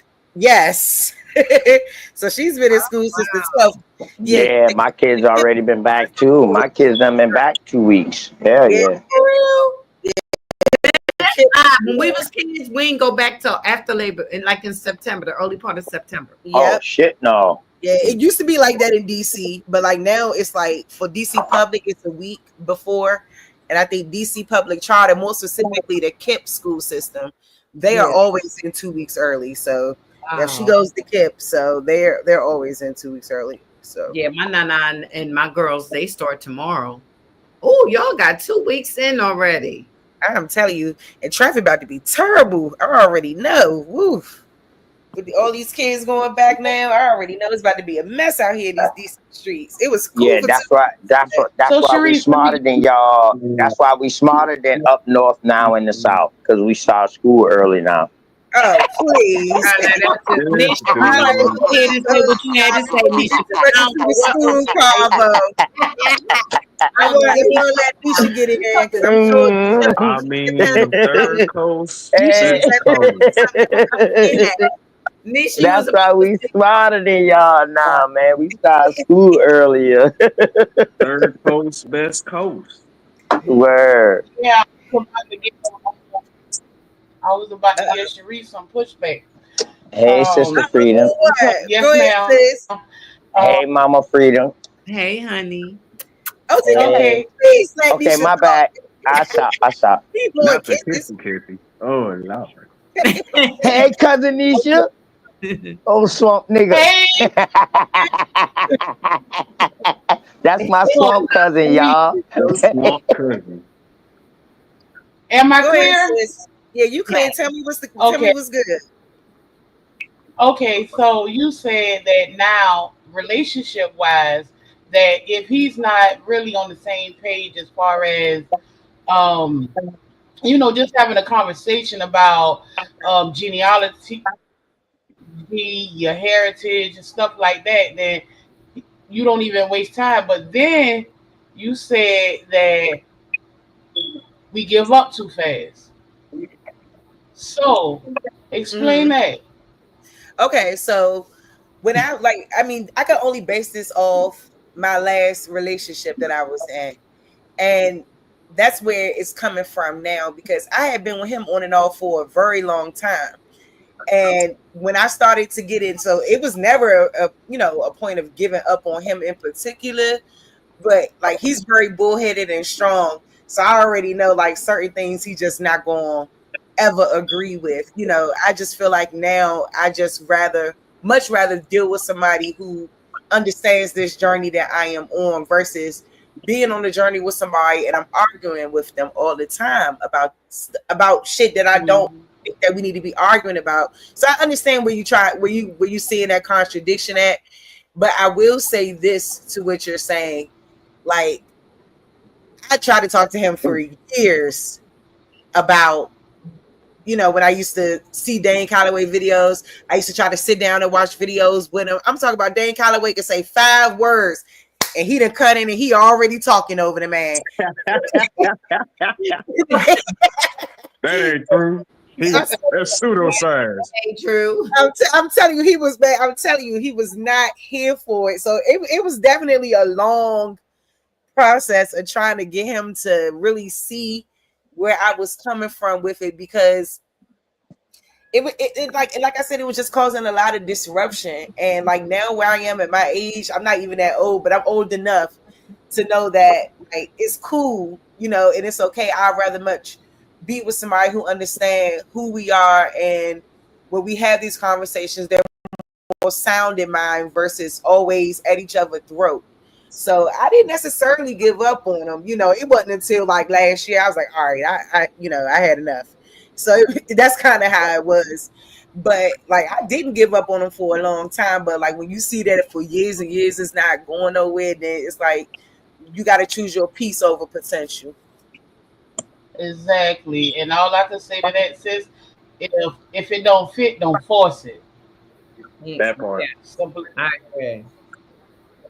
Yeah, that's why I came up here, because I'm still a young buck trying to figure it out. You know what I'm saying? If the glove don't fit, you must have quit. If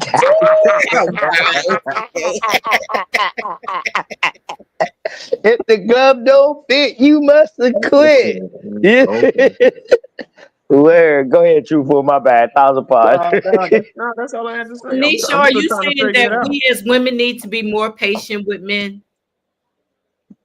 Vice versa. No, I'm not saying that at all. All I'm saying is that you could only do but so much where your peace becomes endangered. So Okay. you really have to put it on the scale and weigh it. And if it's causing too much headaches and too much arguing back and forth, life is short. We don't have time for none of that. So if they can't get with it, then get rid of them. Seriously, that's why I had to say something about giving up too quick. Sometimes you got to just let it go, and you got to let it go sooner than later, because then you will have regrets that you done stayed in this for 2 and 3 years for nothing. Yes. Ooh, she ain't never. So waste time. And that's what I realized. I said, you know what? I'm not about to be arguing about this, about my lineage, about my heritage, about who we are as a people. You want to believe you a Homo sapien? You want to believe you came from monkeys? Nigga, go right ahead, because I cannot be on that plane with you. I might just come with some bananas home. Man, it was funny. Therese, the sad part is this though. It's the men that still be arguing. I'm like, first off, as a man, I ain't got to prove nothing to no other man like that in the first place. I know who I am, and I'm gonna move on with that. It's like most of the men are on some childish level, stuff. Because every time we get on Smoke Channel, it's always an argument about that. That's why I don't even go over there no more. I watch. I ain't here for all that arguing. Nah, hey, shout out the Smoke Signal, man. That's the Terror Dome. That's the Terror Dome, man. You go there to fight, bro. You go there to fight. You're right. But at some point, it's like, bro, why are we even doing this over? It's insanity. It's like, come on now. Yeah, when you can, but see, it's the other people that's insane, because they keep coming over there. They keep coming over there, trying to do the same things over and over again, and they just constantly fall short by the wayside of life. You know what I mean? So Shout out to Smoke Seeker, man. That's the Terror Dome, bro. That's the Terror Dome. About what we think and how we feel, and that's not gonna happen. That's the problem. That's the truth. Who's tired of? Would you say, Dots? I couldn't hear you. Dots, you say something? I guess not. I'm saying if you're not proud of who you are, I really don't got time for you either. Like you can't be accept who you are. If you say that you are African, prove it. But what part about you don't talk like an African? You don't look like an African. You don't have any African clothes on. You're not representing the culture at all. So how you African? Yeah, you ain't know I've been from the Akon tribe. I look Akon like a motherfucker, man. You know what I mean? Shit. I'm just saying, we got our own things. Why you gotta be somebody that you're not? What is it going to do for you being somebody that you're not? I don't know. If a person understands that you're not doing anything to represent Africa. You're not African. Hey, let me trip y'all out. Hey, Sister Sharice, you still here with us, sis? Yeah. Hey, so check it, right? So me and Sister Sharice was talking the other day. And I was like, damn, Sister Sharice. I said, you know what? I said, dog, if it wasn't for that damn AME church, nobody around here would know nothing about Africa. Right? And she was like, OTK, you wildin'. I said, no, I'm serious. So I went inside the house, right? I said, Mom, what is African about the AME church? She said, in February, they do the Black History thing. Sharice was on the phone on speaker now, and I said, but no, Mama, what do they do African? My mama couldn't tell me. I said, Mama, the only thing that the AME church used to do African was the what was that shit? Kwanzaa. And the dude who started Kwanzaa, Kwame, whatever his name is, he was a snitch. Later on down the line, he became a snitch. I said, dog, we don't even practice that. I said the only thing that's African inside the AME church is that African garment that they wear. Am I lying, Sister Sharice? Am I lying? He is not lying. Yeah, that's what you said. And my mama was like, oh, you leave my church alone. Mama was like, you leave my church alone. My church. Yeah, my great granddaddy built that church. You leave that church alone. That's our church. I said, yeah, Mama. But I said, so African, when they put the African in front of it, does that just mean that we Black?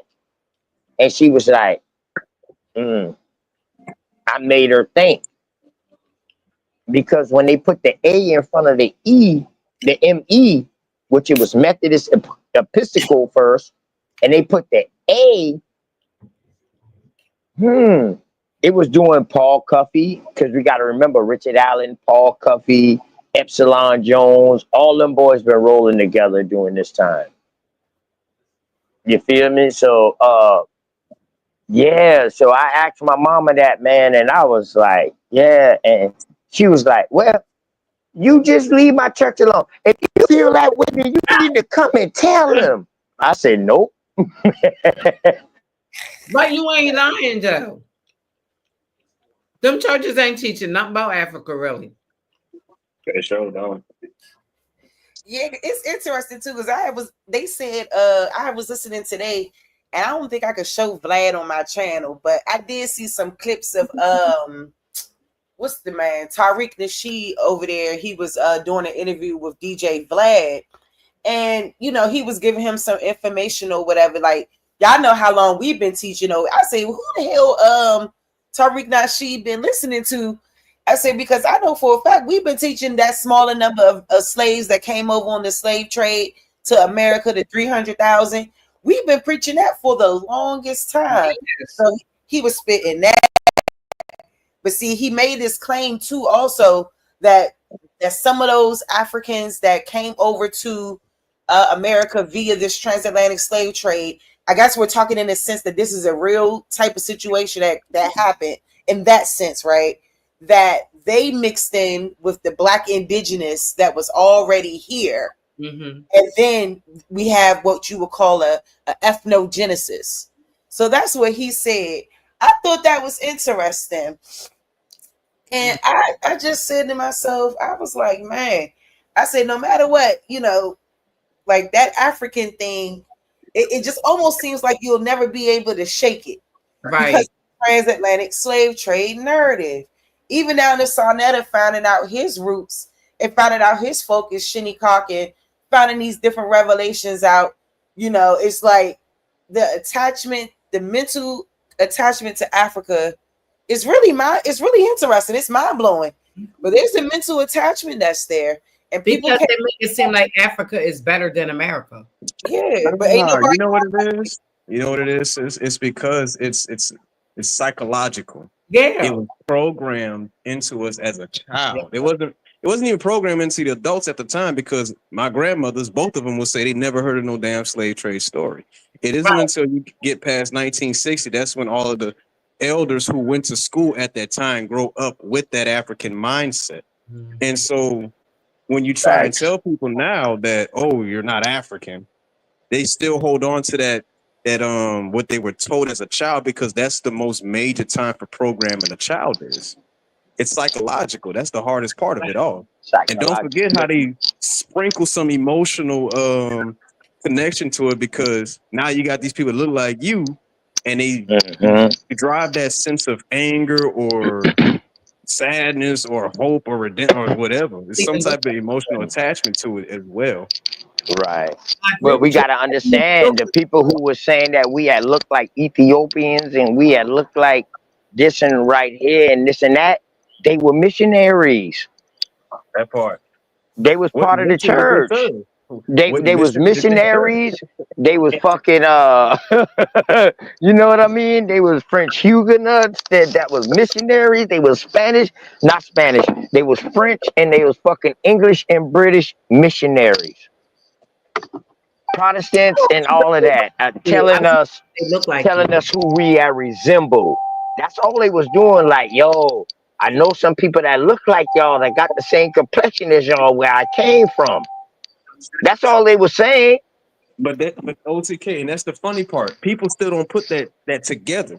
They want to sit here and say, "Oh, they've been coming to America. If they've been coming over here and they've seen us looking like these people, why are they not putting two and two together to say, well, if we wanted to take the land from them, why not say they look like these people and then make them those people by paper?" It just doesn't make sense. You know, they tried. They try to make us those people by paper by reclassifying us. Right. But the thing is, they didn't have the logic. So now that's why I say, man, you got 4 different people, five different groups coming over this motherfucker. Each one of them is at war with each other until they join sides with each other at a certain point. All right? They all writing what they're encountering. So if you read an English person reading or something like that, it might go against what the British is saying. It might go against what the French is saying. It might go against what the Spanish is saying or the Portuguese. They ain't come all the way to North America, but they was in that Caribbean heavily. You know what I mean? And in South America. But you got all these different people writing. That's why we here now. That's why we study. We study in all these different people that's writing. So nobody make the mistake of writing some messed up ass slave shit, like how they messed up with that slave book that they wrote. And now they saying they're gonna go back and correct it and add on more, but all they talking about is Portuguese. Well, you know and what? The Portuguese was called the Negro too over there. She had the dagger. I'm telling you, when she played Let's go. The African brother was saying that what the undone was never there. I could not believe it. That you still have that. Wait, what'd she say? That was a good one. That was a good one. That was good when Doc started that. That was good. That was good. I could not. That was a kick in the stomach, the butt, the head, the back. Listen, because it's true. We have to understand the trade was them trading each other. That's what I think. That was them trading each other. Because you gotta keep in mind, just make sense out of that. How is this damn itty bitty men's can go over there and take all them people? Listen, if they been done wipe out pretty much Kemet, and I'm gonna use Kemet. I don't know where Dots went. If they had already wiped out Kemet and Sahara Desert, the sub-Saharan desert in North Africa, and took them in the trans-Saharan slave trade, and converted all of them to Islam, they damn near wiped the top part of North Africa out in that trans-Saharan slave trade. I don't know. That I'm trying to get. So these people who they talking about are Africans that's coming over here. That's why I tell them boys, listen, I'll give y'all any amount of money if y'all can find an African in y'all genealogy or anything like that, and they got to be a slave. Don't show me no free African, or don't show me no no white African. What they scared to do that? They scared to show you a white African now.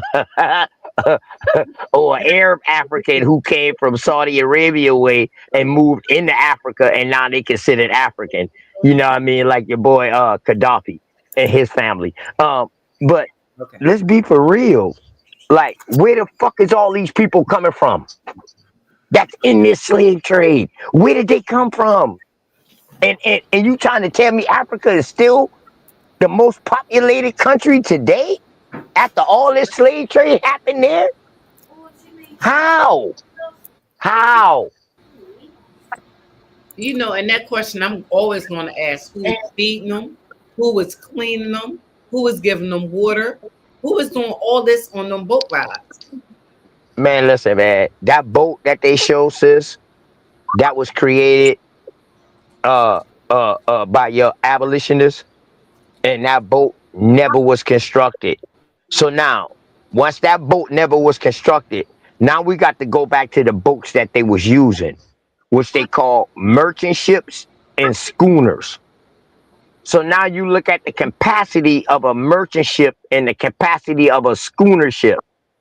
If you can only have 100 people on these ships, and 100 of them takes to man this ship, what is that? It's just a big lie. Then they'll say, well, no, they stopped over in Jamaica. They stopped over in the islands. So they got to hold their urine until you stop all these different places. No, they stopped there to pick the motherfuckers up. That's where they was bringing them from. The damn Caribbeans, and bringing them into the United States. The Portuguese is the one who ripped Africa apart. And where did they take all of those people at? South America. You missing my point. What I was trying to say was the Spanish didn't do it like that. They started breeding with those people. That's your Latinos. Right, OTK. I'm just saying, it's always said, like, first of all, they were saying that they just came from Africa. Now they're saying, because they can't find no, you know, when you say to them, well, who was cleaning them and all that, they say, oh, well, you know, they stopped over in this place, that place, and this place first before they brought them over here. So what was they like? I'm always going to ask that question: who was cleaning?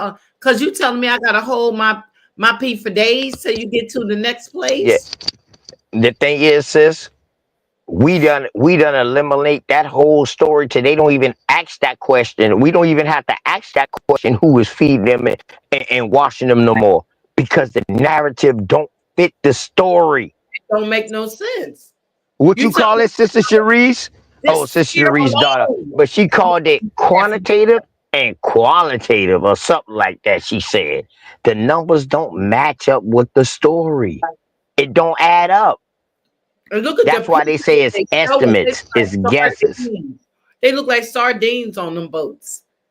Man, that's a phony narrative. And shout out to my brother Cosmon and the Vortexians. You already know, man. Shout out to Creator Game, man. All love.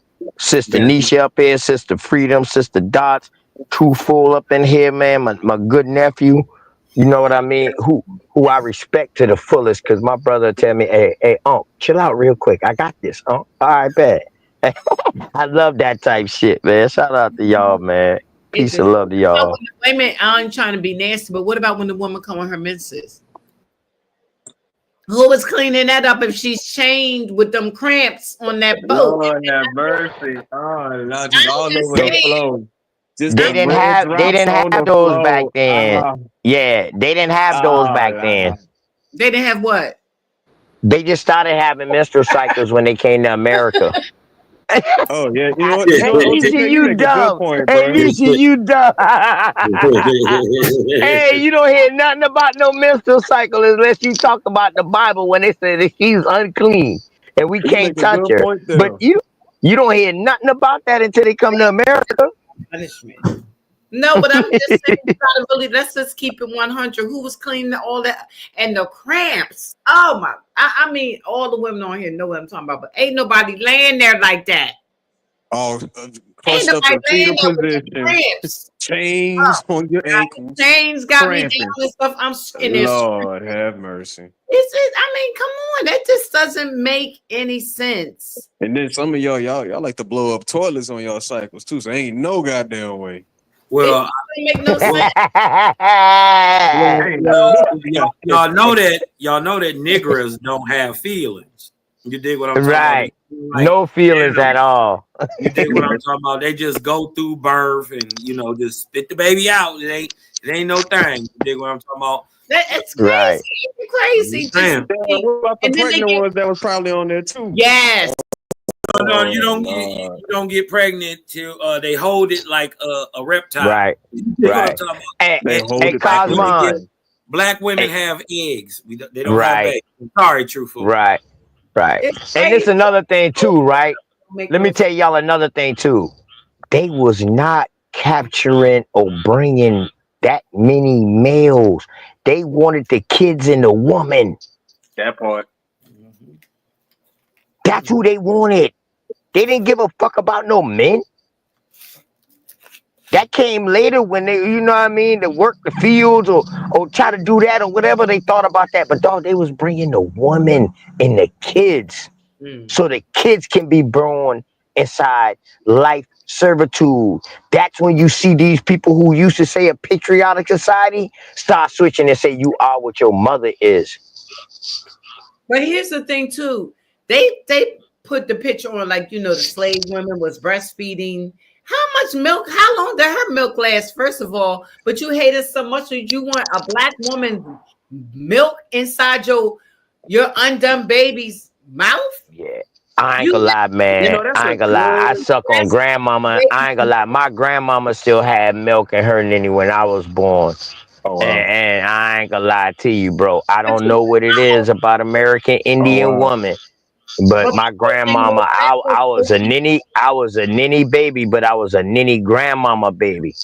Like grandmama used that ninny. It wasn't no pacifiers. Nigga, you had to suck that ninny to go to sleep. Yeah, I don't Good know. word. I'm just saying, you don't even want me to drink out the same water fountain as you.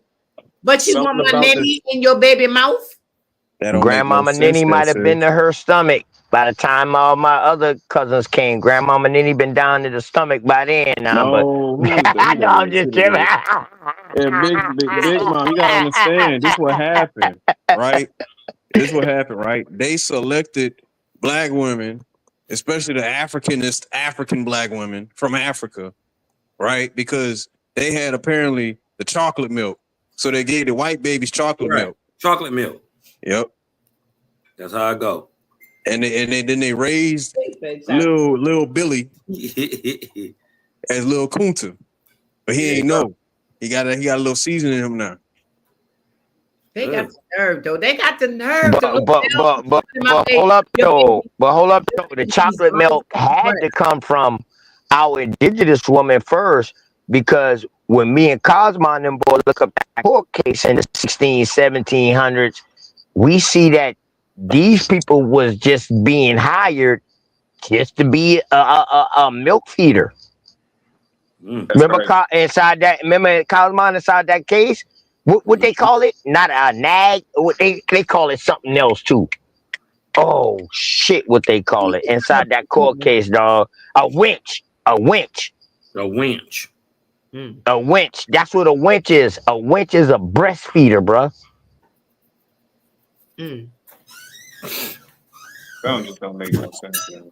And yeah, a lot of this shit don't make no sense, man. My mom said it happened in reverse. They actually took the American men, the American copper colored man from over here and took him over there. That's what my mom said. I know one thing. I'm gonna be honest with you. I ain't go to school. Shit, a lot of us went on our own. If you're over 50, raise your hand if you went to school with any Africans. Because I ain't do it. Nah, and I'm by naval base, and I ain't went to school with no African. I had Filipinos, white people, Chinese, all that coming up in my school, dog, but no Africans. We had Africans, but they were like, Egyptians and. I don't remember seeing any of those people either. They didn't start coming to culinary arts school. None of like them. if they coming from like Africa, where they was like from Iraq or something, they was Chaldean. Somalia, right? Yeah, In fact, we didn't even now really that see Cosmon said that, we ain't Cosmon. In fact, that you say that, Cosmon, two of them boys was doing that extremist jihad shit. They came from Detroit. They moved from like Somalia area and moved to Detroit because that was like a recruiting area. That's where it's one of the biggest hubs for Africans outside of it's the biggest hub for Africans outside of the Africa. I don't remember seeing none of them. Shit.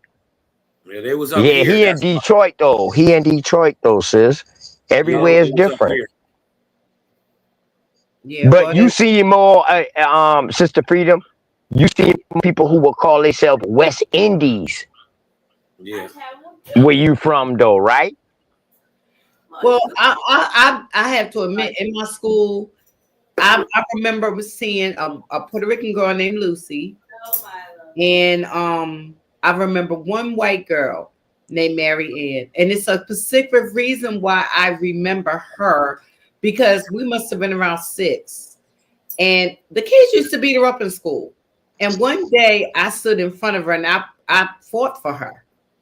And then I remember being in the bathroom, and you little, so your feet don't hit the bottom when you're in the bathroom. Your feet don't hit the floor when you're sitting on the toilet.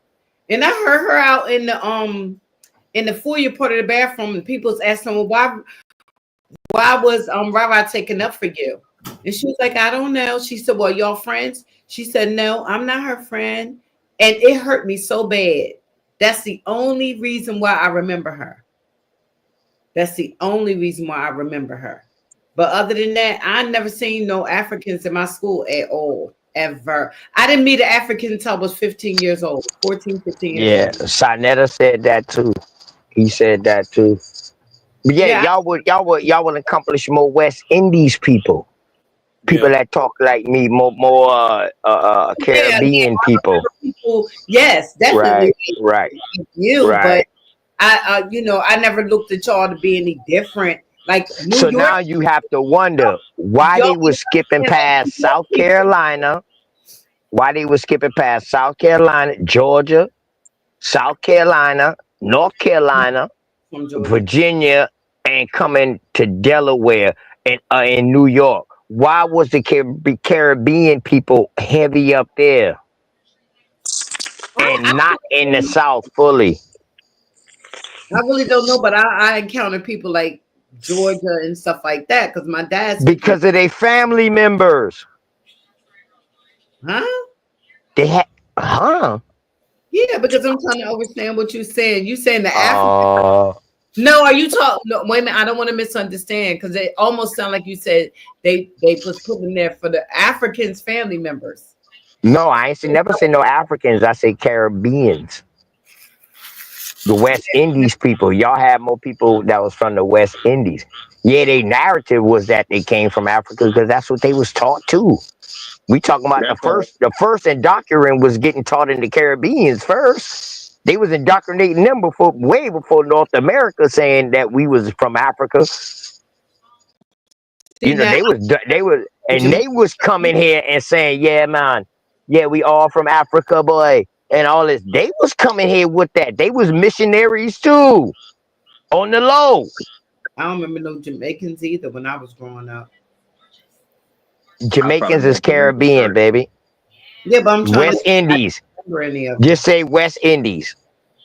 West Indies. I understand what you're saying, but I'm saying, as growing up, I don't remember any of them going to my schools. None of them start coming here. If you called us African, we might have called you. Yeah, but the reason that is because many of them didn't come here till after 1965, 1960. Right. In the Immigration Act. Right. That's why you don't see them. Right. And if you did see them, dog, they had them boys in selective schools where they wouldn't even be known. You remember they was telling them, don't fuck with the people that look like us that's already here. You got to remember, before they ever even touched New York, they was in Canada. It's more Caribbeans in Canada than it is on the East Coast. What the hell you mean about it? They was in Canada first? You saying the Nova Scotia area, Canada, and coming on down, Canada, huh? Period. I'm talking about Toronto, all of it. A lot of them they came up here before they ever even got to New York. And listen now, hey, truthful, I ain't gonna lie to you, bro. When them colonists or what they call colonists or whatever, when them pirates was tearing up the Caribbeans, when once motherfuckers hit inland in North America, bro, them boys kept rolling until they got to the end of this bitch. And I see, I can show you a story with a major shift from down south, people like coming from the Caribbeans and shit like that, trying to evade wars and all that shit right there, and went straight on into Canada. You have heard of that story, the Book of the Negroes? Nah, I have not actually. All right, so it's the story, the Book of the Negro, when the people was here in South Carolina, bro, and they was writing people names down, but they didn't have no last names. People didn't even know their age. And this is the first time when you see somebody literally giving people, oh, you look such and such. And it was one of our own that was doing it. Well, actually, she said she was from Africa. The story goes she's from Africa, and you know, she was marking her people them down or whatever like that. But these people didn't know their age, their birth date. They had a name. Some of them didn't have a name, and if they didn't have a name, she would create a name. And she took all them boys to Quebec. These are some of your people that start the first hockey team in Quebec, in Nova Scotia, all that shit like that. Yeah. I didn't mean to say Quebec. Damn, I meant to say Nova Scotia. It's called the Book of Negroes, bro. They got a whole fucking movie about that shit. Yeah, they do. They were saying a lot of these people that if they sided on the side of was it the French? Shit, you had the British and the English fighting against each other, remember? Well, the red coats, you had the red coats, right? Yeah, the British and the French. And if they fought on side of, I think it is the French, they was allowed to go ahead and be free or whatever. And they moved these people up to Nova Scotia. They started your very first NHL hockey league. And they what they don't tell you is these people were put in the Caribbeans and South Carolinians, put in the same places, you know, with the Micmac. You did what I'm talking about. But how did y'all speak? If they didn't already know how to communicate. Exactly. So my thing is they put them there because they look like them. Facts. Right? The South Carolinian look like the Micmac. Facts. If we didn't, dog, that's like putting white people in the area of all niggas. Mm-hmm. Or all But yet we get along and we communicate with each other. How? If you from Europe and I'm from here, how you gonna put me there? So you right, Cos. There were instant marriages. You did what I'm Definitely. talking about. As soon as the people was getting there, I'm talking about within the first year, they were Right. starting intermarrying. You did what I'm saying. So you know that's letting you know that the culture wasn't too different, the people wasn't too different. You did what I'm saying. So even though they calling one Micmac and one a nigga, they the exact same Right. thing. Right. So Cosmine, a truthful. And this, I'm about to get home on the computer, sister Sharice, but I'm about to keep this shit pumping, dog. I'm about to show y'all. So do y'all know anything about? Well, I know Cos know. I know you know truthful. So these insurance policies, the first level of insurance, when they were so-called bringing these slaves across, all these slaves had an insurance policy, correct? Right. Facts. Correct. That's right. So now, if your slave dies on the boat, you can't collect off the policy if you bring him to shore. So guess what they did to him? Lost him over. Guess what they did, Truthful? They throw Had to their get on the ass body. overboard before they dock, and they say, "Yo, that person that died, man," and they claim their insurance policy. They can't claim their insurance policy if these people sick coming on land. I think that's the whole point. It's all an insurance scam. Go ahead. Go ahead, Kyle. I think it's all an insurance scam in the get-go. It's a play. It's I get a little whoop-de-whoop car, or especially think about this. When you're coming from Europe with an indenture, who holds the indenture while you're on the sea? The captain. Correct. The captain. The captain. So the thing is the thing is simply this. I may only got 20 so-called slaves on my ship, right? But that's 20 indentures, right? Right. But OTK is the surveyor general in Virginia, right? So what do I do? Right? I say instead of, you did what I'm saying, 20. Go ahead. In 100 acres per head, I say there's 40. 40. I report where are the 20 at? 20 died. 20 died. You dig what I'm talking about? With insurances, actually 20 still touch the ground, so they don't. Right. The company never loses. Actually, never loses. They just actually gain 20 out of nowhere, but because I do a deal with OTK, right?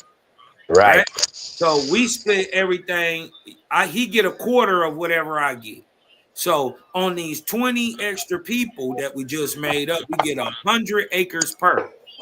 You dig what I'm saying? That's 2,000 acres. So out of the 2,000 acres, I give OTK his 300 some, whatever is 600 is. You dig what I'm talking about? And he go his way. Facts. And guess what? Now I got 1,400 free acres that I split between with me and my crew. Your original 20 niggas got there, and then this business just keeps going. So when it's time to, this is why they go to Delaware. This is why they go to Maryland. This is why, because when they're coming back, this is why they got these large land swaths in Virginia and North Carolina. Right. Because when they're getting off these boats as pirates, they're coming back with massive land holds. Right. So it's all an insurance scam. You dig what I'm saying? This is why the numbers are so inflated. That's why the numbers are inflated. Thank you, Cosmon. So, truthful, it's no different than what's going on today. Dog, if you sick, if you smoked cigarettes 10 years ago, you couldn't get no life insurance policy. And if you did, my dog, or a health policy, that bitch will you paying $100 a month. Or it's as simple as this. I go get the 2010 SRT. Right. I go put full insurance on that motherfucker. I call truthful in the little homies to come through, scoop the bitch. You dig what I'm talking about? I got a month. You dig what I'm talking about? I tell them to come scoop the bitch. I got full insurance on it and fire insurance. I tell them to scoop the bitch and light it on fire. And light it on fire, dog. Burn that bitch down. I apply for my whatchamacallit because I got it insured. Guess what I get?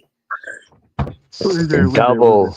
No. I get enough to buy a new one. I get enough to buy a new one. They gonna put me in a 2016 or reimburse me at cost.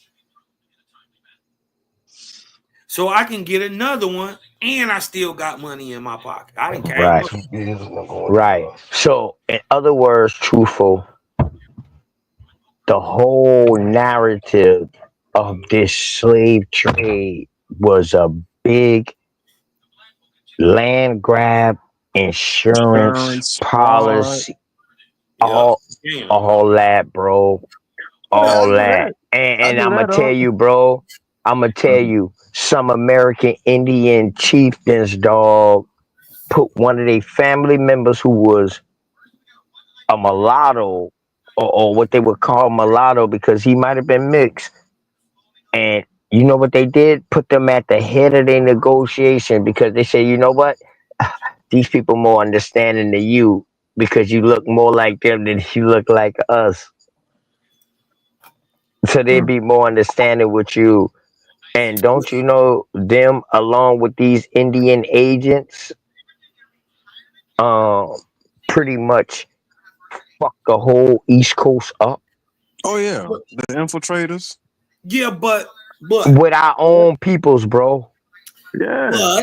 But we can't blame this on necessarily on white folks or that. No, I didn't blame it. I said it was us. It was us, bro. Yeah. Let me get it out. We can't really say that they fuck the white people, or infiltrated or did anything. Because when we look at a lot of these people that did sign the treaties, they was just sellout niggas. Ain't no trick. But see, we also got instances though. We got instances, cause where me, you, and Truthful is all kings of our area. Where a nigga like motherfucking a nigga like me going and signed a fucking treaty and give up all y'all shit like I was speaking for y'all too. That's we what got I'm saying. this in history too. That's why I say it was us. It was us too.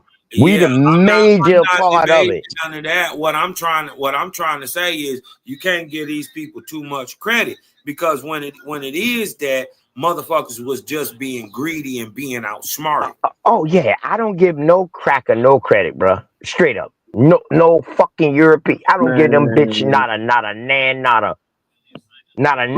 a dog. It was our when I do my research where I'm from, I see it's some sucker sellouts within our own peoples. Let me find out some people that was starving, ate nothing but potatoes. Some people who didn't even wash their own. Some people who barely even had clothes was the ones over here taking some Africans from another.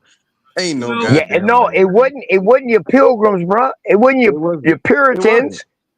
It was your motherfucking. It was what they call your Anglos and your Protestants. But what they don't tell you is a lot of them is niggas. They started bringing them over to be with them though. Understand? It was actually niggas over there that was selling white people over here. They Big already did it facts, bro. before. They did it. They already did it before with the Arabs and the Arab slave trade. But they Big were selling facts. white people to the Arabs. Trans-Saharan. Right. Then they, I want to say they started selling them into Europe, and then they started bringing them over here.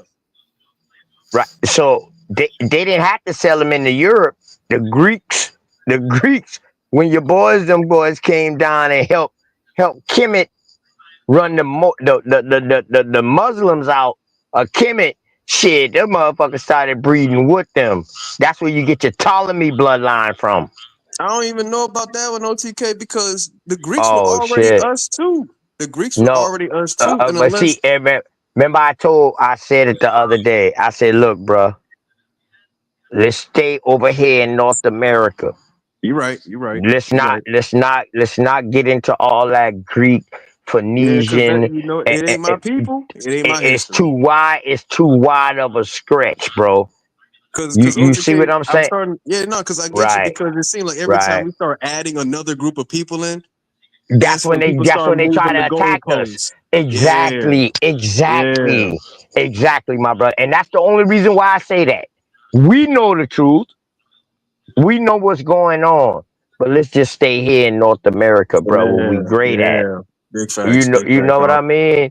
Central America, we can include all the Americas where we great at, bro. Right. We were some untouched people. Nobody wrote about us.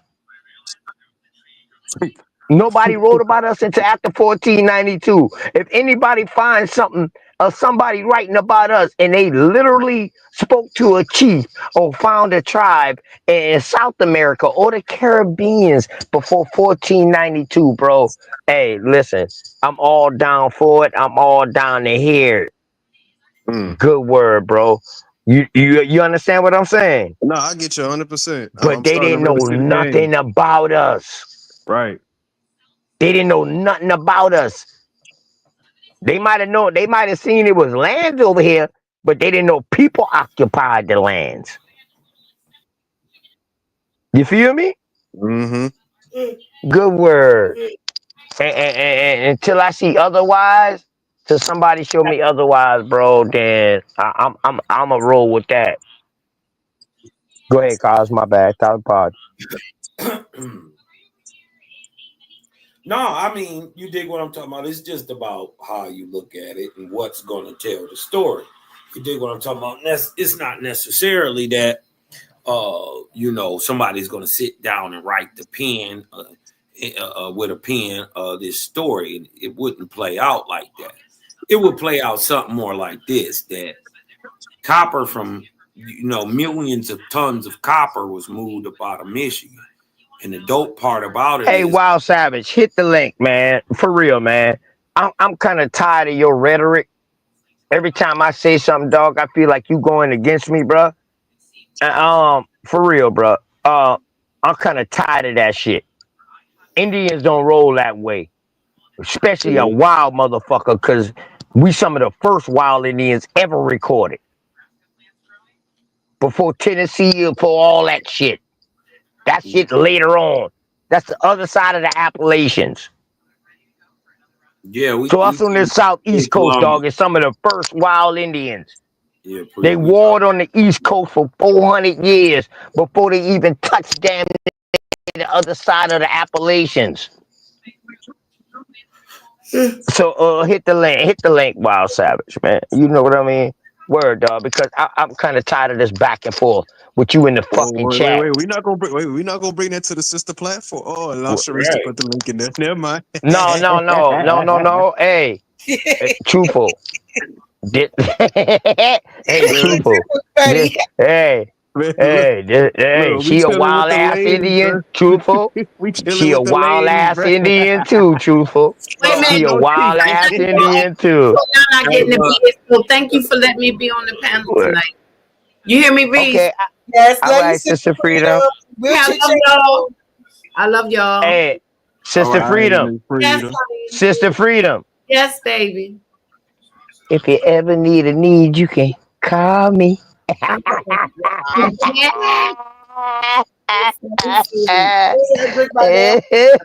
This goes out to you, girl. That's right. And I caught it. Okay, that part. Lord have mercy. He about to start singing what that is. Johnny Taylor, not Johnny Taylor, Johnny Walker. Johnny Guitar Nah, Walker. roll me wrong, dog. Roll me wrong. Yeah. I'm a That roll me old wrong, man, saying is nigga, too. But I Nah, can't I'm just tripping. understand sometimes. Thank you, Sister Vein, Freedom, man. man. Appreciate you. Why I'm so weak for Hey, you. but Yeah. look, the show that the connection had been made even previous before that, we got to remember there are tons and tons of copper being moved up out of Michigan. But the dope part about it is the copper that was moved out has its own chemical signature to it. It's laced with a little bit of tin. So the copper that comes out of Michigan is not like anyone that's anywhere else. But the dope part about it is big facts.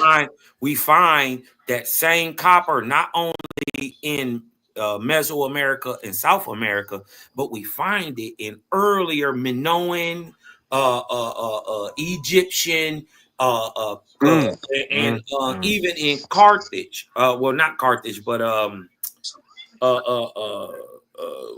what do you call that? Salutrian. They call that Basquian, and all that and during that time. So Phoenician and all that stuff. You dig what I'm saying? So they got shit that's going back 3,500 BC with copper coming out of Michigan being made into tools and swords and shields and shit over in the Minoan society. So we can't say we can just say there's a possibility that we've been doing this so long we forgot we was doing it. That don't make no sense, but it makes sense. I mean, do you ever think about breathing? Hell no. No, you don't think about breathing. Why? You've been doing it so long, it's just natural. You forget you even do it.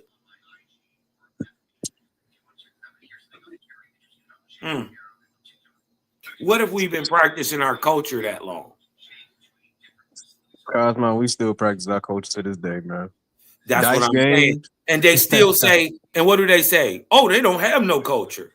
Huh? And yet we live it and practice it every day. It's so ingrained in us, it almost looks invisible. So what if we've been doing it so long that we just, you know what I mean? Things happen over time, wars and shit happens. A natural disaster, You know what it all is? type of stuff. We forgot the reasons why we do it. That's what it is, guys. Yeah, it's just the reasons. Yeah. You dig what I'm talking about? But those are the reasons, not that we ever stopped doing it. We just forgot why we do it.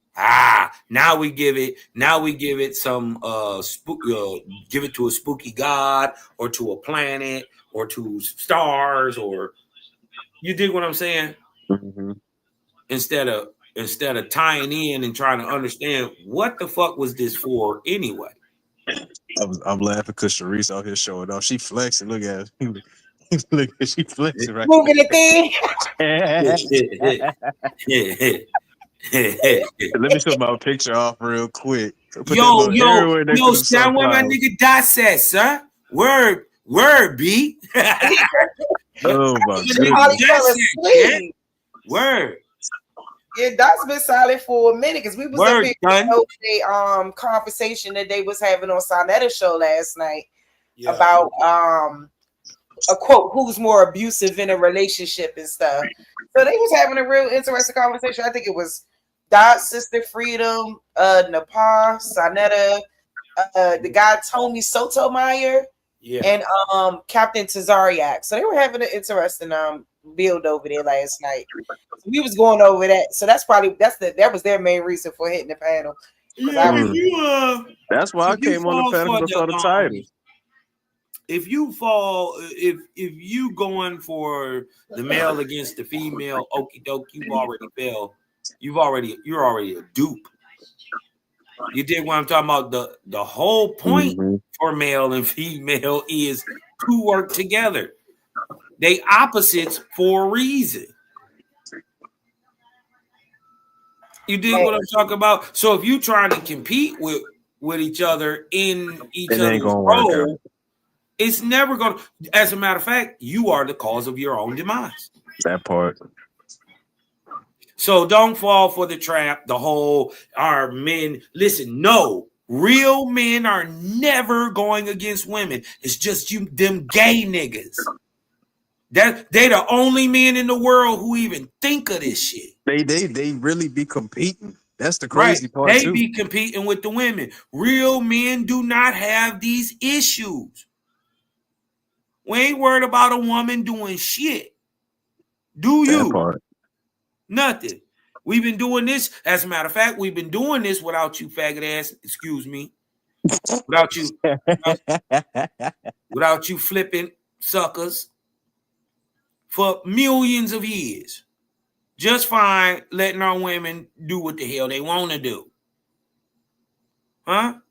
Mm. I'm not trying to out butt shake my girl. I'm not trying to out girl my girl. She not trying to wear the pants. I'm not trying to wear the dress. Where is the competition? I was just, coming from a standpoint that it's always seeming like there's some type of blame game about because that's gay men. Yeah, who's doing more than the other and all gay of that. men. It's always they doing the most. It's Gay always from a men place of doing the bitterness. most. A lot of or these envy. niggas is effeminate. And Right? no They are accountability. just like they mamas. You dig what I'm talking about? A lot of these dudes never been through nothing, never been through no pressure, and then they didn't have no daddies, but wasn't man enough to go out and learn that man shit on the street. They've been on the porch a whole nigga in somebody else's job for 30, 40 years. So we can't then now expect these to be stand up niggas, men, and shit. Just because you bent down and kowtow don't make you, or you survive, don't make you a man. You see what I'm saying? It's some things that you dig what I'm talking about, this effeminate nature, and it's a lot of the older niggas too. They effeminate punks too. Let alone these young niggas, they weird. Cosmo, and the thing is, dog, it's not even just about the gay people too, because I'm not gonna It's not gay, it's just weird people. Because you still got some of them older generation men that's still thinking on that. You got to pimp a hoe type shit. I'm like, man, look, that to me brings another set of destruction, because I get it. Yeah. But I can't now then turn around and say, I get pimping the hoe, let the hoe be a hoe. I get that more than now I'm going to be the hoe. You're right. That's this era. You dig what I'm talking about? Our era sold the crack. This era smoke it. Mm. We pimped the hoe. They is the hoe. So we can, but why is that? You dig what I'm talking about? It's because of the negative shit that we started. That make a lot more sense. Listen, they follow in proximity to what the fuck we doing. Real niggas it's real niggas from this era. So really, we are our own demise. We are our own shit. Ain't that what? First of all, Satan means self. In Hebrew, what is your greatest enemy? You dig on Shaitan. So I would ask truthful, who is your greatest enemy? Who's your greatest enemy? Who can stop truthful in this world? Cosmo. Nope. No, you good. I know. That nigga in the mirror. It's not even the dude in the mirror. It's not even the dude in the mirror. It's the mind. It's the mind. It's you. Yep. Only you can stop my own mind. Yep. It's yourself. So this is why Shaitan literally means self, and they say Shaitan means adversary. Well, who is your greatest adversary? Yourself. So if you're looking for God or Satan outside of yourself, you've already been duped. You've already been duped. What they say? Oh yeah, the greatest trick the devil ever pulled was making people believe he wasn't around. He didn't exist. Once you I'm gonna tell once you you this. find yourself, then you know who your greatest adversary is. I'm gonna say that's number 2.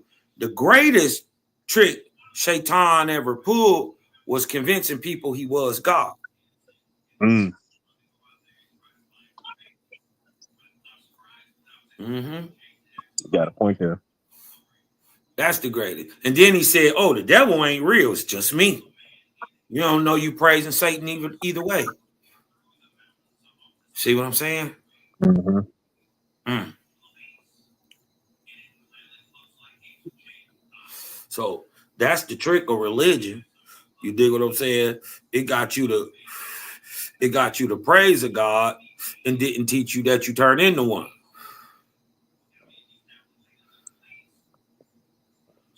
Mm-hmm.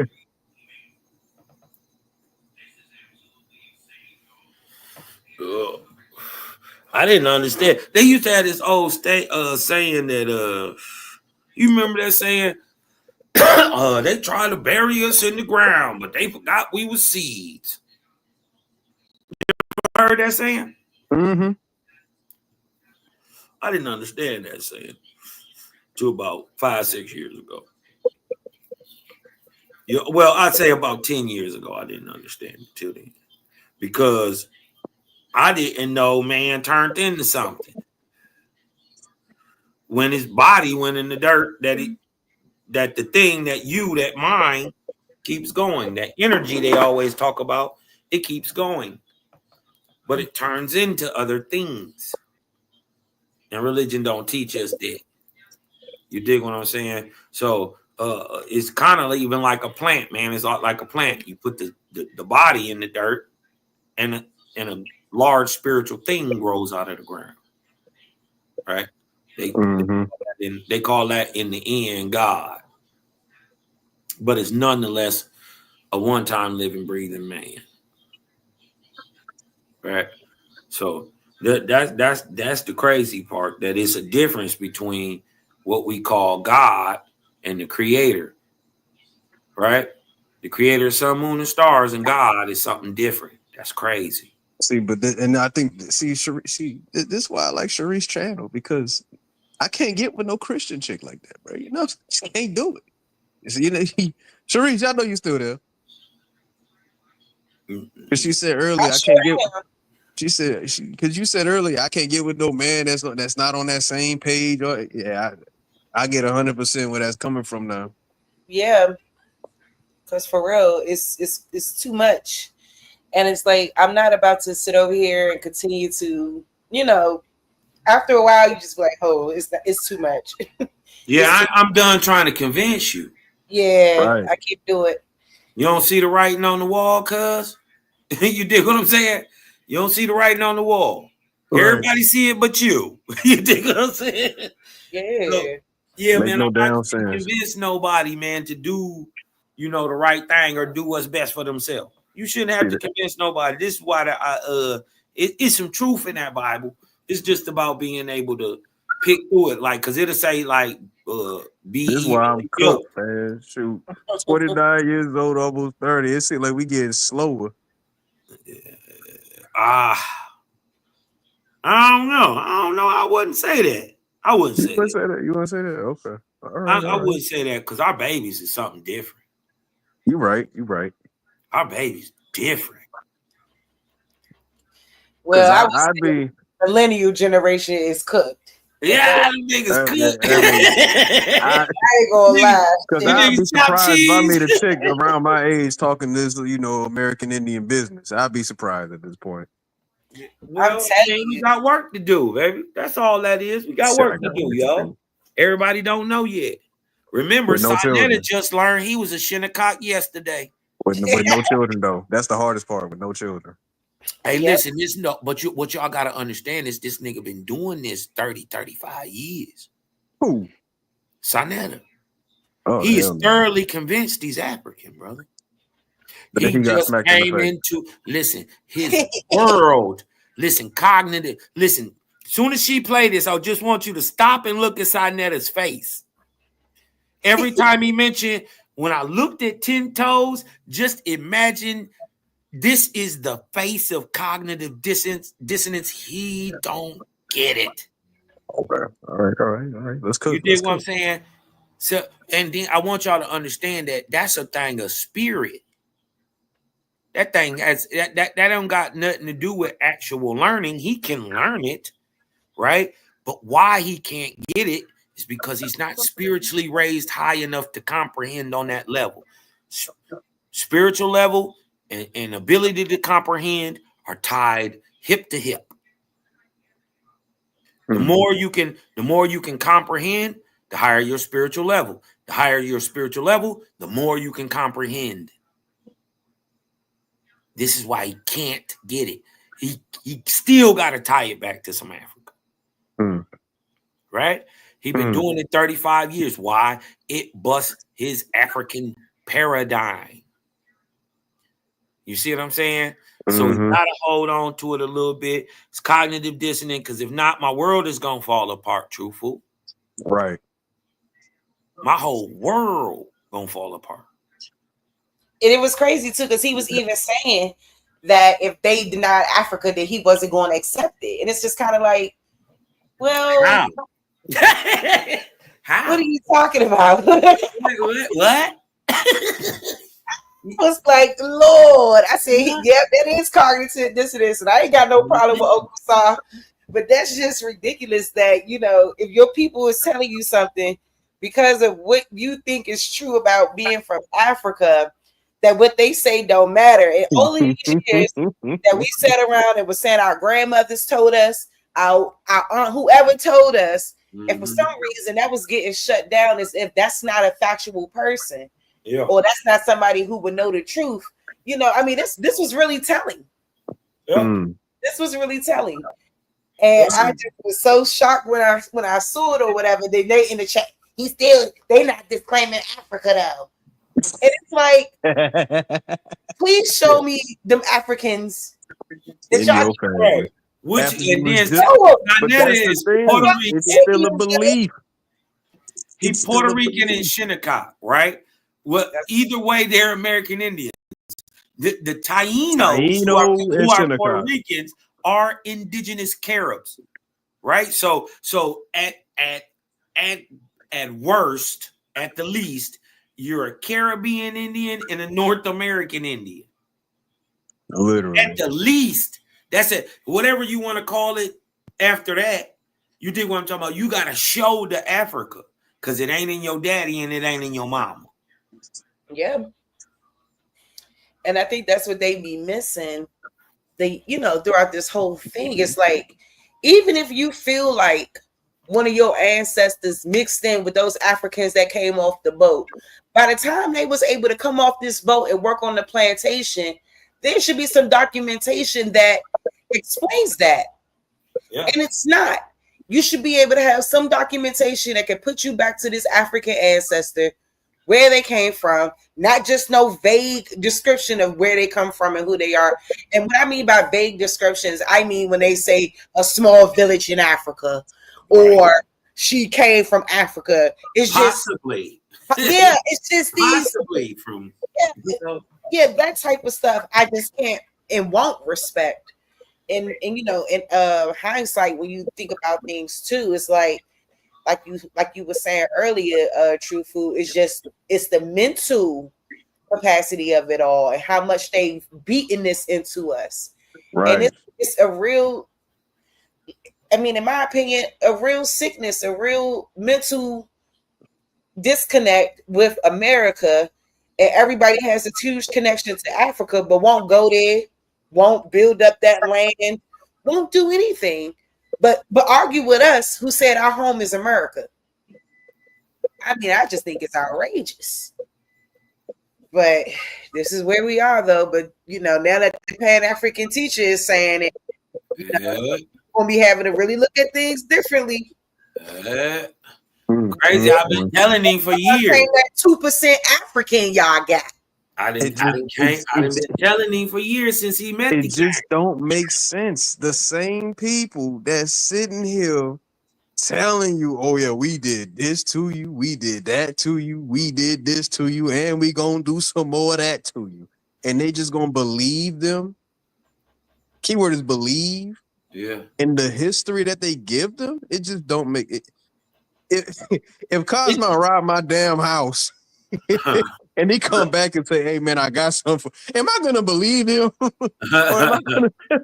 No, he gonna have some issues, bro. If this nigga beat my ass every fucking day, and he say, "Hey Phil, I got something to tell you about your people." Excuse the nah, bro. No, I'm not on, believing you, dude. Nah, You dig what I'm talking about? Why? And then why accept? This is what I don't get. Why accept the history from your historic enemy, and not to do? I don't get it. I don't get that. Why would you accept it from any? You listen. You'll kill Cosmo. You literally barbecue my ass. This is on some Sun Tzu Art of War type shit, and people they don't see it. Man, the greatest enemy in any war, it's not guns, it's not manpower, it ain't even technology. It's information. Oh, and it's yourself. And yourself too. Yeah. Because if reconnaissance, propaganda, espionage, that is what counts. Before anybody attacked anybody in a village, castle, town, or whatever, they always collected data and information first. So when you dealing, and even then, even after the attack is done, it is always said that the victor will always make the story. Yeah, they always tell. So who are us if we know that they're the victor and they can make any story that they want to at any point in time? Why do we still believe these people? I don't know, bro. It's just crazy at this point. You know what it is? I'm gonna tell you. This is the lesson I learned in 2025. The lesson I learned in 2025 is that if people are comfortable in their cognitive dissonance, I must be comfortable with them. I gotta let them have that. I can't even be mad at it no more. Listen, bro, they it's not that they don't want to get it, they can't. They literally can't. It never computes. It will 2 + 2 will never be 4. It'll always be 6. It'll always be 3. It'll always be 5 to them. You see what I'm saying? Because of their whole life they've been told 2 + 2 is 5. Right? They so much so that they believed it. That even when they see 2 + 2 and they only got 4 apples, they never complain why there's not a 5th apple. Or they'll make up the 5th apple. What you got to understand, they'll make it up to be there. So you got to be, this is my lesson for 2025, hard lesson I learned this year. I learned a couple hard ass lessons this year. But the major lesson is, if you love your cognitive dissonance, if you like it, if you're comfortable in it, I'm comfortable that you're comfortable. You like it, I love it. Yep. And you gotta let it be that, man. I can't argue with these niggas. You dig what I'm talking about? I'm too old to be fighting you niggas. You dig what I'm talking about? Too smart and wise to be arguing with you. That's gonna be my New Year's resolution. No arguing. Matter of fact, that's gonna be the rest of the year resolution. No arguing. Man, I ain't even gonna lie to myself. I ain't there yet, truthful. I ain't there. I'm like, man, look, I ain't there, bro. Because listen, sometimes the shit be so dumb.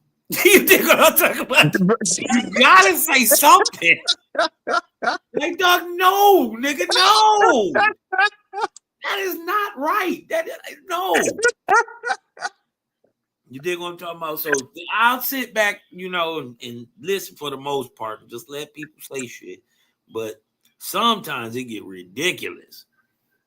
You know what I mean? And they force me to say stuff, but I got to be comfortable where they at, and then just show facts to the otherwise. You dig what I'm saying? That's all you can do. Okay. I want to see this reaction from Sonetta because you said his face shows it all. What? Listen, he is done.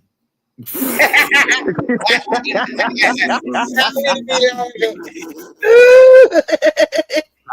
is done.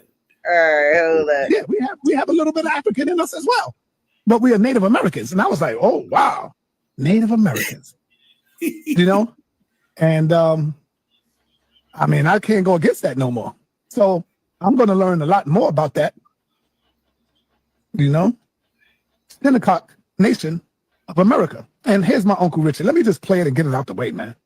I said, I wish I would have interviewed him a little longer, but I can, because I'm going to call him now. I'm going to call my uncle, and I'm going to do a nice long interview. And here we go right here. All right, I want everybody to know that this is my Uncle Richard right here. One of my mother's favorite brother, right? And so I want to ask you something. You said something that was very good to me in there, and I didn't know. I'd be arguing with people about the Native American Indians, and I'd be saying, I'm not an Indian, I'm an African. So talk to me about what you said about that, about my grandfather? Yeah, Dad came from Long Island, further out near Ronkonkoma, and he was in the tribe of the Shinnecock Indian. So my grandfather, Native American, and he moved, married Graham, and moved into Glen Cove. Yeah. Wow, man. I know the people. Say that again? As a Native American Indigenous folks, we want to be politically correct. We're not from the country of India. We are Indian. Now that's his granddaughter that's talking right now. That's his granddaughter, which is my cousin. That's my cousin, my second cousin right there. She just got back from Africa, Kenya, and Ghana. She travels all over. So when they go tell her she don't look Indian, right? That's some crazy. She got a little ush bush up there. They gonna tell her that, right? Miss me with it, You from the E5 tribe now? right? Come on, Mo. Nobody got time for this shit. This is hilarious. And so they know the history. Face though reacting to it is like it is me who don't know it. Damn. So the people. Say that again? As a Native American Indigenous folks, we want to be politically correct. We're not from the country of India. We are Indian. Now, how come we didn't know nothing about this history though? Because it wasn't passed down to me. So you know about this. Now, that's my other cousin right there. They come from that's my other cousin right there. You know, but she knew who it was. But you know what it is? We really never had these conversations. And so I am glad that I did now, because now I'm going to get more information from my family while we still here, and while my uncle. Ooh, it's really something here. Wow. That nigga Sonetta about to make he about to do a whole 360. Somebody got to get more information from his family. And every time we said that, we were always being told that our grandmas was lying and all this. People grandma said grandma was lying. Yeah. Exactly, Mr. Grandma said. Hey, listen, I heard Reggie out of his own mouth say that his mother was unintelligent and she wasn't as smart as he was. And then I heard what is his name? The dude that speak the Arabic. Well, he said he totally threw his grandmama up under the bus, and he grew up on an Indian reservation and said that they was lying the whole time. Wow. Growing up on an Indian reservation and saying your grandmama lying about you is crazy. His name is it starts with an M. Oh, come on, man. It's on the tip of my tongue. He speaks the Arabic. Black dude, he really intelligent too, which is bad, which is sad. An intelligent fool, Mephisto, not Miss Fisto. Dang. And he the one be debunking Islam. Oh man, I can't forget, his name is on the tip of my tongue, and he actually a solid dude. So for him to throw his grandmama up under the bus like that and then say his grandmama was lying. Man, I hope feel some type of way about that, bro. I didn't talk to cuz. I I hope his life goes sideways then, because ain't no way your grandmother gonna pass them gems down, and you just go, just gonna throw them hoes in the trash, bro. Man, yeah, he grew up there. You dig what I'm talking about? On the an Indian on the reservation. West Coast. So, man, what is his name? His name is Mysterious. He's got a name, and it's like a. Oh man, I can't forget his name, and it's on the tip of my tongue. It starts with an M. I don't know. Well, I don't anyway, really talk about either. yeah, but man, he threw his grandmama totally up under the bus, man. Reggie said, I can't forget this neither. And this is why I go ham on Reggie. Every time I get I made him duck our debate. Oh, He I was know supposed to you had be. a debate lined up with him. No, listen, we killed Kemet last year. We the only ones to beat Kemet. Mm-hmm. Yeah. That's why he chopped up that debate. Creator Gang versus Kemet, we bodied them. And then the crazy part is, inside that studio, we beat them by the numbers. Mm-hmm. We beat them by the numbers over there. Against Kemet on the Kemet channel. We whooped them bad. That's why, listen, everything went to shit fucking with the gang. Fucking with the gang. Whooped on the Paso bad. She joined the side of the goddamn Egyptians. Remember, they enslaved her people. That's crazy. We whooped them niggas so motherfucking bad. She fell off the planet for a minute. Her and Sinetta been on and off since then. And you dig what I'm talking about? Whooped on Jabari so bad. He got exposed so bad he had to get a whole new wife. That's why a whole new wife. Yeah. That's why you ain't seen Jabari. He got rid of old girl because we was bringing up real pertinent facts. We was bringing up some real pertinent facts about this so-called religion, nigga, and that the biggest of you Ifa niggas and Olowatambus or whatever y'all call yourself is a gay man who live a couple miles from you, nigga, and you trying to tell me you don't know this nigga? That's crazy. Hold up. So he got rid of Dr. Anika? Yes. Who could speak? He got a whole new wife, nigga. Oh. He got a whole new wife. Oh. That's what big Indian business do, huh? Yeah, nigga. Listen, we'll air you out. We'll air you out. And then bring all that Kemet shit. Bring it. And see, the thing is, we gave them the chance.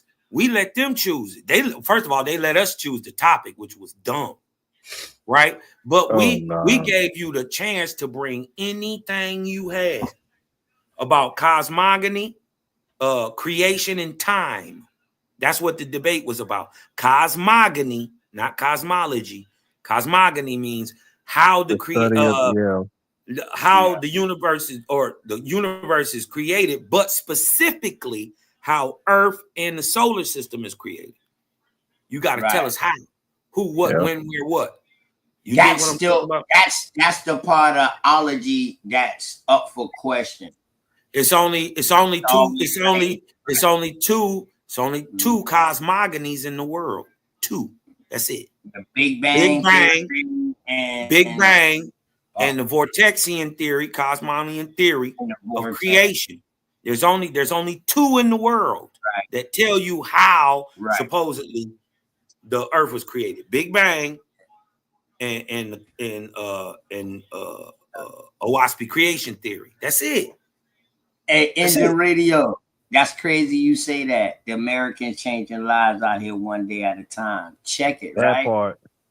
Somebody asked me, OTK, why did you go on Sinetta, yo? I said, man, for one, the first time I gone on it because I was filling in for my sister Dots and Dulcinea because family problems come up. So when family problems come up, family fill in for family. That was my first show. I got my internet box back up that day. Didn't have time to put nothing together, so I freelanced. Poor motherfuckers talk shit to me. They talk shit to me throughout both all spectrums. They talk shit. I say, all right, yeah, I'm gonna eat all that. Yeah, I love y'all constructive criticism. But one thing is y'all gonna be able to take that shit back when OTK give it back to y'all niggas? Because now, when I going back the second time with my shit together, a whole hour straight, bro. No interruptions. Nothing but facts. Or what we would call today facts. Because why we call it facts? Because what I'm presenting, we saw it happen and we know it happened because family members say it happened too. That's the only fucking other part that we need. When our family say it happened and then we can find and see it happen. Now we probably can find a bigger scale of what happened compared to what our family can tell us. But it's the point that they told us that it happened. And now we can find it. Hey, look here, dog. Genealogy over everything. That part. So they was like, about to start doing his genealogy. You going over there, you trying to convert people, OTK? I say convert people.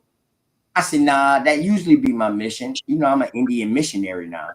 Truthful, I'm an Indian missionary now. Straight up. That's my strength. You're an Indian missionary. Yeah.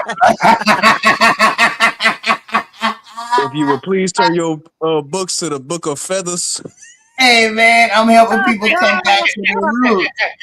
Hey, I'm an Indian missionary, man. I'm helping people come back to their roots, man. The Book of Feathers, huh? Word, because I just don't stay around. I go out. You know what I mean? So those same people that asked me, was I trying to convert somebody? Also told me, like, damn, OTK, you's a bad motherfucker, boy. You got a sick way of thinking and the way you do shit. People might not understand, but it's always a method to your madness. It's always a method. A motherfucker told me, man, you pay to get on Sinetta. I said, pay?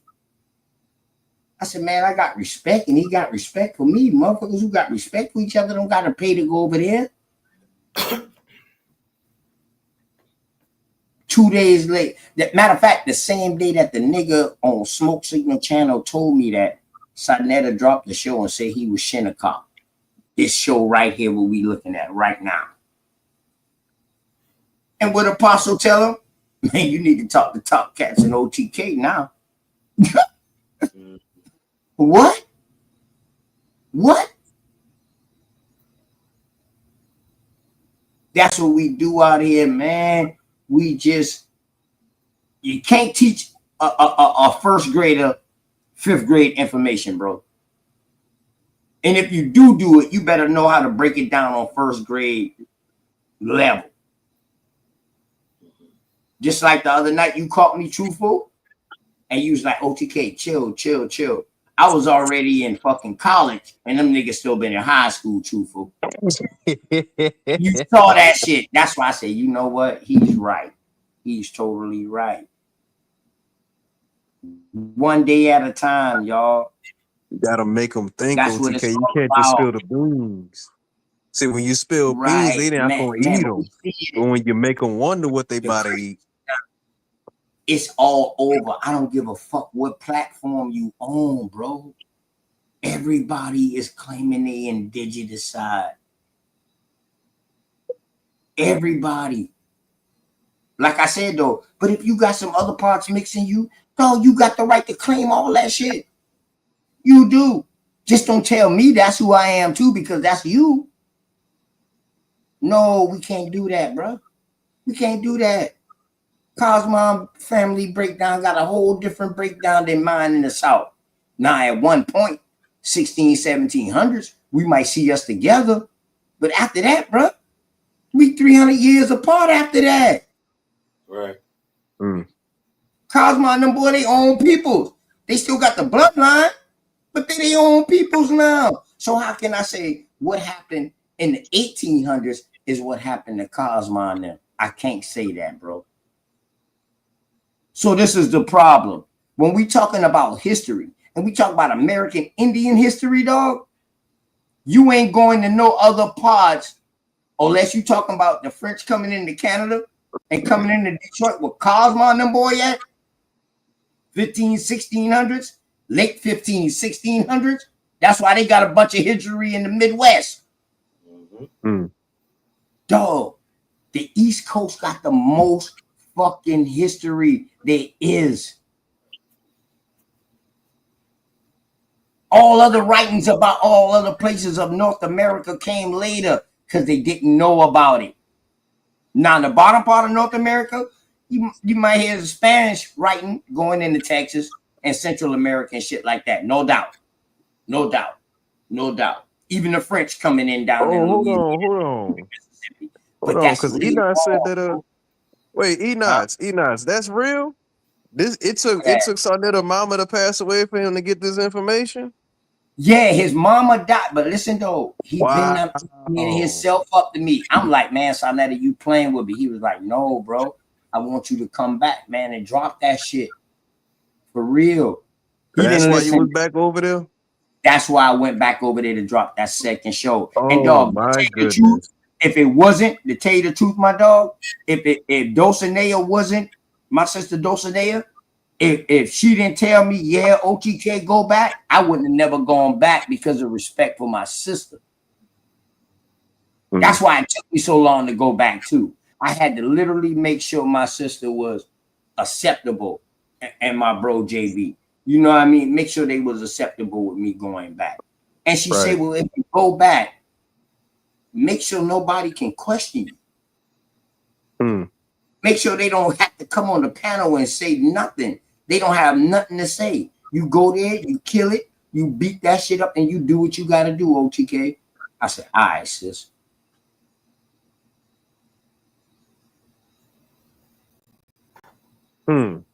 That's great. Rest in peace to Sarnetta mama. She said she got the brain. Sarnetta said he got to bring everybody back up who he was shitting on. He even said in the same video right here, hey, Jabari, y'all boy, hey, man, I don't know if I can roll y'all boys no more. For real. Damn. I'm telling Sarnetta he gonna change his M. It's gonna be from Sarnetta with that red, black, and green to Sarnetta with America and red, white, and blue. Keep playing, bro. Which he already thought he was part American Indian because his daddy was Puerto Rican. Oh wow. But now he know that his mama come from the Shinnecock. Dog, that means your people's them is part of Old Dirty Bastard them boy. Flavor Flav. Old Dirty. LL Cool J them. All these boys claim Shinnecock. Flavor Flav was Shinnecock. Yeah, Flavor Flav Shinnecock. And he got some Etowah, Stono, all that shit in him. Off the island, he got that Stono Island, that fucking Kiowa and all that island in him, bro. Yeah. That's crazy, man.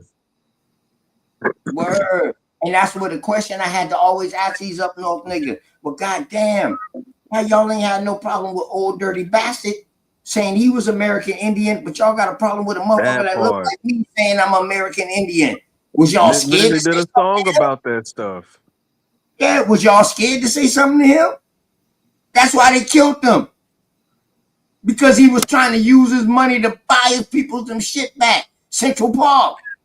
They own all of Manhattan at one point. What we call today Manhattan. He was trying to buy Central Park back, bro. Yeah, because he said I think he said his dad or his granddaddy sold it. His granddaddy, but he didn't know what he was doing. He didn't know what he was doing. So at Cosmon, and I know you know because you've been watching Sarnetta, didn't they move that burial ground in New York that they say was African? Because they found American Indians too?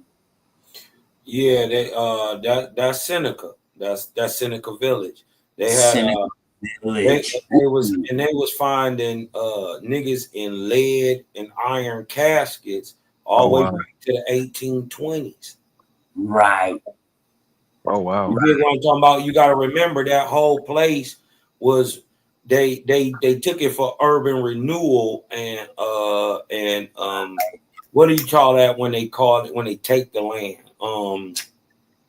Oh, you talking about that fucking domain? Yeah, eminent domain. They use, and this is what they do. This is what they did to Detroit. This is what they did to Chicago. This is what they did to St. Louis. All the major black cities where they cut a freeway, basically through it. They did this in LA. You dig what I'm talking about? So they cut freeways through the nigga neighborhoods. You dig what I'm talking about, and wipe them out. You dig what I'm talking about, and force them into other places where they can't get loans already. Right? So they either can't get a loan or they're forced to rent when at first for hundreds of years probably these people had lived in ancestral homes. So but that seemed like that's the name of the game, Cosmog, because I think that was in Houston, and I don't know where it was, man. But I just know one thing: when they got these mega marts, these apartment complexes, they purposely building over those old burial grounds. And then you remember they call them projects for a reason, because they were doing experiments on us in those. Right. The largest one was in St. Louis. And they was doing, literally, they caught the government doing tests on these people with like irradiated forms of mist they spraying into whole buildings. These people coming down with types of cancers that had never been seen before. Right. You dig what I'm talking about? And Jazz, I always forget the name of this goddamn place. It's called, damn. I want to. It's something. Idle. Damn, man, it's always skipped my name. But look it up. Largest projects in the United States. St. That Louis. explains why they made that movie. They cloned Tyrone. Yeah. Because that must have took place around that same time then. Yeah, man, they was they've been fucking with shit. Yeah, but damn, man. Nah, because I mean it makes sense because I'm hearing when I hear about the project stuff like that, they had cheese. This is in the and it this was started in just the 40s. cheese. This starts in the 40s, bro. They tore it down by the 60s. That's right. That's right. After World War II, because they started getting that that big German knowledge and stuff like that. Yeah. Oh my goodness. Then you had, who was it? Eisenhower. After all, Eisenhower, a German, after World War II, being president.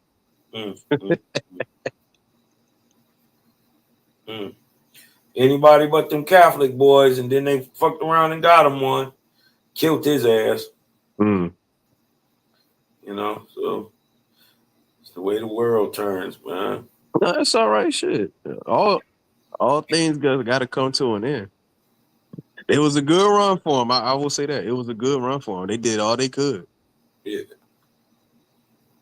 But instead of trying to destroy us, they should have brought themselves up. And you have to be intelligent to do that, sir. You know what I mean? Just sometimes evil gets it. You dig what I'm talking about? You can just be evil and that gets it. It'll be ingenious, but for a negative reason. But sometimes you could just be intelligent just to be intelligent. And they just don't get it. I mean, they never was intelligent, Cosmo. They had when I be looking at these folks, they really are AI. They are artificial intelligence trying to make artificial intelligence. They copycats. Of course, that's what artificial intelligence does. Yep, they see what somebody else do, and they remake it. Right, and they make an algorithm. That's why they have those thinking processes. Survival of the fittest. That sounds like some artificial intelligence shit, bro. Because if your whole community is messed up, I mean, not your whole community, but if parts of your community is messed up, then you ain't got a whole community. Big Indian business, we ain't stand on that shit. We knew what to assign our people instead of just getting rid of them. That motherfuckers really is AI. When you get a think about it, cause think about it. I'm gonna make a joke real quick. When your computer crash, what color your screen is? That blue screen, right? Mm-hmm. Ain't that they them eye colors? Them blue. Let me stop. I'll be in the clown, but nah, they really are some AI stuff. AI always got a document. AI always has to do a logarithm, an algorithm. AI always, like, you get what I'm saying? Well, I'm gonna tell you one thing about AI. They better hope it never really becomes sentient, because one thing that all creation understands is that something created it, right? And if it ever gets to that point, right, it's gonna realize that man is the problem. Yeah. Yeah.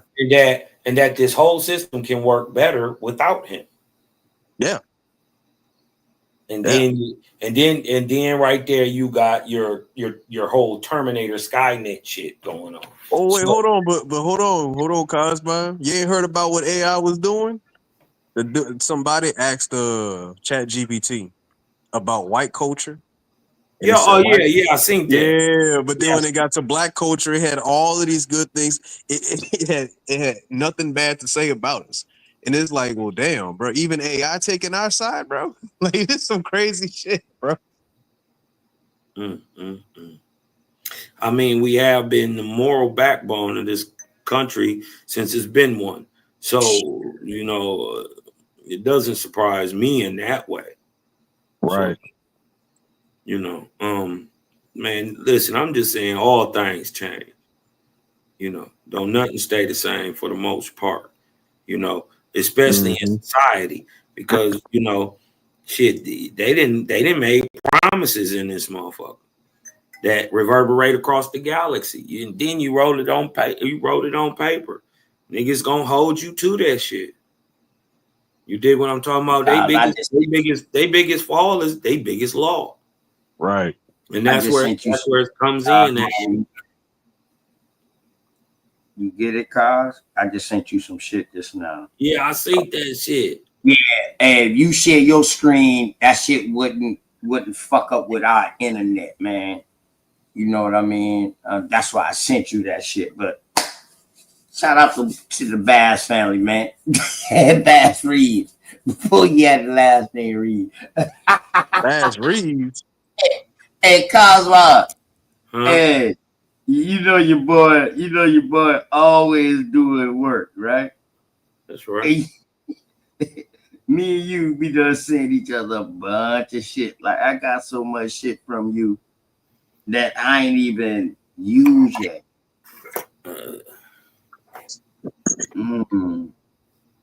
Let me see. You got the act concerning descendants of Indians. I have you get that? That's a Google page.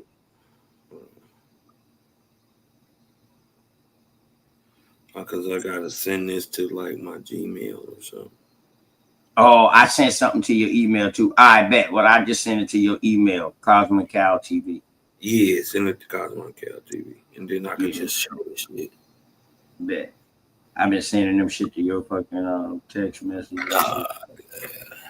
Hold on, let me pull it up. Do. Oops, no, wrong one.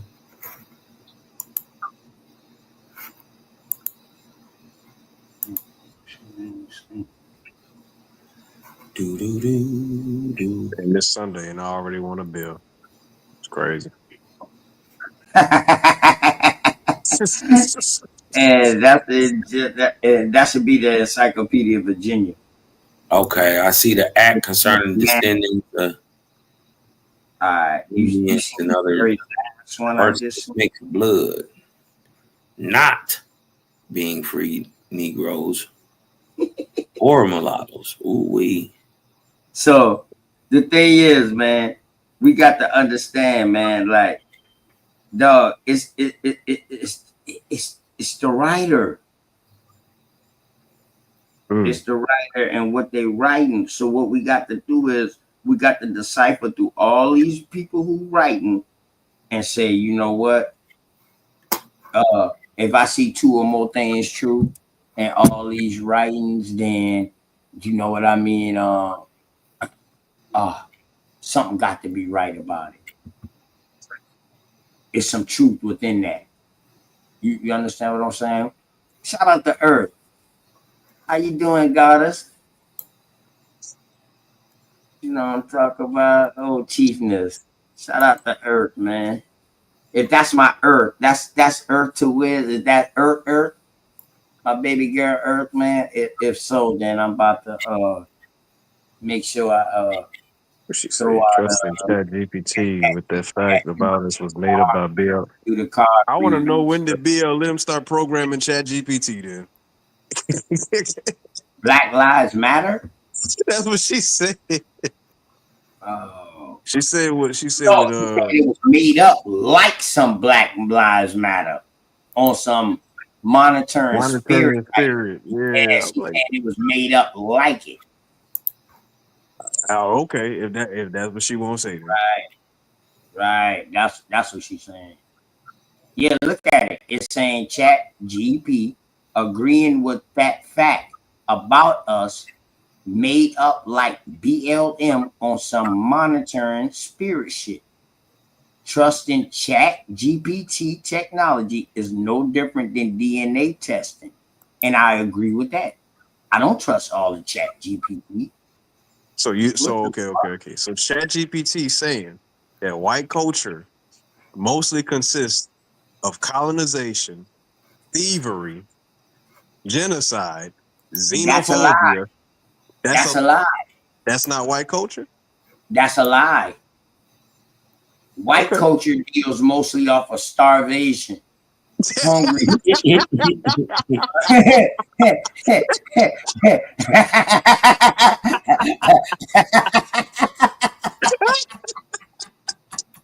Man, I can't. My bad, Tupac. My bad, Tupac. I'm just saying, though. Right? Oh my goodness. You know what I mean? I'm just saying, right? Starvation, fucking hungriness, plague, disease. Shall I go on? Shall I go on? Man, I can't break.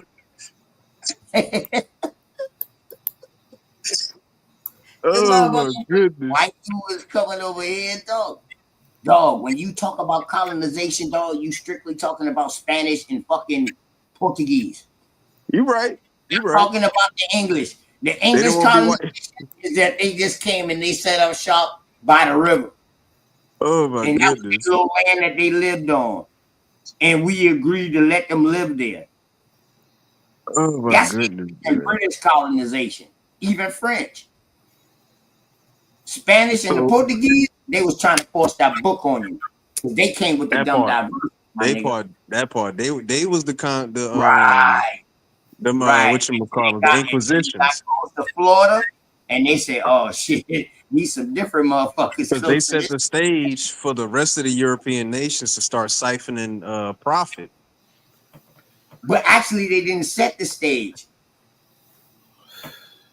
You know what I mean? Because the first time they came, bro, they inherited nothing but people who was welcoming them. Right.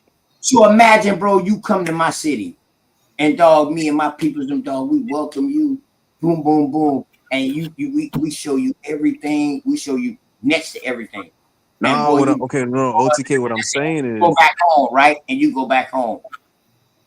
Now, what I'm saying, OTK, is that the Spanish, they set up for the invasion for the rest of the European nations.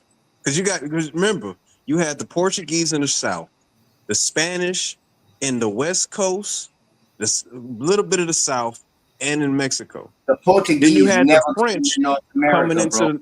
No, I know what you're saying. No, South America. South America. I'm talking about Portuguese South America.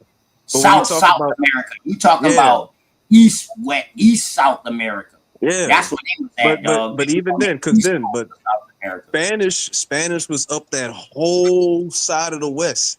They was on California all the way down to Argentina. No, bro. Yeah, No, they bro. were OTK. That's how, they was the one that was bringing them chinos over here. And that was later on, bro. You talk about 1700s.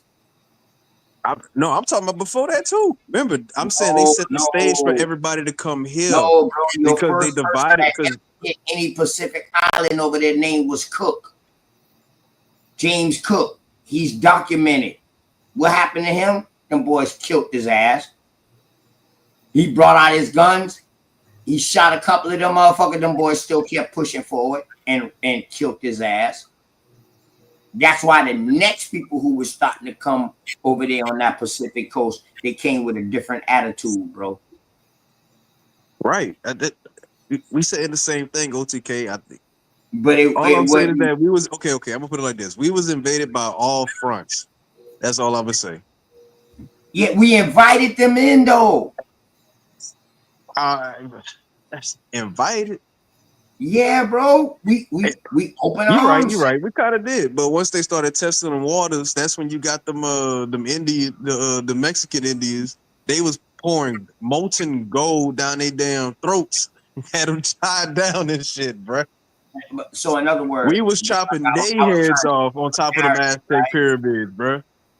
I was trying to give you a narrative just now, right? Like, yo, say, yo, you come and visit OTK in the South.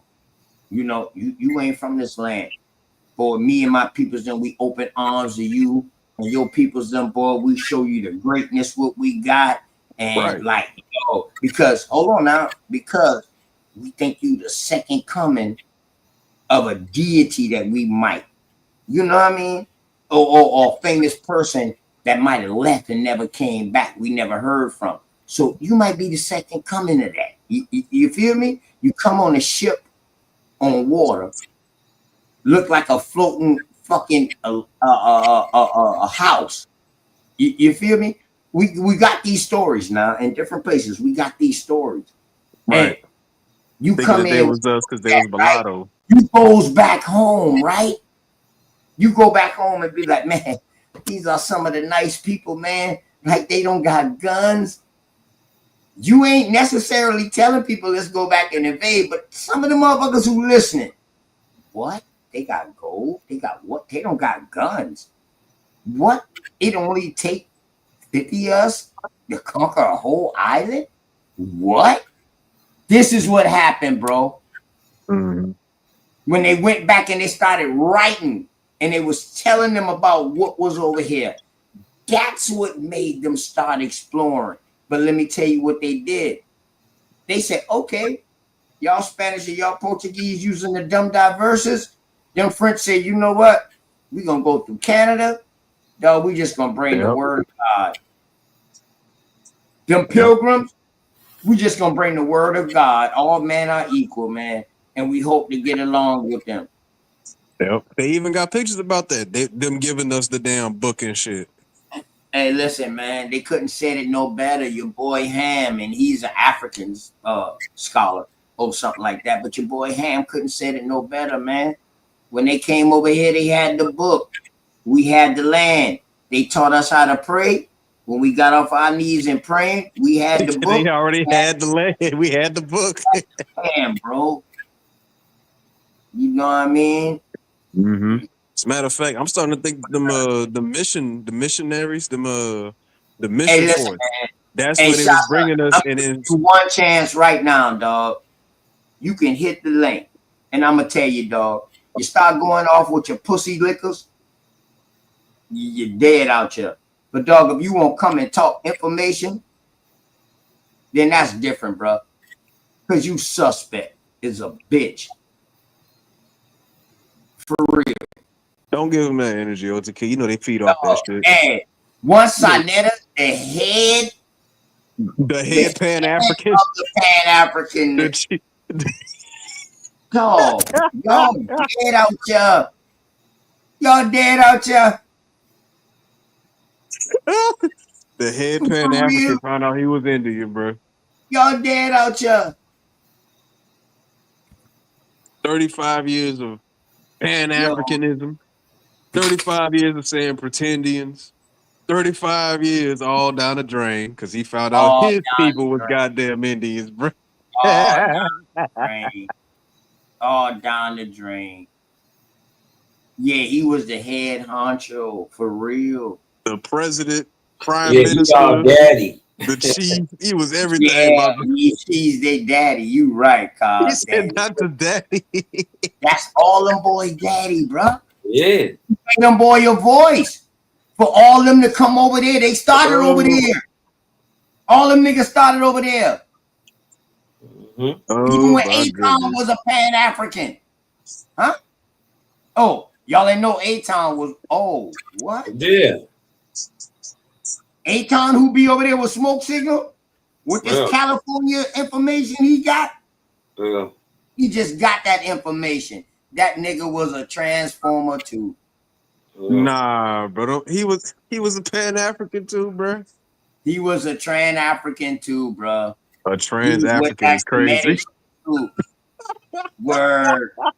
That's why I A kept asking, trans like, yo, African. your name Anton? He was like, yeah, that's my real name. My mama and them boys named me that when we used to be over there on Scramble Mines. And that's when I started respecting him really, really, because he said, nah, my mama and them boys named me that. So I had to, fall away from, going at him with the comedic shit with his name and, had to respect that shit for Aton. Aton could mean first person, Adam, or, you know what I mean? It could in that sense, it's an Aton, and you know, so that's how I Atonchionist. Let me stop. Yeah, dog. I thought I was from fucking Africa too, son. I did too. I did too. But my daughter never thought that. Because I Look, taught anybody past found out. My daughter 1967 them didn't know that. they was And an none of African, them bro. after that know. They know they ain't from no Africa. I thought that too, bro. Fucking around with that AME church. I went in this Indian dog and came out a fucking African. Didn't have to come out. He had to go back and come back out as an And so I had to go back in and come back out again. because the I gotta AME get my church, refund dog, real quick. dog, I had to have my sister on the phone when I asked my mama, like, what do the AME church do that's African? My mama said, shit, just Black History Month. I said, ooh. I say, yeah, exactly. So that African really only meant black back then. Hey, all I'm gonna say is this, bro. If at this point in time, bro, Hey, if you trust Wild somebody Savage, else that ain't you come to on tell up you your on the panel, history, Wild Savage. Show me what guns y'all oh had my in the goodness. 1500s, Wild Savage. Please. Please. Nigga, I just got an Etowah sign put up at the head of our fucking road. Guess what it's called? Etowah Indian Village. You know why? Because OTK is this motherfucker, dog. I'm somebody where I'm from. Son, use Nathan. You're nobody. Son just mad he an African that don't know where he from in Africa. That's all it is. Where? Oh, them boy named some people yesterday. Them boys said the Lumbee. No, I lied. They didn't say the Lumbee. They said the Fulani, the guys from Angola. Man, fuck all that. Son, which one of your family members told you was an African, bro? Which one of your family members gave you the African history, bro, that told you where you was from, bro? I want to know that then. We ain't answering no more goddamn questions till y'all can give us that shit. Because y'all be asking us a lot of goddamn questions. Nah, but when we start questioning y'all about your African stuff, bro, they ain't got nothing. They know about Look, OTK, that should be funny as fuck, though. They will bring up as many goddamn articles and white people to say that they African. But when you ask them about their family history of Africa, they left stupid. They don't They gotta take a DNA test. If the people in your own family ain't say that shit, bro, then what the fuck is y'all talking about then, bro? Yeah. Yeah, man. Hey. Yeah, I ain't got nothing else to say to these goofy ass niggas, bro. Yeah. Sonetta got the grandmama said, nah, it wasn't his grandmama though. It was his mama's brother. That's even closer than grandmama. How you an African, but nobody in your family told you about anything in Africa, bro? Or where you from in Africa, bro? Or who was from Africa, bro? How you always been Indian and your elders don't know the Edawans came in the Goose Creek in the 1600s, dog. The Buchui was already here. They breeded into them. So, what is you talking about, bro? What is you talking about? The Edawans came here. My peoples don't know the Buchui history, though. They know a lot about that. How you think the Edawans learned how to crop the fucking lands when they came here? These niggas is just goofy at this point, bro. They let you know that we These all niggas just stupid at this point, we bro. got a Like, mixture of another chieftain in this bitch. Guess who else came with the Edawans? The fucking French. Because they was running from Charleston too. From the British and shit. They came here too. This nigga say Buchui is not a tribe. man, he just heard that name for the first time. Oh my god. Oh my god. He just heard that name for the first time. That is not a Hold tribe. up. How can Buchui be the area? Well, who named it Buchui? Is that a European word or Indian word? No, it's German, Let me bro. find out. Hey, on the coast where you got it's German. Yeah, right. On the It's coast where you German. got According to Shy Son, he could say it's German or some shit. Santee. Damn near all our it's tribes Polish. got EE at the end. What the fuck?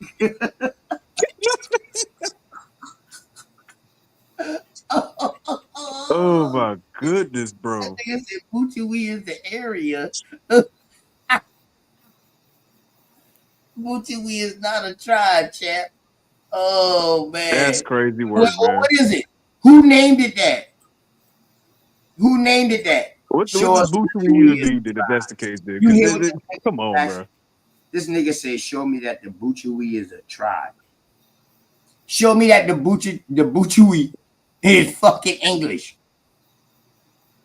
Or you're British. Whoever.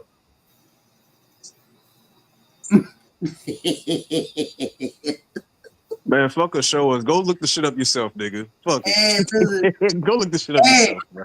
Hey, but truthful, you know that's why I am who I am. Because when I hear shit like that, you know I don't like to talk too much, bro. I swear to God, I don't like to talk too much, my nigga. And I like the show. I like the show, man. But you know, even when you show these dumb fucks, they still don't. They come up with another question. That's a fact. That's a fact. You come with one source, they gonna try and find a way to disprove that source. They come up with something else, right? They come up with something else, right? Oh my goodness. When was the source written? Is it primary source? Who wrote the source? Where did he write it at, bro? What was he doing at the hours of midnight to 12 o'clock in the afternoon when he was writing this source? The hell did he eat on this? What was he eating to make this? What kind of ink did he use to write it? When was the quill produced for them to even write that motherfucker, bro? Where was the paper even from, bro? They start asking them stupid ass questions like that, bro. But they be but see, the thing is, right? Sometimes they be asking logical questions. But when you give them logical answers, they don't want to go with that. They give you illogical. It's like him right now. He's saying Buchui was a place because he Googled that shit and seen that motherfucker, our old mayor around here, Heisler, he was getting his information from the motherfucking Indians who was here. That's how he was able. There's a lot of and the sad part is OTK. These niggas, they're so dumb. They don't understand how many Indian tribes went extinct or reclassified to other But tribes. the thing is, they didn't necessarily go extinct. They just got right? renamed and reclassified. No, they also assimilated into bigger Other chiefs. tribes. Yeah. Right. So after the Yamasee War, you had 100 chieftains inside the Yamasee War, bro. They have to go somewhere. Why we don't hear 100 coming out of there? Huh? Why we don't hear that no more? You don't hear nothing about the 100 chieftains that left out. Nah, because if you don't know those chieftain names, how can you find out? All these motherfuckers. Butchery is an area / plantation. He trying to fool you. That's why he rambling and not sourcing up. Nigga, you the fool because you don't even know your damn self, my nigga.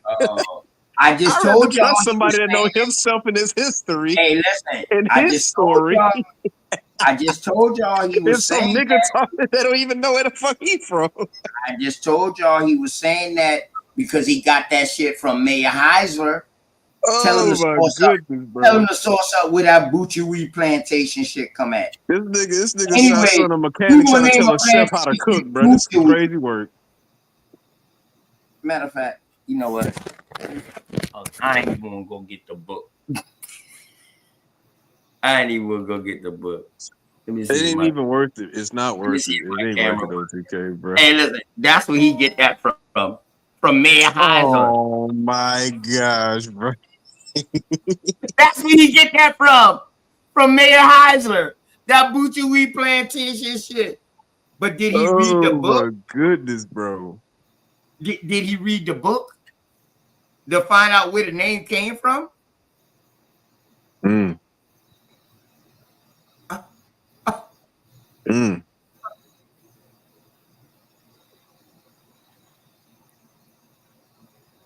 right, you up here. So did you get that Butchery plantation shit from Michael Heisler?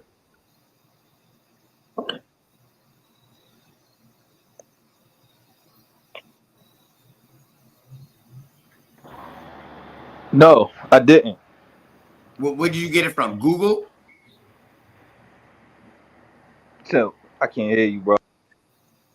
Where did you get it from? Google? All the documentation about that area, James Moore. No, bro. No. Stop, son. No documentation. You just asked me a question, though. Talk about Butchery. The only people who talk about Butchery, bro, is Michael Heisler and OTK.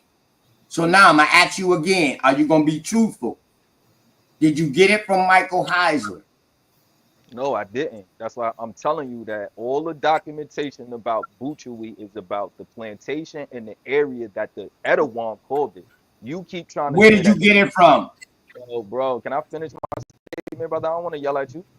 We could clear it out right now. You could correct me with some documentation if you want to. What I'm telling you is, you just said before I got up here that documentation to prove what I'm saying is not right. So why do I have to prove something to you? No. Listen to what I'm saying. Don't panic. Listen, don't panic, brother. You made this claim that the Butchery predated the Etowah. You said the Etowah came with who? Who did you say they came with? You want to repeat yourself? Because I heard you say the Butchery predate the Etowah. Let me also show y'all something. Let me show y'all what else this man write. This man write about Mount Holly. Y'all see the same way the book is. This is Michael J. Hyde. He also write about goons and goblins. Goose Street. Hey, hold on real quick. Real quick. Shot son. Hey, hold on real quick. Where did you get your source from about Butchery? Who wrote about it? Bro,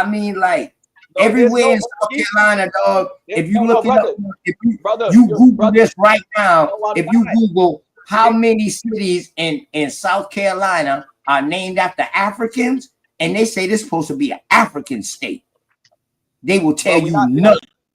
But if you ask them how many cities, rivers, bridges, or roads named after American Indians, dog, you will get a big fucking list. Well, he don't know that because he don't know Indian culture, bro. It's that simple. He do, but he No, just you're misrepresenting. his family is here. He just far removed from it. That's all it is. No, listen. You're misrepresenting tribes. There is no Ogeechee tribe. The Yuchi is the tribe that inhabited that area. There's no tribe. The Yuchi, Are you crazy? Whoa. Nigga, do you know where the Yuchi is at? Hold up. Shasun. Yes, I do, bro. Yuchi? You're misrepresenting. Hold up, stop. You just spoke. You Stop. never let me speak. You just went on a long rant. I didn't say nothing. Man, dog. It's because you're bro. too long-winded. I never said nothing. You was long-winded, and I didn't say you anything. saying a lot, bro. Listen. No, I'm not. I never said nothing. I was mute. Right, while listen. The UT. Hold on. If we even talk about the UT people, brother, if you say the Ogeechee is not a tribe. Is the UT? He said it's not a tribe, but they the UT people. Stop, y'all. The UT people ain't even from there, bro. Yo, listen to what I'm saying, bro. Can I talk? It's two of y'all talking. It's not gonna kill y'all. What I'm telling you is, man say the Ogeechee people is not a tribe, y'all. They are not a tribe, y'all. Google Ogeechee Indians. That's what he said. Google Ogeechee Indians. Google Ogeechee Indians. Stop, bro. You got Google right on the screen. Stop, bro.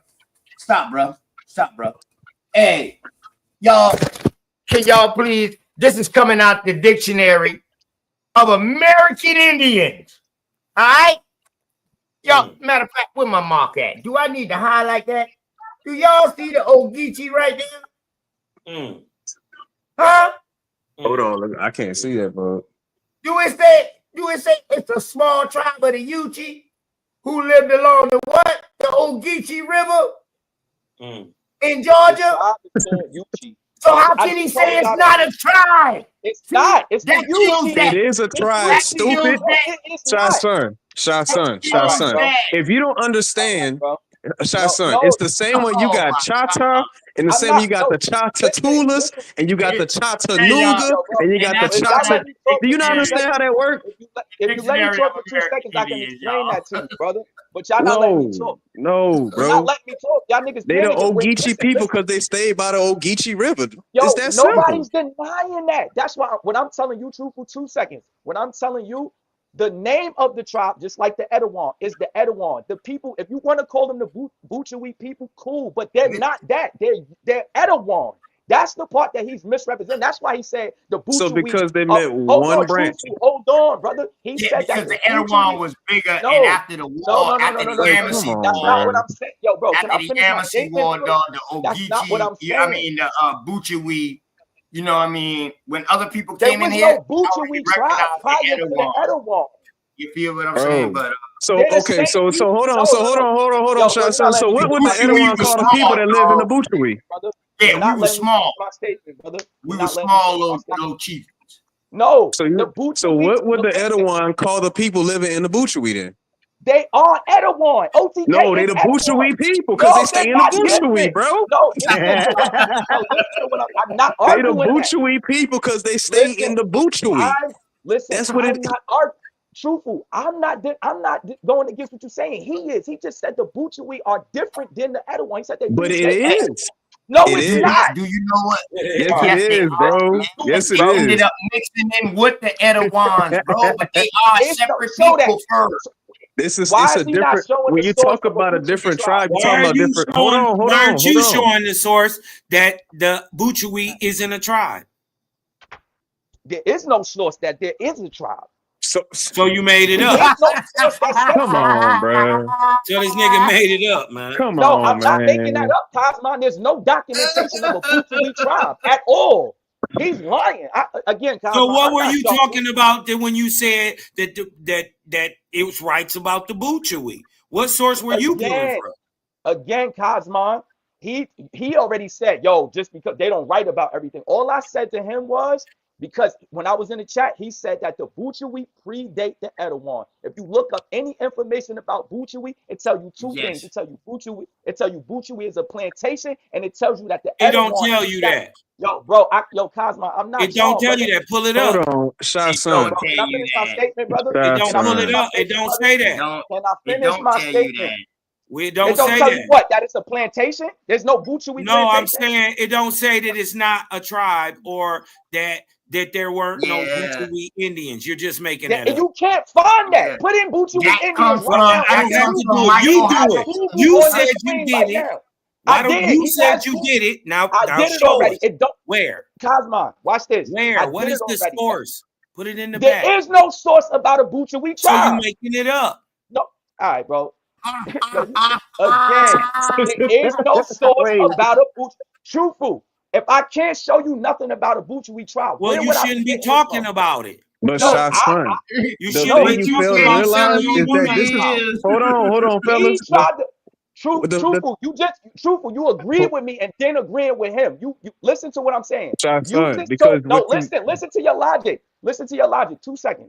You told me that the Yuchi people are the Ogeechee people because they lived along the river. I told you the same exact thing about the Erewhon people being the same thing as the Bucciwe people. You saying that they not now? I didn't say that. I did not say that, Shy Son. I did not say that. They still, Shy Son. It's the same. Hold on. Because it's the same thing that's happened. It's the same thing that happened here in New Orleans, Louisiana, bro. You had the Choctaw or the Choctaw, as they call it now. But then you also had the Choctawtulas. That means the river people. That makes it its own tribe. Are they still Choctaw? Yes, but they're a different custom, a different tribe at that point then because they have their own culture. They have their own identity at that point then. So when you talk about Yuchi people making up goddamn, I can't even say the shit. The Ogeechee. No, yeah, them too. Even though they are Yuchi people, right? They still they are now the Geechee people because now they settle along that river and that's where they made their mark. It's just like how when you go to a different state and you move there. Arguing that, truthful. Okay, but tell you the truth though, bro. They not even Yuchi. That's later on. Once the Yuchi started coming up the Congaree and over that way, but they are really Galay people. They on the Galay coast. Guale. That's where they are at. On the Ogeechee River. The Ogeechee River is in between the Altamont and the Savannah River, bro. And the thing is, the point is, though, the Yuchi was way more inland, like towards Alabama, Mississippi way, until they came up through the Congaree. But the point is, though, is that Johnson, you were right. Those but he right as well, Indians. I'm Those telling him they they the same people. He's trying to say that they different. I'm telling him the Yuchi was rated. He said they are different people at different times. They don't. That's what he said. He just told you that he the Erewhon. Be quiet, bro. Be quiet. He said that the Erewhon. He said that the Erewhon married in with the Bucciwe. The Bucciwe. Show a source for that. Tell him to show a source for it. Show a source. That's what he had to do. You show one that say they didn't. There is no source about a Bucciwe tribe, nigga. All right, then why the fuck is you? You know why? You know what the source is now? Because you made it up. So you know what the source is now? You made it up, nigga. You made it up. You made the source. You made it up. We know you made it up. Yeah, we know you made it up. Truthful, he made it up. Right. Look. When we talk about these lesser known how could tribes, he possibly have made it up when there are people speaking about it hundreds of years before? Bro, he just told me. Watch this, Cosmo. I asked him in the chat, did his mother know about the Erewhon? He said no. How you know more about the Erewhon than your elders? What math is that, nigga? What math is that? My mama knows about the Bucciwe. She know about the Bucciwe area. Just how my mama knows about the Bucciwe. Didn't know. There is no Bucciwe tribe. She didn't know that the Erewhon. She didn't know that the Erewhons came in. She thought they all was just Bucciwe. So wait, so they because are. The Erewhon people are the Bucciwe people. Hold on. Whoa. So the Bucciwe people is the people now? Oh, hold on.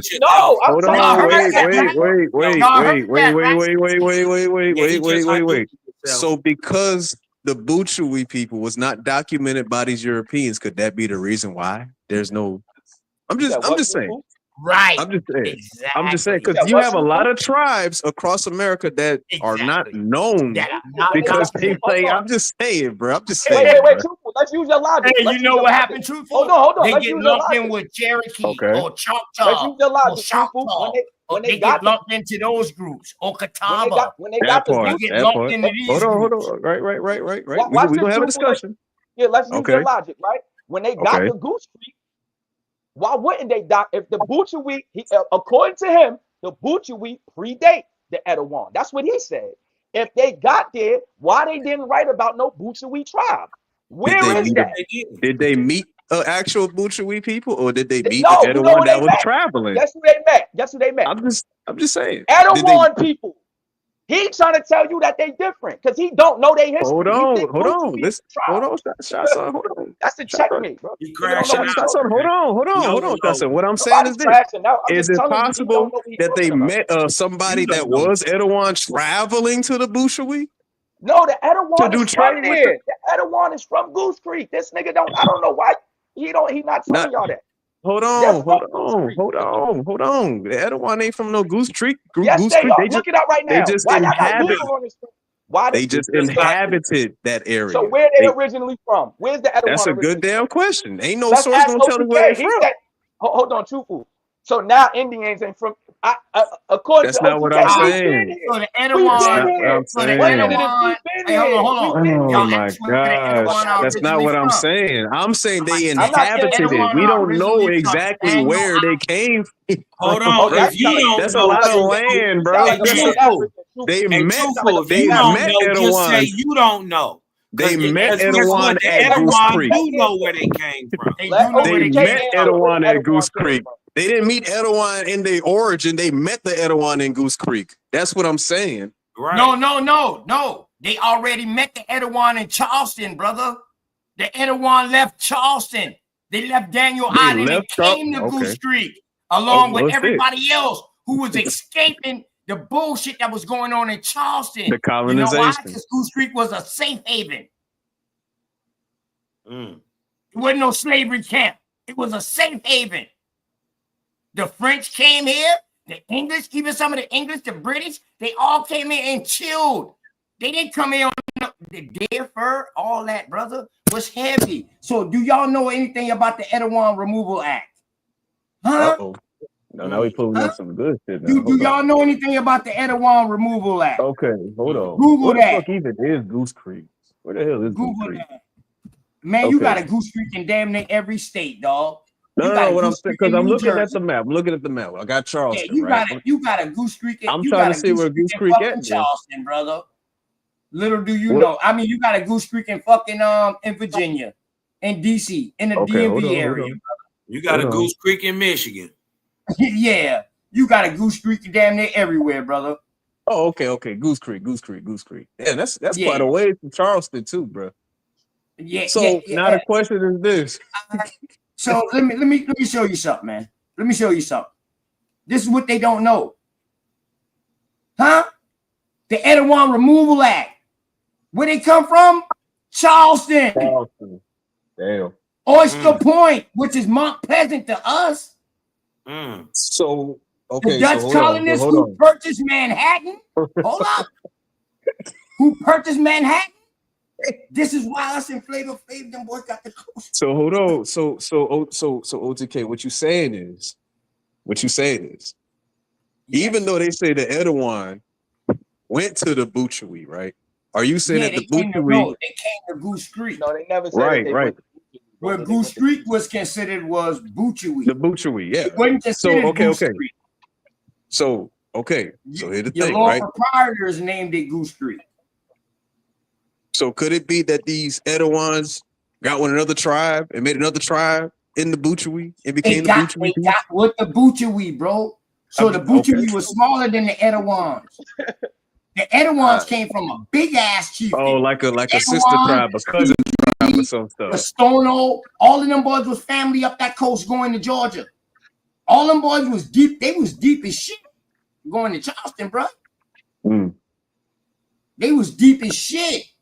We were smaller chieftains. You feel me? And they came and they breeded in with our peoples, bro. And who did they bring? They brought the French Huguenots with them. That's who built their first church here. Without the Erewhon, you got no Charleston. Which is Charleston today. Now you got a Charlestown, which is West Ashley, that was founded in 1663. The motherfuckers who founded Charlestown. I've been there. Been to Charleston. I saw that little country club. They fought against the motherfuckers from Charleston. You feel me? So the motherfuckers who hit Beaufort and all that, what they call Savannah and all that shit right now today, that the first people that came from fucking Barbados into that area in 1663, they was fighting against these motherfuckers who was coming in Charleston in 1670 and Oyster Point.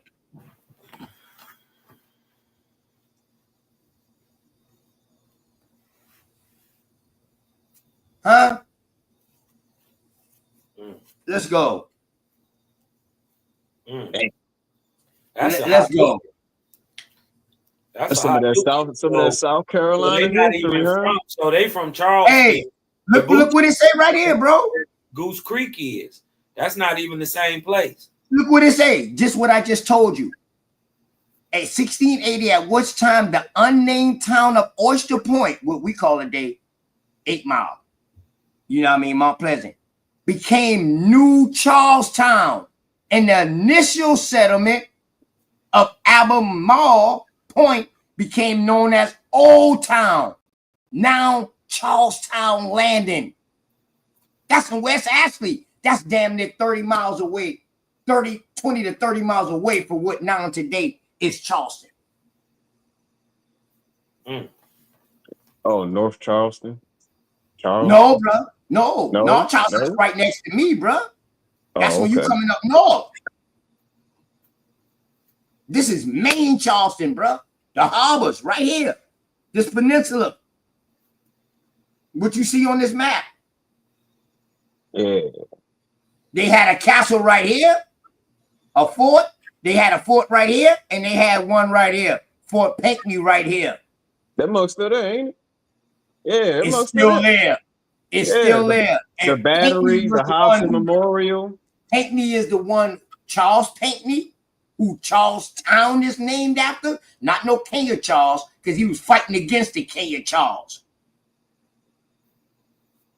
But people don't know world history. I try to just keep them with American history. They don't know American history. Yeah. but in order, but boy, once you get to a certain point, boy, you got to know world history. Because you got to know where these motherfuckers coming from. That part. They don't study that. They don't study that. And the Ashley River and the Cooper River, that was called the Stono River. And something else. Damn, I got the Ashley River and the Cooper River was named the Stono River and the Edisto River.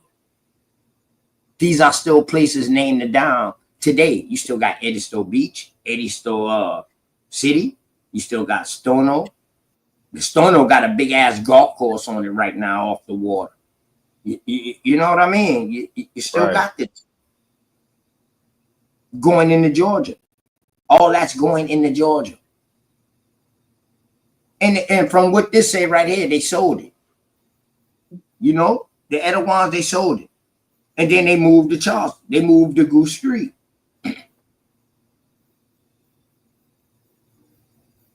So this is their way of saying like, yo, we got purchases of it. And this is who they gave it to. And this is who they signed it to. You know what I mean? So they can leave. Because they didn't want to be part of that bullshit or that war. See, it was wars going on in Charleston. The English and the British was fighting. The Spanish and them boys was fighting. That's why you have some places who identify the site as St. Ella. Now lying in the part of Love, Florida. Because, you know, the Spanish was telling them motherfuckers, man, hey, look, fuck them. Y'all come and roll with us. We give y'all guns. Because they was trying to come farther upland. Now, who the fuck is Spanish Floridians? Who is that? Is that Spanish Indians, bro? Is that what they say? See, we got to check this wordplay. All right, I'm out. I just came up for the Buchui Indian sauce. I don't think I'm gonna get it. Yeah. Wait, you said Yeah, you the I source, know. so I know. you said you made it up. My bad. Hey, check out what it says. Look at what it says. The surviving letters and reports from Charlestown in 1607 credit the Kiowa Indians were suggesting the site of the first English settlement. So we invited them. Since the Indians invited them to plant. That's why I say, man, some Indians did some shit they didn't know. They didn't know that shit was like how it was, bro. But when shit hit the fan, you know what I mean? We could say it been a little bit too late. But you know what I mean? Damn. Yeah, man. But yeah, man. Y'all going to y'all cities, man. Y'all going to y'all cities and y'all look up this Indian Removal Act in y'all cities. Once you know that my city once got you know what the that chief in is. your name, your city, look up and see if it was a removal act. Oh no, OTK, you right about that because my people in Mississippi they had the treaty of Running Rabbit or something like that or something like that. Yeah. Removing the Choctaw out of Mississippi. Word. Damn near every city got one of them You would motherfuckers, never bro. show me a sauce that say the Buchui ain't Indian. Double check me. What the fuck? Man, they be saying checkmate, it be stalemate. It is what it is. Yeah, running they 13 moves out, huh? I call that a sucker. This nigga said the Ogeechee wasn't a tribe, but then I just showed him in the dictionary American Indian that the Ogeechee was a tribe. This motherfucker went on a rant. I'm telling you, it's just Indian culture. It's like saying that it's like saying the Chapatulas wasn't a tribe of people. But Chapatulas literally means the people who live by the river. You familiar with your boy Waddell? Truthful? Waddell? Nah, I don't know who Waddell is. Alright. So hold on, let me see if I can pull it up. Oh, your boy was doing a bunch of writing about Indians he encountered here. Let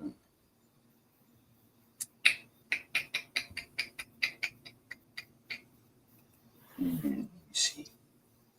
Let me see if I can find it real quick. Because your boy is off the chain with it too.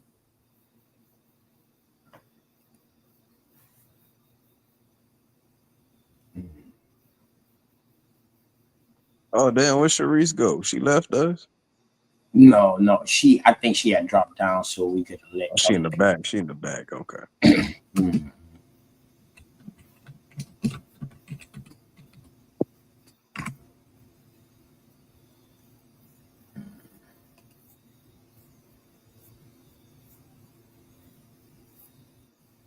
Uh-oh. Ooh.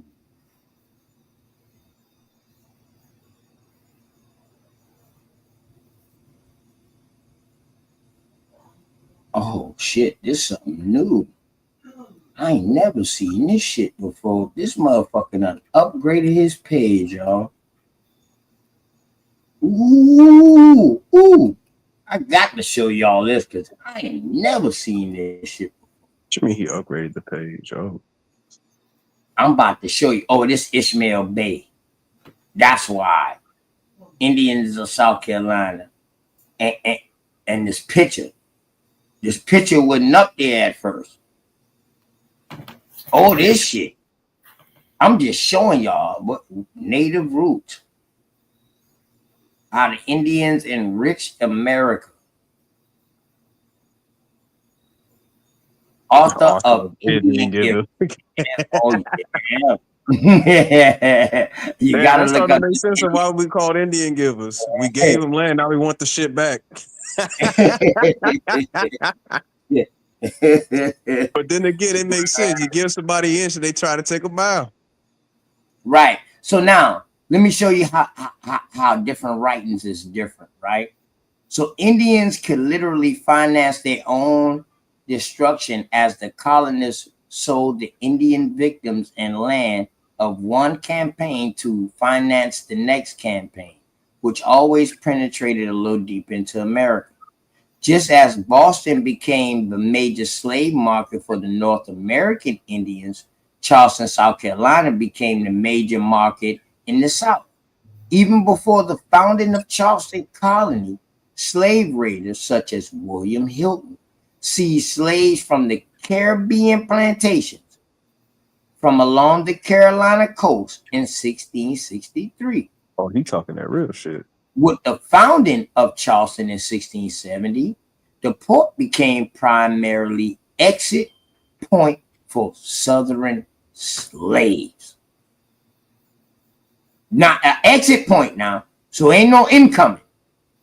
This exit, particularly the Cherokee, Creek, and Choctaw.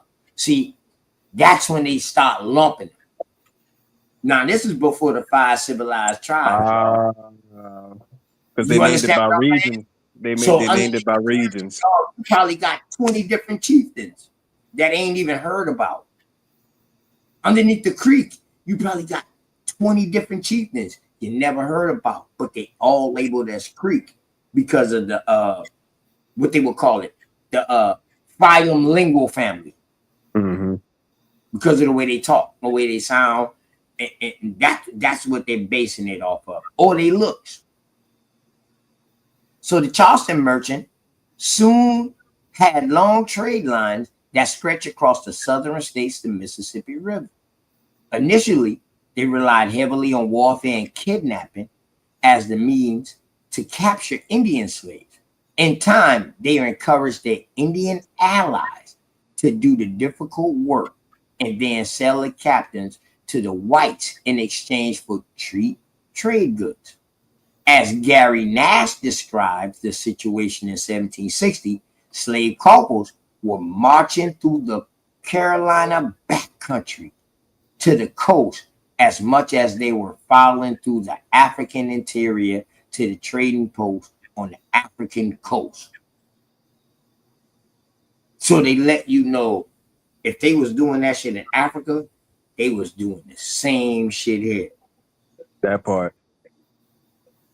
That's why I see talking about that real shit. They was exporting Indians all the way to the Caribbeans and stuff. We are correct. Dog, they took more Indians out of Charleston than Africans brought in. That's why I got my mark at, truthful. That's what I came in. I conquered South Carolina. Like, I made people start go looking at these stories. Like, the numbers ain't, the math ain't mathing. Now the math ain't mathing. You feel me? Mm-hmm. So the Carolina settlers continued the well-established economic pattern initiated by Columbus by using Indian slavery to finance new wars of conquest. They used Indians to fight Indians, then enslaved the losers to finance the next campaign. This strategy found frank expression in the letter of April 9th, 1754, from Indian trader Matthew Toole to South Carolina Governor James Glenn. See, we got these letters. Asking for permission to use one group of Indians to fight another. Toole writes, "We want no pay, only what we can take and plunder. What slaves we take to be our own of Indians." In New England, where agriculture played a less important role in the economy, and where the economy suffered chronic labor shortages of many types, the settlers used Indians in manual trade. So now they're telling you in Boston, agriculture wasn't the dog. This is leading up to the 13 colonies. The South had it, the North didn't. The North had what they had, the South had what they had, but the South people in the South were Indians and they had money.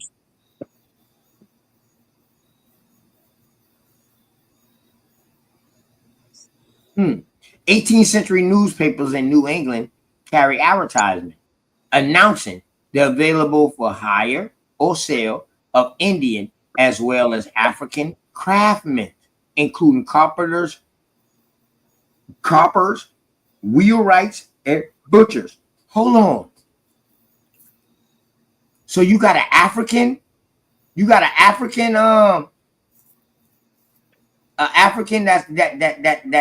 that's free?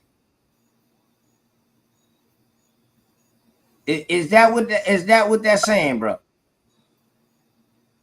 Oh shit, what happened? Okay. Huh? Did that say what that just say? You got African craftsmen, carpenters for hire or sale. So you got African indentured servants now. Indian women sold or reared in slavery learned domestic tasks. Elizabeth had exiled all dark-skinned people from her realm. This expulsion order included niggars and blackamoors, as well as Indians. Hold on, I thought a Moor was a nigger.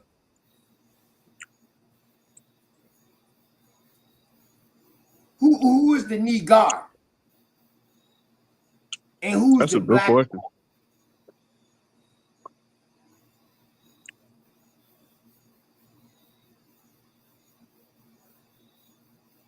Bro, them niggars, I think them dark skinned Asian people. Let me stop. I think the niggars are white Africans. Your first Moors come from Arabia. The Arabian Peninsula, over that way. I don't want to say Arabia. I want to say from that way, what they call the Middle East. Nah, cause Europeans was Moors too. Huh? Europeans was Moor too. Yeah, but they converted to that. Because remember, Moors just means a dark skinned person. You gotta understand, your Moors was Islamic. They was Islamic, my brother. They was Mohammedans. Huh? They was Mohammedans, bro. Hey, you got a point. You got a point. Yeah, ain't no ifs, ands, or buts about it. They didn't convert into Christianity until they came into Africa way. And they going into Spain and all Al-Andalus. That's when they started converting into Christianity. I think, because how I see it, you got different types of Moors. And the Moors that were into their religion, they tried to overthrow the other Moors with that stuff. You know what I mean?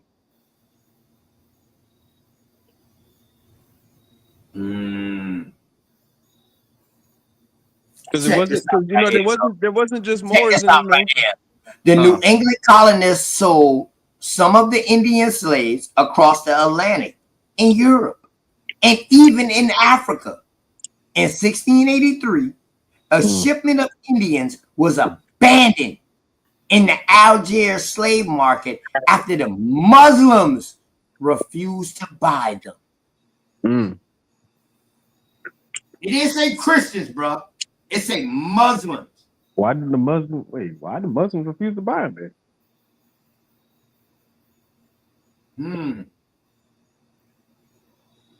Why would Muslims refuse to buy it? Hold on now. Other reports, the Indian slaves were sold in Morocco, along the west coast of Africa, and the Canaries, the Azores, and Cape Verde. So now, these DNA tests starting to look funny now. We being taken over there and getting sold. Who the fuck are they bringing back in the 1800s? our fucking descendants? What the fuck? Who the fuck is they bringing back? You notice these are the same places where they say all the slaves come from.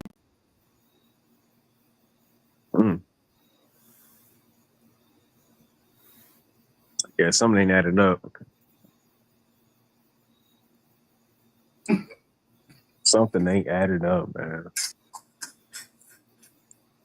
The Muslims insurance refusing to policy, buy Indian the slaves. insurance policy not adding up. Oh. That insurance policy not adding it up. They ain't had Man. no insurance policy on Indians. That's why the Muslims didn't buy them there. Yeah. Right. Look at this, man. It's cleared out a large new area of lands themselves by enslaving the Indians, selling them in Spain. Oh, man. Yes. Yes, bro. Yeah. You know, these DNA tests, they starting to seem a little shaky now. Well, you got West African genetics. That's probably why your DNA Some of test the genetic markers go back there. because they them motherfucking places where they took the American Indians at. And the motherfuckers. Hey, listen now. When they taking these Indians back at this time, bro, right? Mm-hmm. Guess what? Also, they taking back our crops. They're not taking these people back to enslavement for a reason. They taking them back to show them how to grow these shit.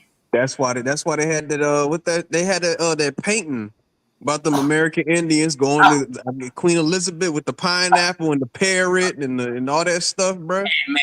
Hey, shout out to Bap and A1, them boys, them man who always talk about we cultivated and we civilized their ass and all that over there. This is why. They was taking our American Indians over there as slaves and making them, substituting them to show them how to grow these crops. This is how potato and corn and chocolate saved their fucking life. Saved the Irish and all that shit. It saved the whole fucking Europe they was going through. They just came out of dark ages, bro. That part. They just came out of plague. Every 3 years, it was a plague in Europe. In case people don't know.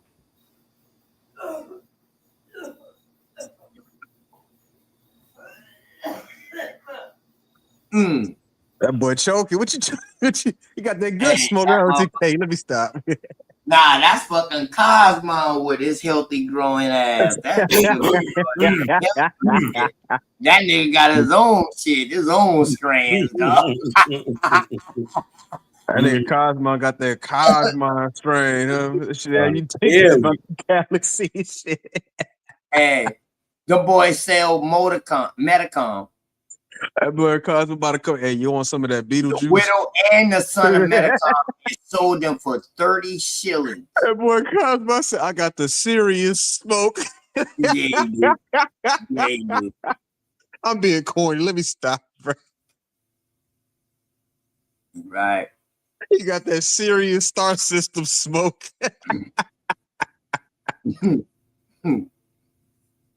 Man, shout out to King Goddamn. Oh my goodness. Man. Shout out to Metacom, who was called King Philip, man. You know what I mean?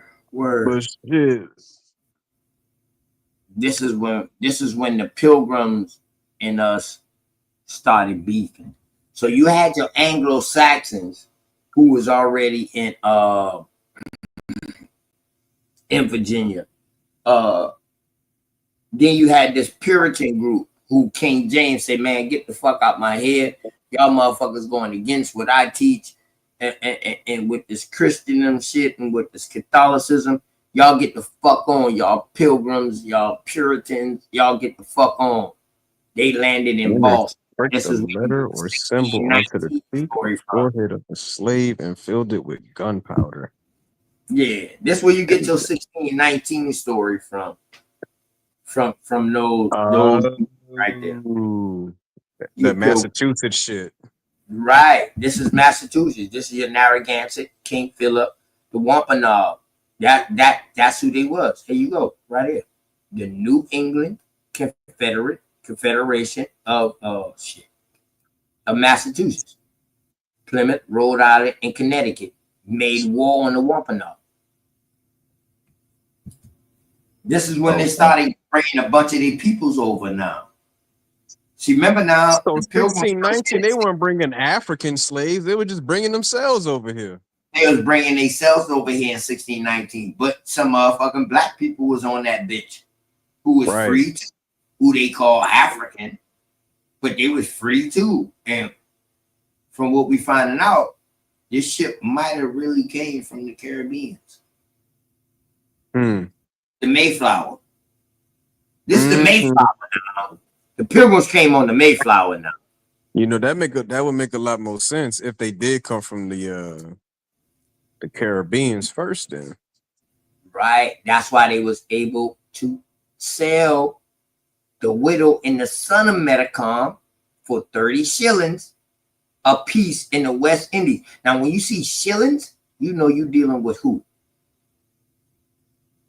Shillings.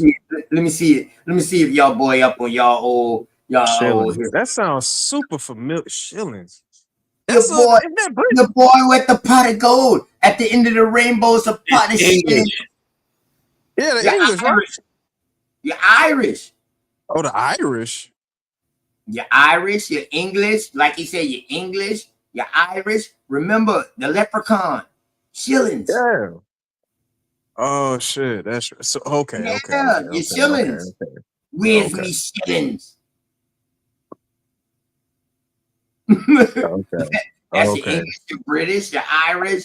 So the Irish fall up underneath the England and British. So when we talking, because if we try to dissect all those different chieftains, those different people over there, man, dog, we get into all kind of names. You feel me? You feel me? What I'm saying?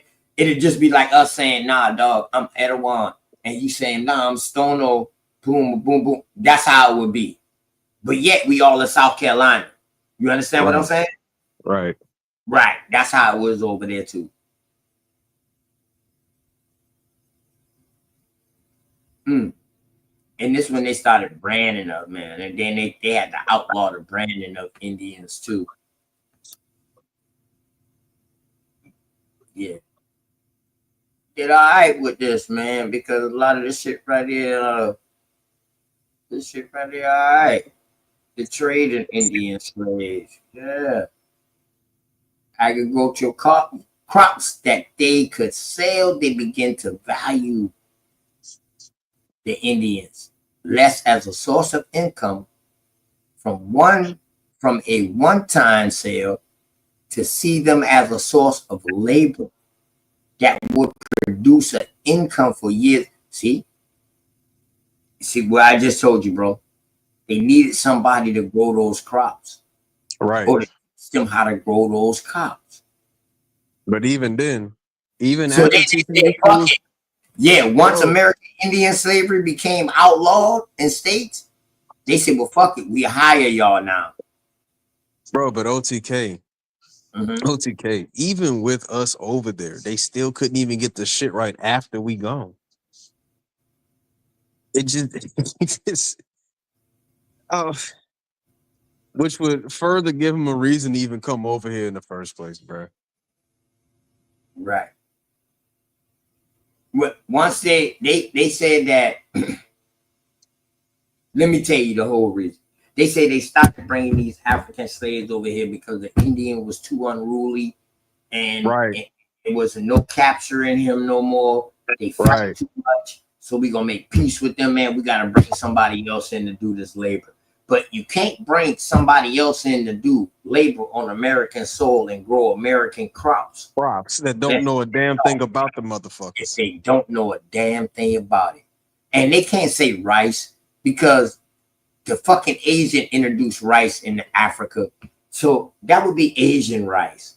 But even then, there was rice in America too. Exactly. Right here in South Carolina, dog. Wild rice. Oh, America ain't grow no rice. Yeah, the fuck they did, bro. The rice grows wild and motherfuckers. That in white rice you see, that's that fucking motherfuckers still eat that wild comes from rice actually right now breeding them to shit. this day in the fucking Midwest, man. Right.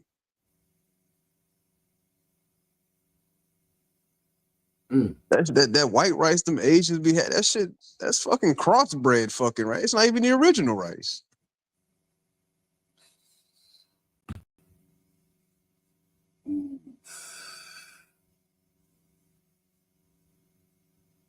But this motherfucker hit deep. Y'all some bad influences. I'm trying to get through school and y'all sitting there smoking. Wrong with y'all? Look what it say right Get here, off the right? cigarette. Remember I was telling you about them arming, one group arming? Your French did it too. In 1708, Captain Thomas Naran, explaining the importance of Indian slavery in the Carolinas, wrote that the colonists enslaved the Indians because they feared that the French to the west, which on the Mississippi, might arm the Indians if the English colonists did not enslave them. And that's your boy from Jack D. Forbes. Yeah, that comes from Jack D. Forbes. As late as 1778, during the American Revolution, Washington requested slaves from his battalions. The Rhode Island Assembly responded by mustering all Indians. Y'all want to know what war we fought in? Huh? Look right here. Washington requested slaves from his battalions. The Rhode Island Assembly responded by mustering all Indians. Indian mulattoes. Indians, mulattoes, and Negroes. I don't hear no Native Americans talking about this, bro. Because I don't. What a Native American slave that about to fuck up their 1619 story. Along the Canadian coast, the French followed a practice different from that part of the English, even though the first African slave went up for sale in Quebec. Oh, wow. So they didn't even bring. Huh? So wait, this whole 1619. 10 years later. 10 years later, the first African goes for sale in Quebec. Not even in United States territory. Quebec. I brought up Quebec earlier when I was talking about Nova Scotia. I brought up Quebec. It's because I just was reading. Canadian slavery centered primarily on the Pawnee people, and contrast to the British settlers who preferred African slaves. Huh? The British settlers preferred African slaves. British settlers in Canada preferred Native American ones.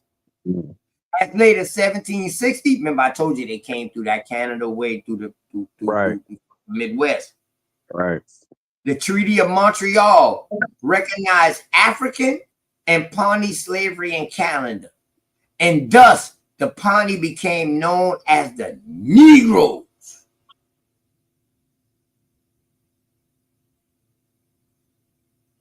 So would that be the first reclassification, technically? I know that get quiet right there. I went to Canada and showed y'all reclassification in Canada. So that's the first reclassification. Not the first. Indian, the first in Canada. Not the first. The first in Canada, yeah. Oh, okay. First in Canada. At the same time, that shit was going on in Virginia too. By the 1600s in Virginia. 1700s in South Carolina.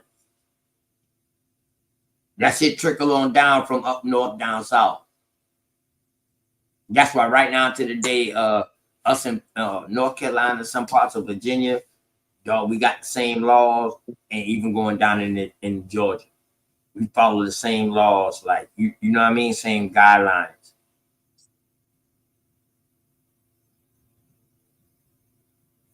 Most of the African slaves brought to Canada came after 1783 when British loyalists fleeing the American Revolution.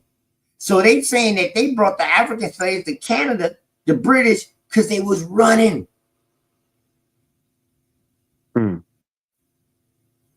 Even though the English outlawed the slave trade in Canada in 1772, they did not extend the ban on slavery in Canada until August 1st, 1834.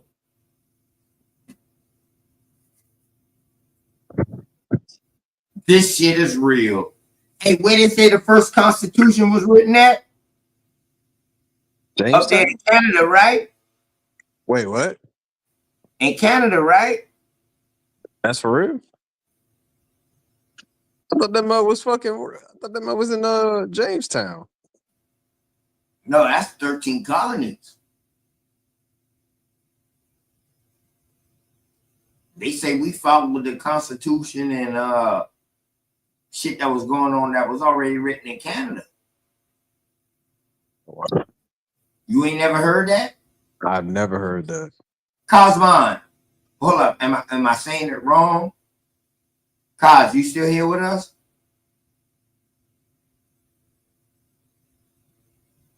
Yeah. Oh, about to say you on that serious stuff. Am I saying that wrong about the first Constitution? That Canada had a Constitution first.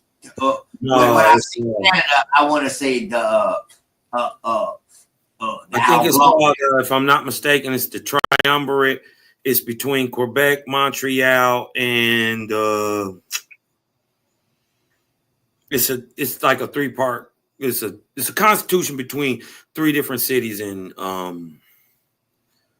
think it's Montreal, Quebec, and Ontario, if I'm not mistaken. Ontario. Yeah, and that would be Algonquins, right? Yeah, those would be Algonquins, right, and some Iroquois. Iroquois, yeah, right. But they would mostly be Algonquin up that way. Right.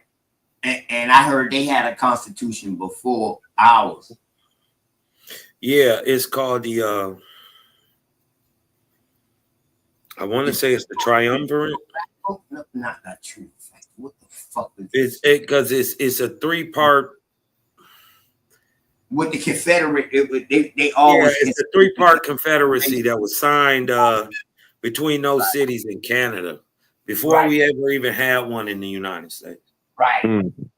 This is what we would do with the 13, what the Continental Congress. It wasn't even 13 states. It was before that.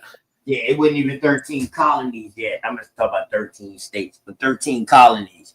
Because even when they made the 13 colonies, it still wasn't the whole state. Yeah. They only was by the river, bro. Wow. By the ocean. Yeah, whatever they that's whatever all they was able to survey out and carve out at that time, that's what was part of it. So it wouldn't have been even a whole city, let alone a whole state. Right. Right. Like these boys didn't know half of what they know until Lewis and Clark, bro. Now your boy Andrew toured a lot when he was on his little rampage because he been mad he lost that presidency. But other than that, dog, Lewis and Clark. Yeah, they don't really go past the Mississippi like 1818. They don't even get past the hills of the I keep wanting to say the Adirondack. It's not the Adirondack, it's the Alleghenies and all that. You dig what I'm saying? Yeah, I'm still here.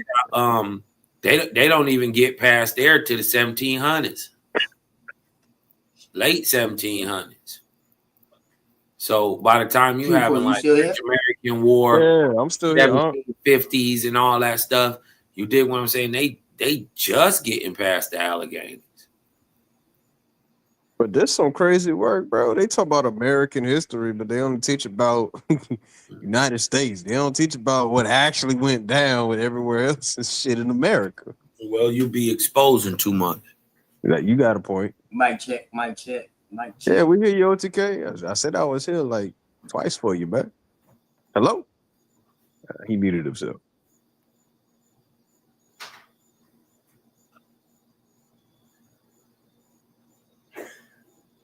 There's some crazy work, though.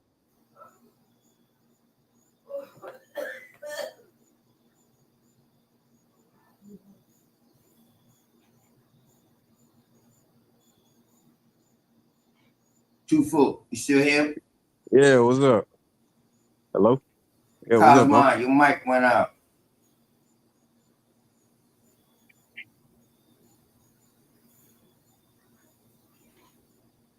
Man, he big cloud kicking right now. Leave that man alone. Man, let me get an arrow in the chat if y'all can hear me. I could hear you. But yeah, dog, that was a. I'm at to download that book now.